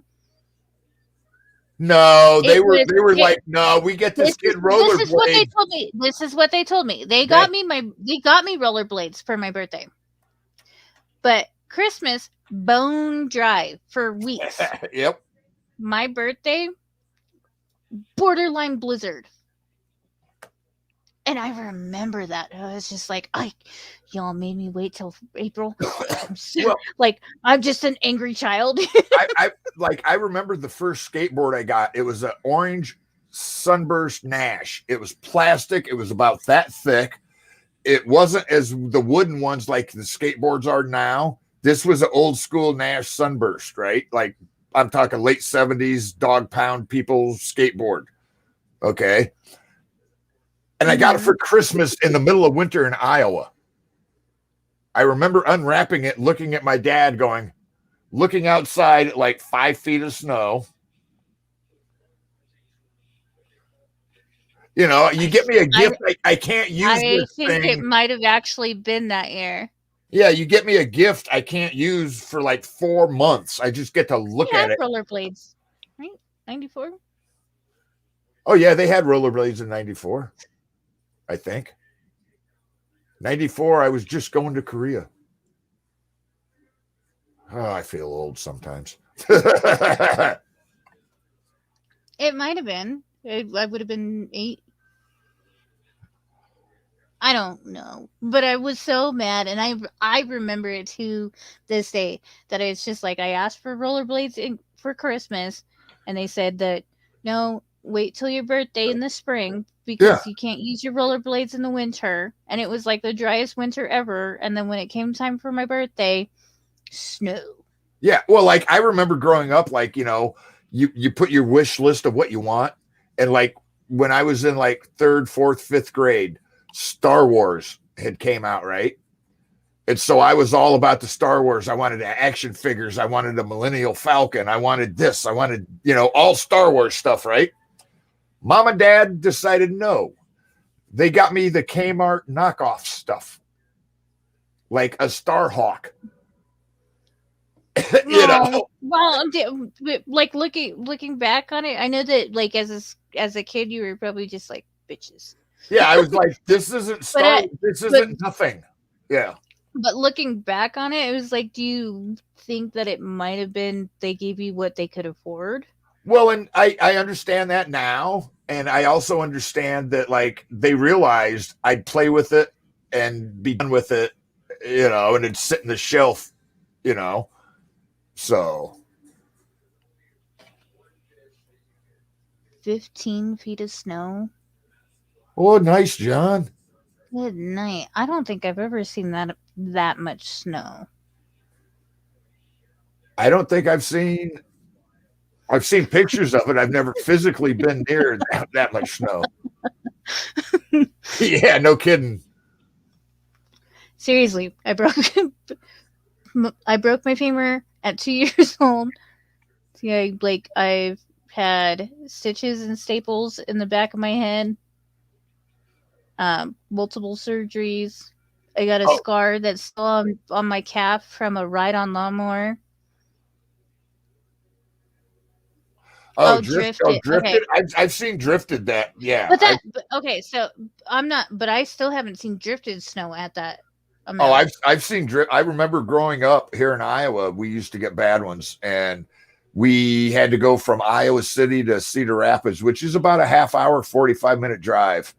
And Dad had a truck at the time that had, I think he had 44-inch tires on it and 3-inch lift.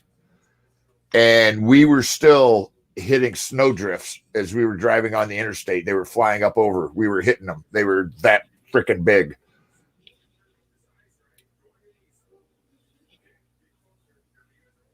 Oh, that was neat, John. I think that was the one that had it had the 3 different armies. You had Germans, Japs, and American forces. You had like howitzers that came in a big box. I think I got something similar to that.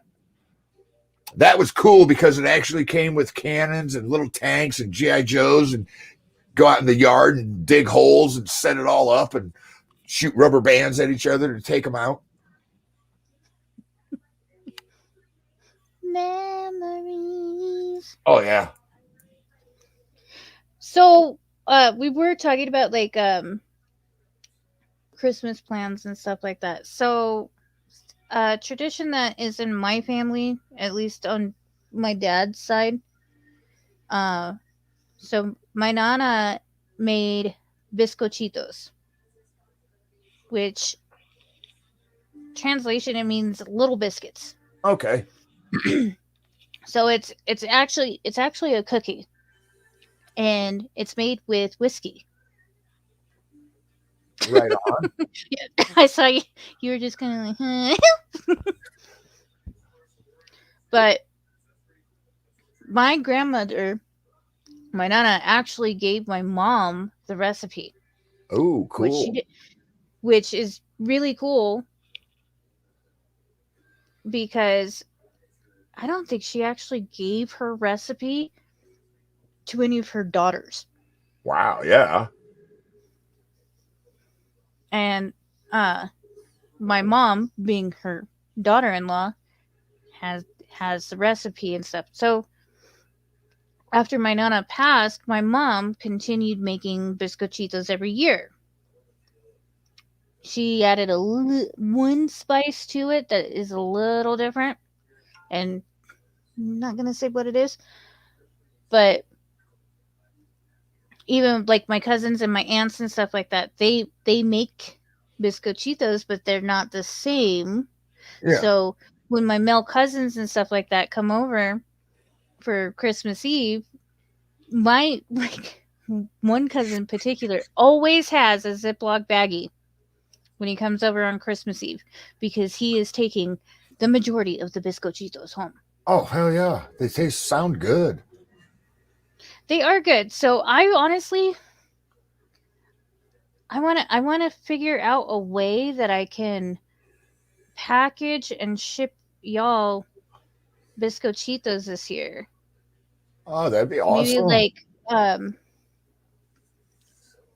because they're not, they're, the closest thing that I can say is that they're a sugar cookie, but they're not sweet. Okay. And the whiskey is actually baked out of it, so it's not like I know that it's made with whiskey if you're sober or whatever, but the whiskey bakes out of it, so you get the flavor. You get the flavor, not the alcohol. Yeah, you're not actually. My mom had a recipe one year for rum balls, right? And for one, she didn't read the recipe completely, and she doubled the amount of rum that was supposed to be added into the recipe. Oh, your grandmother. Oh, that's basically what happened to my mom. My mom made rum balls that were like freaking 100 proof.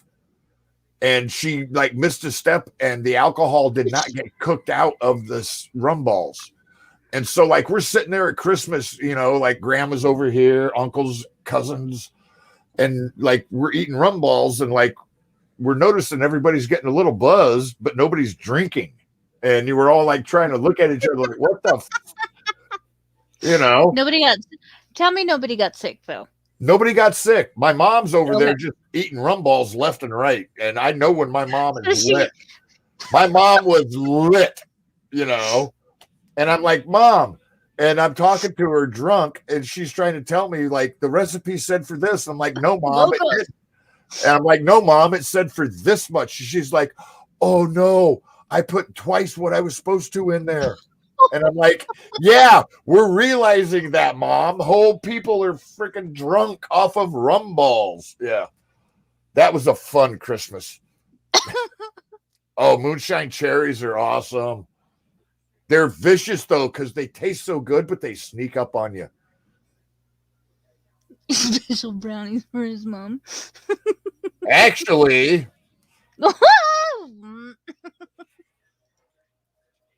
well, the statute of limitations has ran out now, and Mom doesn't watch, so whatever. Back in junior high and high school, I got high with my mom. Are you serious? I got high with my mom one time.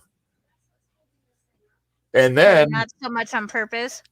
No, she actually asked me. She came in and she was like, hey, and you know, she's like, I'm not feeling good, blah, blah, blah. I was, you know, and I'm like, okay. And like I handed it to her and she took a little hit. You know, it was funny. One time I'm actually so surprised on your mom's behavior, knowing that your dad was a drill sergeant. My mom is like Goldie Hawn. Okay. She's like she should be a blonde. She's a total airhead. Yeah. You know, my mom took me and my friends to a drive-in movie to watch like one of the Jason or Friday the 13th ones. And all my friends, you know, that were going, we all smoked pot. And we were all like, how are we going to get high with your mom here? I'm like, my mom's cool, man. And they're like, no, she's not. And and like, so I break out the pipe and I light it up, and my mom's looking and she's like, well, you going to pass it over? And I pass it to her and she takes a rip, and my friends are all like, your mom is so cool, dude. You know? But yeah, I got her so high one time. We went out to the mall and she couldn't go into the mall because she was so paranoid that people were going to know she was high. So, wait, this is the difference between generations. Yo, big difference, boy. Dan, I don't feel comfortable calling him boy. Call him boy. I don't know why. I guess that's just like, I don't like what people, to me growing up, when you got called a boy, that was derogatory. But you're not calling him a boy. You're calling him boy. And that is actually just okay. Like, I understand the whole like. And I know it's a family thing. I remember you explaining, you know, how he got the name boy. I totally understand that. And even Felix was saying like how he was called boy in his family. So it's like for our family and stuff like that, calling him boy, it's a nickname. Yeah, okay, I get it now. And how we call you Uncle Si, or you call me Cricket, it's boy. Yeah. He even signed Kyle's RV boy. The boy, yeah. The boy. Or you can say the boy. Yeah, I was going to say that might make you feel a little better. I'm more comfortable saying the boy than boy. Yeah. So, but yeah, so like my mom was cool growing, and the bad thing is, and I didn't know this until I like at least 10 years after I graduated, my friends had a crush on my mom. Oh no. Stacy's mom has got it going on. Yeah, and I was like, what was it, the 70s? one of my friends told me, he's like, man, your mom is hot. And I'm like, dude, I will beat the fucking shit out of you if you say I that will to me cut again. you. You know, I was like, that's my mom. No, no, you know. Then what was really dumb, one of the kids that had a crush on my mom when I was in high school, like 20 years later, hits me up and he comes to visit. Out of the blue, he's like, so, hey, how's your mom? And I'm like, dude, I will still beat the fucking shit out of you. I don't give a fuck. You know, you don't talk about my mom. No. Torture you. It would be Davy's mom. And, you know, I'm not one of them, you know, I don't Please have don't kill me. I don't have a mom fetish, but I guess from what all my friends said, my mom was a soccer mom back in the day before soccer moms, you know. But I still don't want to hear it, and I would still fuck somebody up if they say anything like that. Right? It's my mom. It's your mom. That's exactly it. I'm a mama's boy at heart. You know, I might look like this badass, but you know. No, I already knew that about you. I just read it off of you. Yeah. And it's not a bad thing. No, it's not. It's not. Especially because you're an only child, you know? Well, and, you know, growing up, dad worked a lot and it was me and mom most of the time, you know? So. It's not a bad thing. Oh, no. I love it. I'd gladly say I'm a mama's boy, but guess what? I'm one of the toughest mama boy you'll ever freaking meet. I'll guarantee you that. My brother and his friends would have beer parties at home. House cleaning party for him. That was cool, at least. That's awesome. My friends were all afraid of my dad in junior high and high school. I was never the kid that had people over at the house. I was always the one that had to try to sneak out to go to somebody else's party. Everybody was afraid of my dad. I wonder why. Which, like I said, yeah, you know, it was a couple years. I was afraid of him for a long. But yeah, he still, you know, he was a drill instructor. That never goes away with that voice, you know, and that presence of how they walk and talk and just, you know.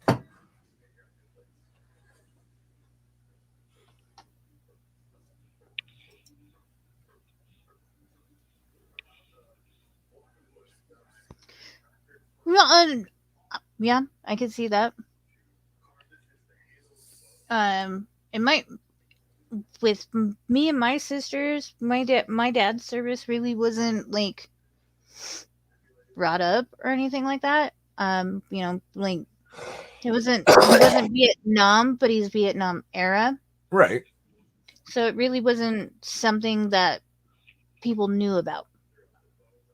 Well, like I couldn't not talk about it. I remember like being in kindergarten on Fort Leonard Wood, and mom had to go to work, and so like dad had to take me out to the grenade range, and I got to watch trainees throwing grenades in kindergarten.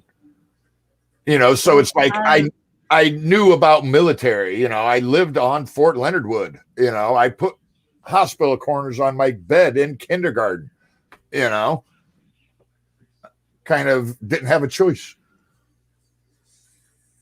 But yeah, so all my friends, yeah, my dad was like, and it was funny because like, okay, I don't know about you guys, but like you get to a certain age with your parents and you're still their child, but you're not a kid, you're an adult. You know what I'm talking about when you hit that transition? Mm-hmm. And so like I'm talking, me and dad are shooting the breeze one time. I think it was like, you know, Christmas shopping or something. We're in the truck, blah, blah, blah. And he's talking about something. He's like, you know, why didn't you have any more friends over growing up? And I'm like, because they were fucking afraid of you, Dad. Because of you. You know, and he goes, why were they afraid of me? And I'm like, Do you remember what you were like in the 70s and the 80s, Dad? You were pretty freaking intimidating, you know? I mean, you still kind of scare people, you know? And he was like, what do you mean? I'm like, my daughter because you couldn't hear my wife. Yeah, exactly. You know, exactly. Nobody came over to my house because my dad was intimidating, you know? They were like, hey, we'd come over, but your dad scares us, you know? And my dad was like, I scared because all your you friends. resemble Sasquatch. Oh yeah. Dean. Dean, yeah. I get that way. I went to freaking BK and they had a new server there, right? She wouldn't wait on me because I scared her. I don't understand that. Yeah, and the one manager comes up and goes, he scares you? He's a pussy, you know? And I'm like, hey, bro, watch your language. you know, and I'm like, you know, hey, how you doing, Tim? He's like, hey, Dave, what do you want? The usual? And he goes, look, see, he's a nice guy. And she was just like, you know, and I'm like, you know, judge a book by its cover much, you know?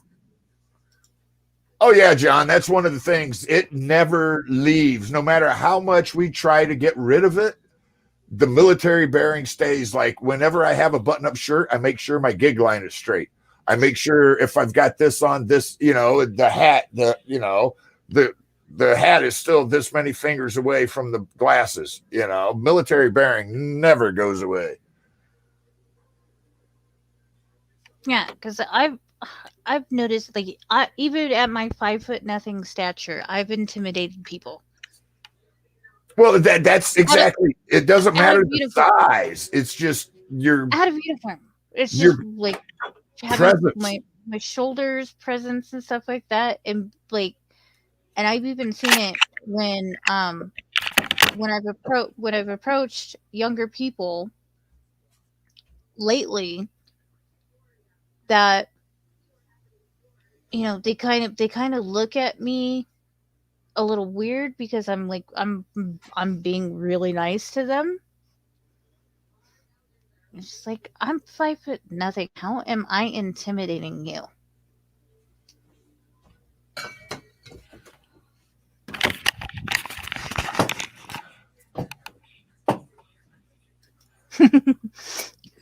Ryan Hurst, bro. I went out with the gal. Hi, do you know who Ryan Hurst is? I know Opie from SOA. Yeah. I know SOA because Ryan Hurst is the actor that plays OP. Yeah, I went out with the gal that loved Sons of Anarchy and forced me to watch it. And I was like, you realize this is fake as fuck, right? And she got mad at me. Ryan Hurst smells like mint and manliness.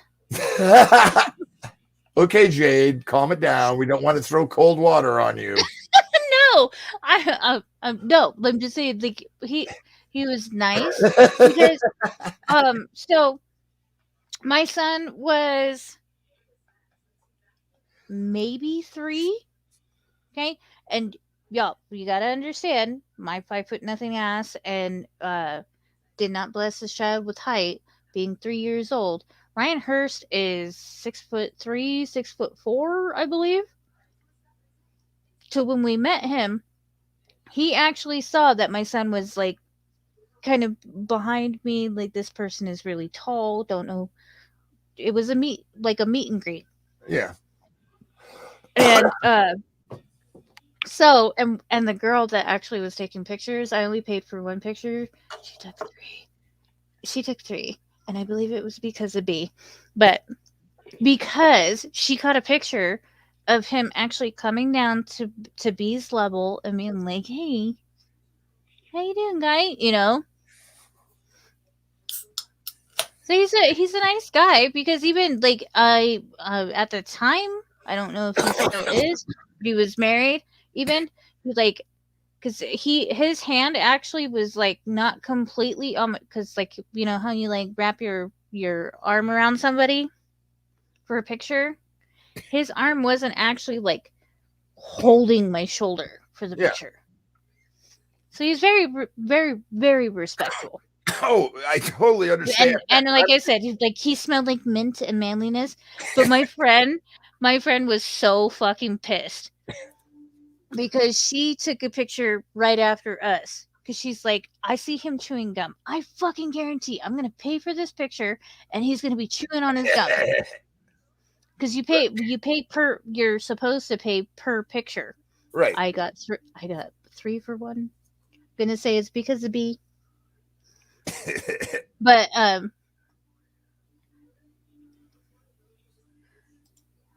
But seriously, before she even took the picture with him, she called it. She's like, I swear to God, if he's chomping on that piece of gum in the picture, it's gonna be the worst picture ever. And sure enough, the picture that she paid for, his chewing on his gum. Yeah. You could see him chewing on his gum in the picture with her. She was so fucking pissed. And especially after I was like, hey, she actually took a couple pictures. What's your picture look like? Oops. Yeah.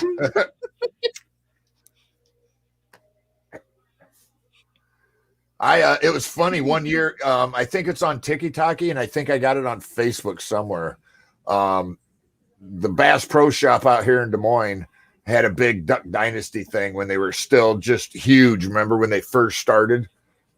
And everybody, you could get Duck Dynasty bath mats and koozies and T-shirts, underwear, anything you wanted Duck Dynasty you could get, right? So they had a big promo out here at the Bass Pro Shop, and they had a bunch of Duck Dynasty stuff up everywhere. And they had a cardboard cutout of Uncle Si and the other guy. I can't remember, the young one. And I put my head between the two cardboard cutouts, and somebody walked by and was like, oh my God, they have Duck Dynasty here. And I'm like, nope, I just look like one of them, you know. But that's kind of how the nickname started, was, you know, I kind of do look like Uncle Si. And then Felix sent me Tupperware teacups with the lid. So I could totally. But the funny thing is that even though like you've been drinking all night. Oh yeah, I've been drinking all day, girl. I started about 10. But you were still more like coherent and fluent than he is, and according to the show, yeah, he's completely sober. So it's just kind of like, yeah, there's nothing in that. You had a really good time in the 60s, I want to say. Oh, I bet he did. I'd love to sit and talk to him sometime, because he just seems. It would be amazing to have the two of you meet. Like, we need to make that a thing. It seems I almost did it one year at the state fair. Jace or Jet? Yeah, I think it was Chase. Jace? Oh, exactly, Dean. Me and Jade had a conversation about this. I'm a functioning alcoholic. I freely admit that. I can drink all day and still do things like a human. You know, I learned how to do it. I used to just drink to black out, and now I drink, get a buzz, and have a good day. But yeah, one year at the Iowa State Fair, Jade, they had Duck Dynasty guys. They were a grandstand act, which totally blew my mind. I'm like, okay, wait a minute. You got guys that make duck decoys as a grandstand act. What are they going to do on stage? Duck balls. But apparently they had a little talk, meet and greet, blah, blah, blah. But I was going to go to the show and try to see. But then I realized, watching the crowd walk to the state fair that night and day, there were like 50 people that had long beards like me. And it was like, I don't stand out that much, you know? Right.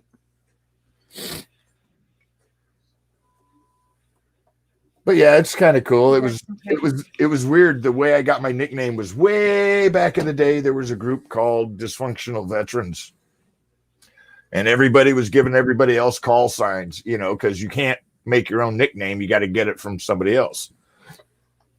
Well, Dean right here gave me mine. Exactly, right? You know, so they came up with, they were voting on whether it was going to be Gandalf or Uncle Si. And the majority said Uncle Si, and it kind of just stuck to that. I think Uncle Si fits you better. I kind of like it too. I've played with it It's a not little saying bit. that you're not knowledgeable or anything like that, but you're not like prophecy type of Yeah. Yeah. Gandalf ish more than you are just Uncle Si with your random shit. Oh yeah, Dean, I know you, Sasquatch. I remember way back in DV, we all had the DV in our name, you know. Yeah. Then we found out that wasn't all that Wasn't guy. all that great. Well, We're not gonna throw yeah. dirt. I guess they're still going. If that works, hey, cool for them. They're doing their thing. If it's helping, Are that's they? cool. I didn't know they were still going, but regardless, I'm not gonna throw dirt. Yeah. I don't know much of anything, but we've had conversations in the chat about a certain someone that I had no idea about. That I'm just like, And you know, that's this is what I've had experience with, and I I'm not won't going down to judge. I won't down talk that two letter group at all, because that's where I met some amazing people from that led me to meet other people that led me to do this. You know, so Not even the last place. Like, I'm not gonna talk down on them or anything like that. Like, exactly. especially on a freaking public platform like we are doing right now. Like, I'm not gonna talk shit. Like, this, if you like a certain veteran organization and that is what you believe in and that's the direction that you want to go, do so. Go for it. It's amazing. It's amazing, but like having a veteran network of any type. The connection that you believe in. Yeah. The connection that you get with other veterans. You know, because yeah, we're all veterans, but we all have different backgrounds, experiences, all kinds of stuff. And, you know, just because, you know, I like, you know, on the parting things I say, you know, keep calling, because you might not connect with this person that you call or that person. You know, there's a few people I still don't connect with, but I still kind of follow on Facebook. And I'm sure there's a lot of people that don't connect with me. Yeah. December mission. What's up? Oh. Maybe. We could do that probably. we can start giving the audience members names. Yeah. Like with John and Dean and, you know, the other people that have followed us for this. You know, realize it's been almost a year for this Veterans Radio. Yes.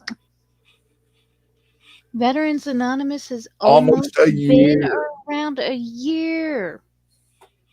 Thank you all for helping us do this. It's amazing because even like right now we're bullshitting. We still have 3 people and we're friggin' 2.5 hours. 4.5 hours.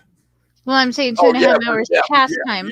Yeah. So we've had Ozzy's pop in, Felix's computer.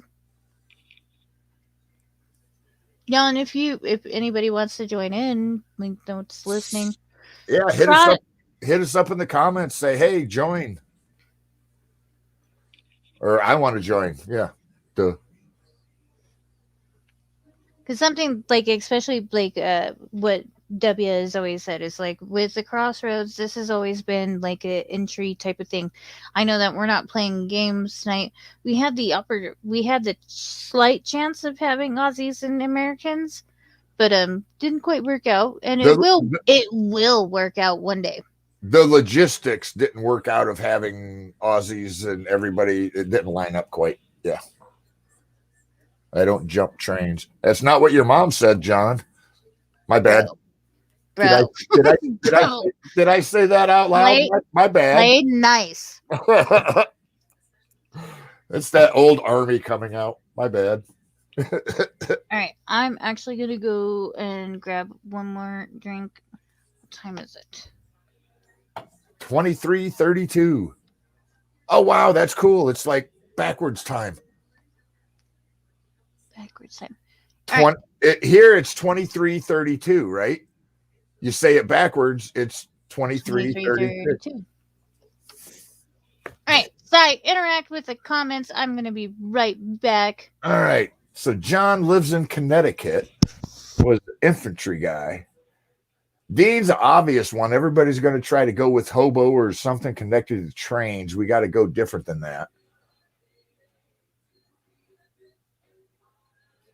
Huh.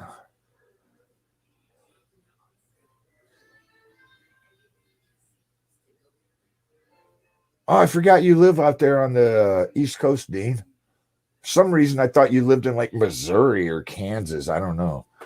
John, he's saying, so you're, ooh, okay, now you confuse me. That can't be both times. Dude, I smoke and drink a lot, man. You can't have 2 time zones on. Then I'm going to start calling you Doctor Who and stuff.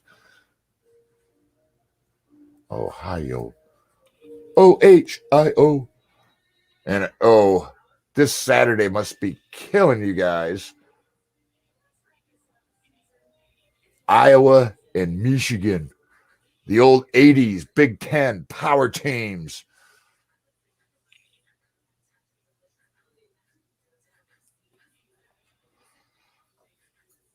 Time zones. Yeah, time zones screw me up all the time. We got people that are doing shows on the East Coast, and then Central Time, and then Mountain Time, and then, yeah.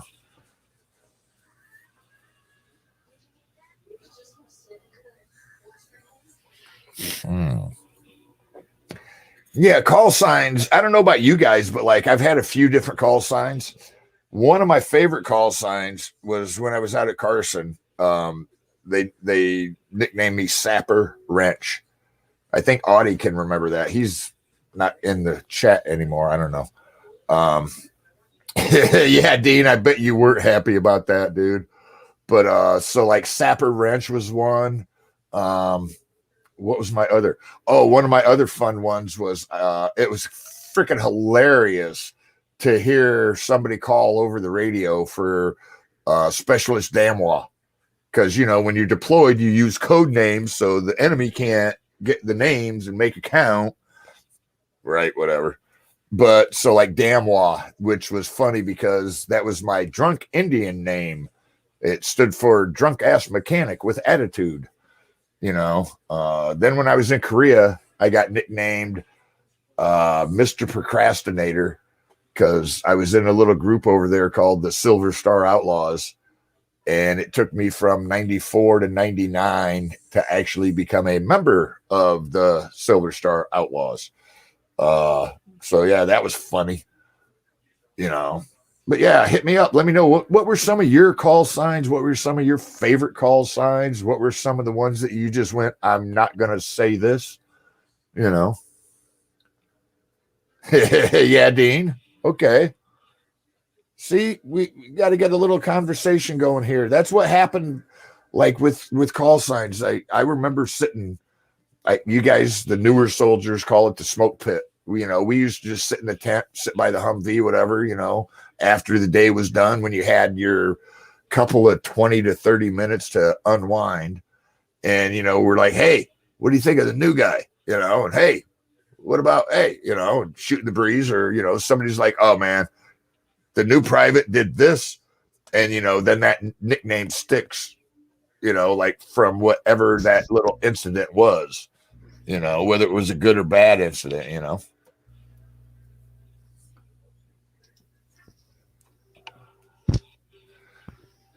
So, yeah, I was just talking about call signs. Like one of my call signs that I liked the most was Sapper Wrench, right?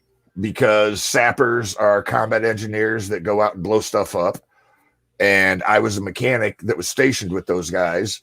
And I used to go out and train with those guys. So I knew how to do some of the stuff they did. So they nicknamed me Sapper Wrench. One of my other call signs was Damois. Yeah, one of my other call signs was Damois. Dumbass mechanic with attitude. You know, which was kind of funny when you're on the horn and somebody's like, hey, I need Specialist Damois. And, you know, everybody else on the net's like, who the fuck is Damois? You know, but, you know, I was just like, you know, what were some of your call signs? What was one of your favorite ones? What was some of the funny ones that you've heard or given out to people?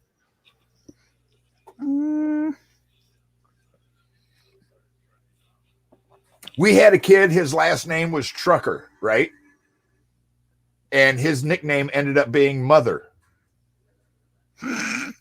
Okay, see, exactly. Like, the Army's not that bright, but we make fun, so we were like, specialist My truck, you know. my best one and first one when I actually got to my unit was Archangel. Okay, I might need a little background. I could see that, but I might need a little background on It why. was more of like the platoon. Okay. So for myself, it would have been like 3 Bravo or 3 Alpha. Archangel 3 Bravo 3 Alpha actual Right. or whatever. So, but that was a call sign for me. That was my favorite, and I honestly want to get a Archangel tattoo. Oh, cool. And the wings, I want one wing to have its feathers, the American flag. Well, Okay. the other wing is the Colorado flag, because I deployed with the Colorado unit. That would be cool. I could see that. I just need to find an artist that can. Right. That's the thing. It's like I've got all these ideas of tattoos that I want in my head, but like explaining it to somebody to have them actually put it down. Oh, I Especially forgot. because at all of my tattoos, except for this one, was the same artist, and he, I believe, is in England now.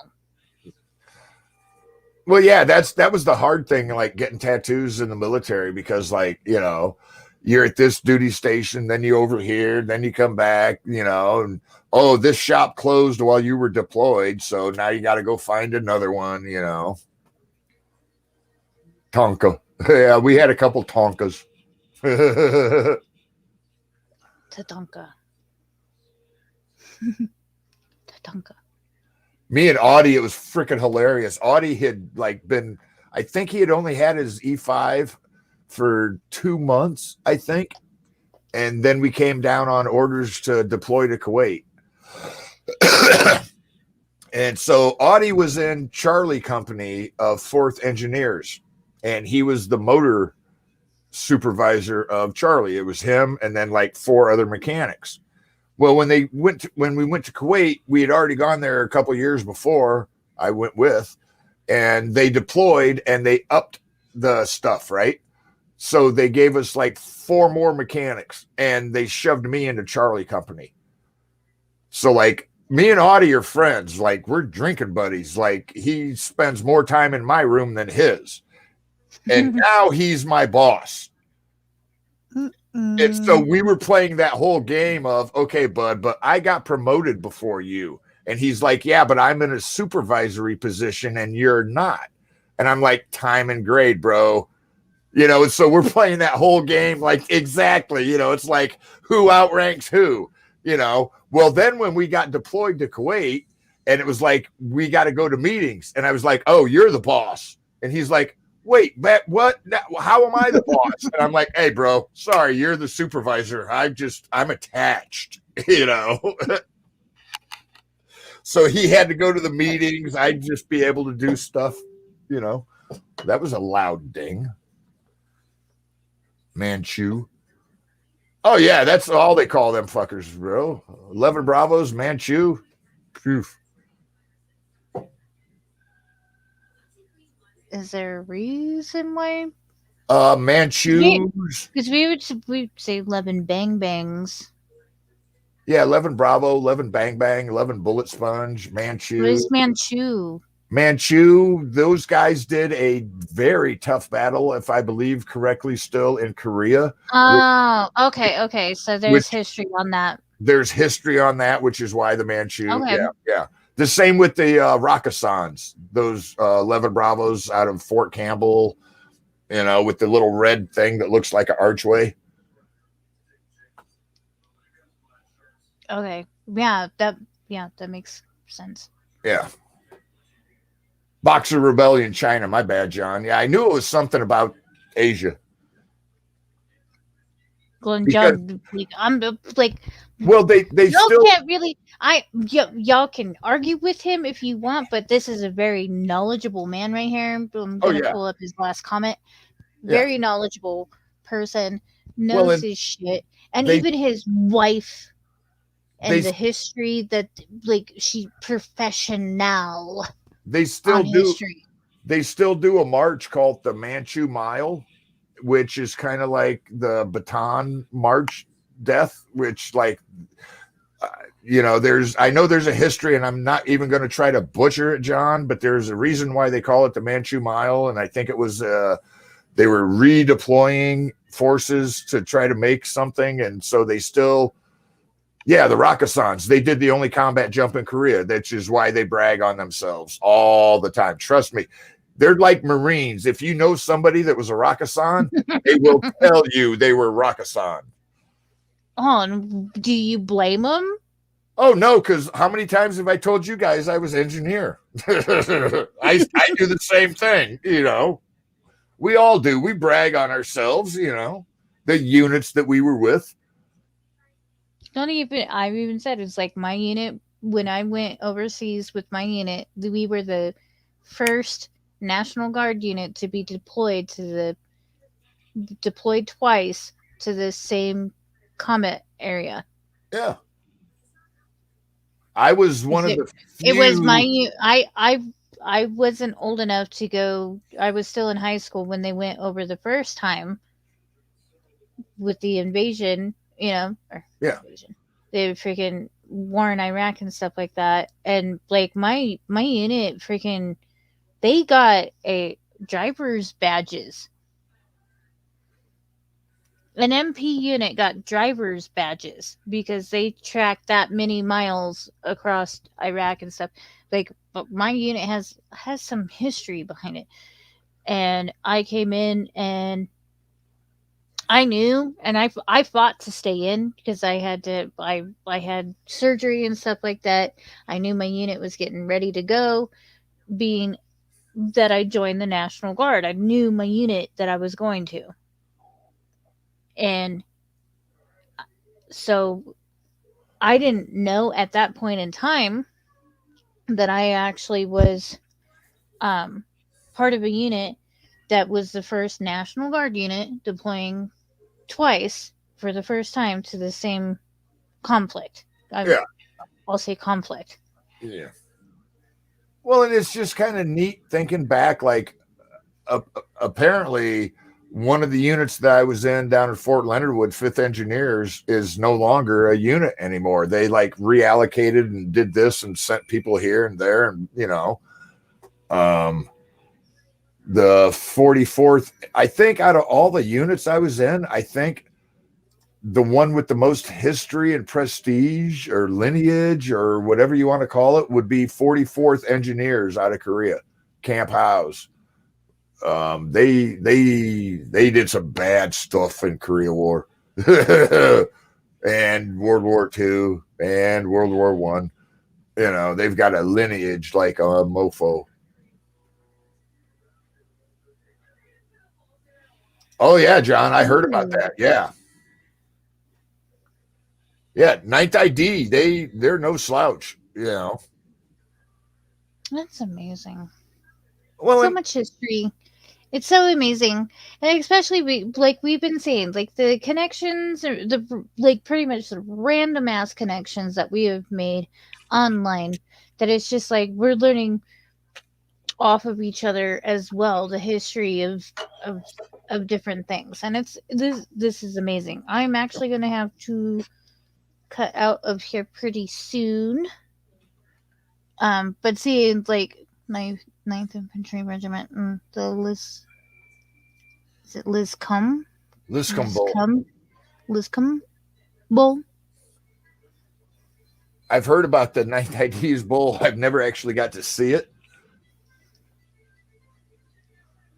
I like that, yeah. 44th Engineer Battalion, they had a bull from the Korean War that, like, when we had to go to a battalion ceremony at Camp House, and I'm a young E4 going, okay, what is this? And they're like, oh, you're gonna have a blast, don't worry. okay, yeah, you know. Then you like, oh, so like battalion parties, or hail and fail whales, like the youngest E4, or the newest member to the unit, or the newest lieutenant, and they got to like bob for apples, or they got to drink from the grog bowl. That's really cool. Imagine if civilians tried having parties like that. The world would be a better place. Exactly. Yeah. Really? All right, Uncle Si, please, with your last or your final thoughts and stuff like that. Final thoughts. The holidays are coming up. We just got over one big one. We all made it. Thank you. We got another one and another one coming up. We all know how that hits us. And like I say every time, reach out. Keep reaching out. If the first person you call doesn't answer or you don't connect with them, keep reaching out, because they might be having issues too. They might be reaching out to somebody else. So you got to keep reaching out, and you never know what we're going to do if you're not here next week. So thank you all for tuning in. Love you all. Yes, we are close to 5 hours. We usually do 2 hours. If anybody who is listening in is new, or catches us not live, feel free to comment on the video and stuff like that. I know this has ran pretty long, but I feel that it has helped a few people, because with last week being the day before Thanksgiving, just having us bullshitting and interacting with you, like, it's amazing. Yeah. So like I said, you can reach out, or like you're not fully to that point or whatever, you can comment on our shows, you can email us, you can message our Facebook page. But yeah, so we'll see you here next week on the Crossroads. Thank you.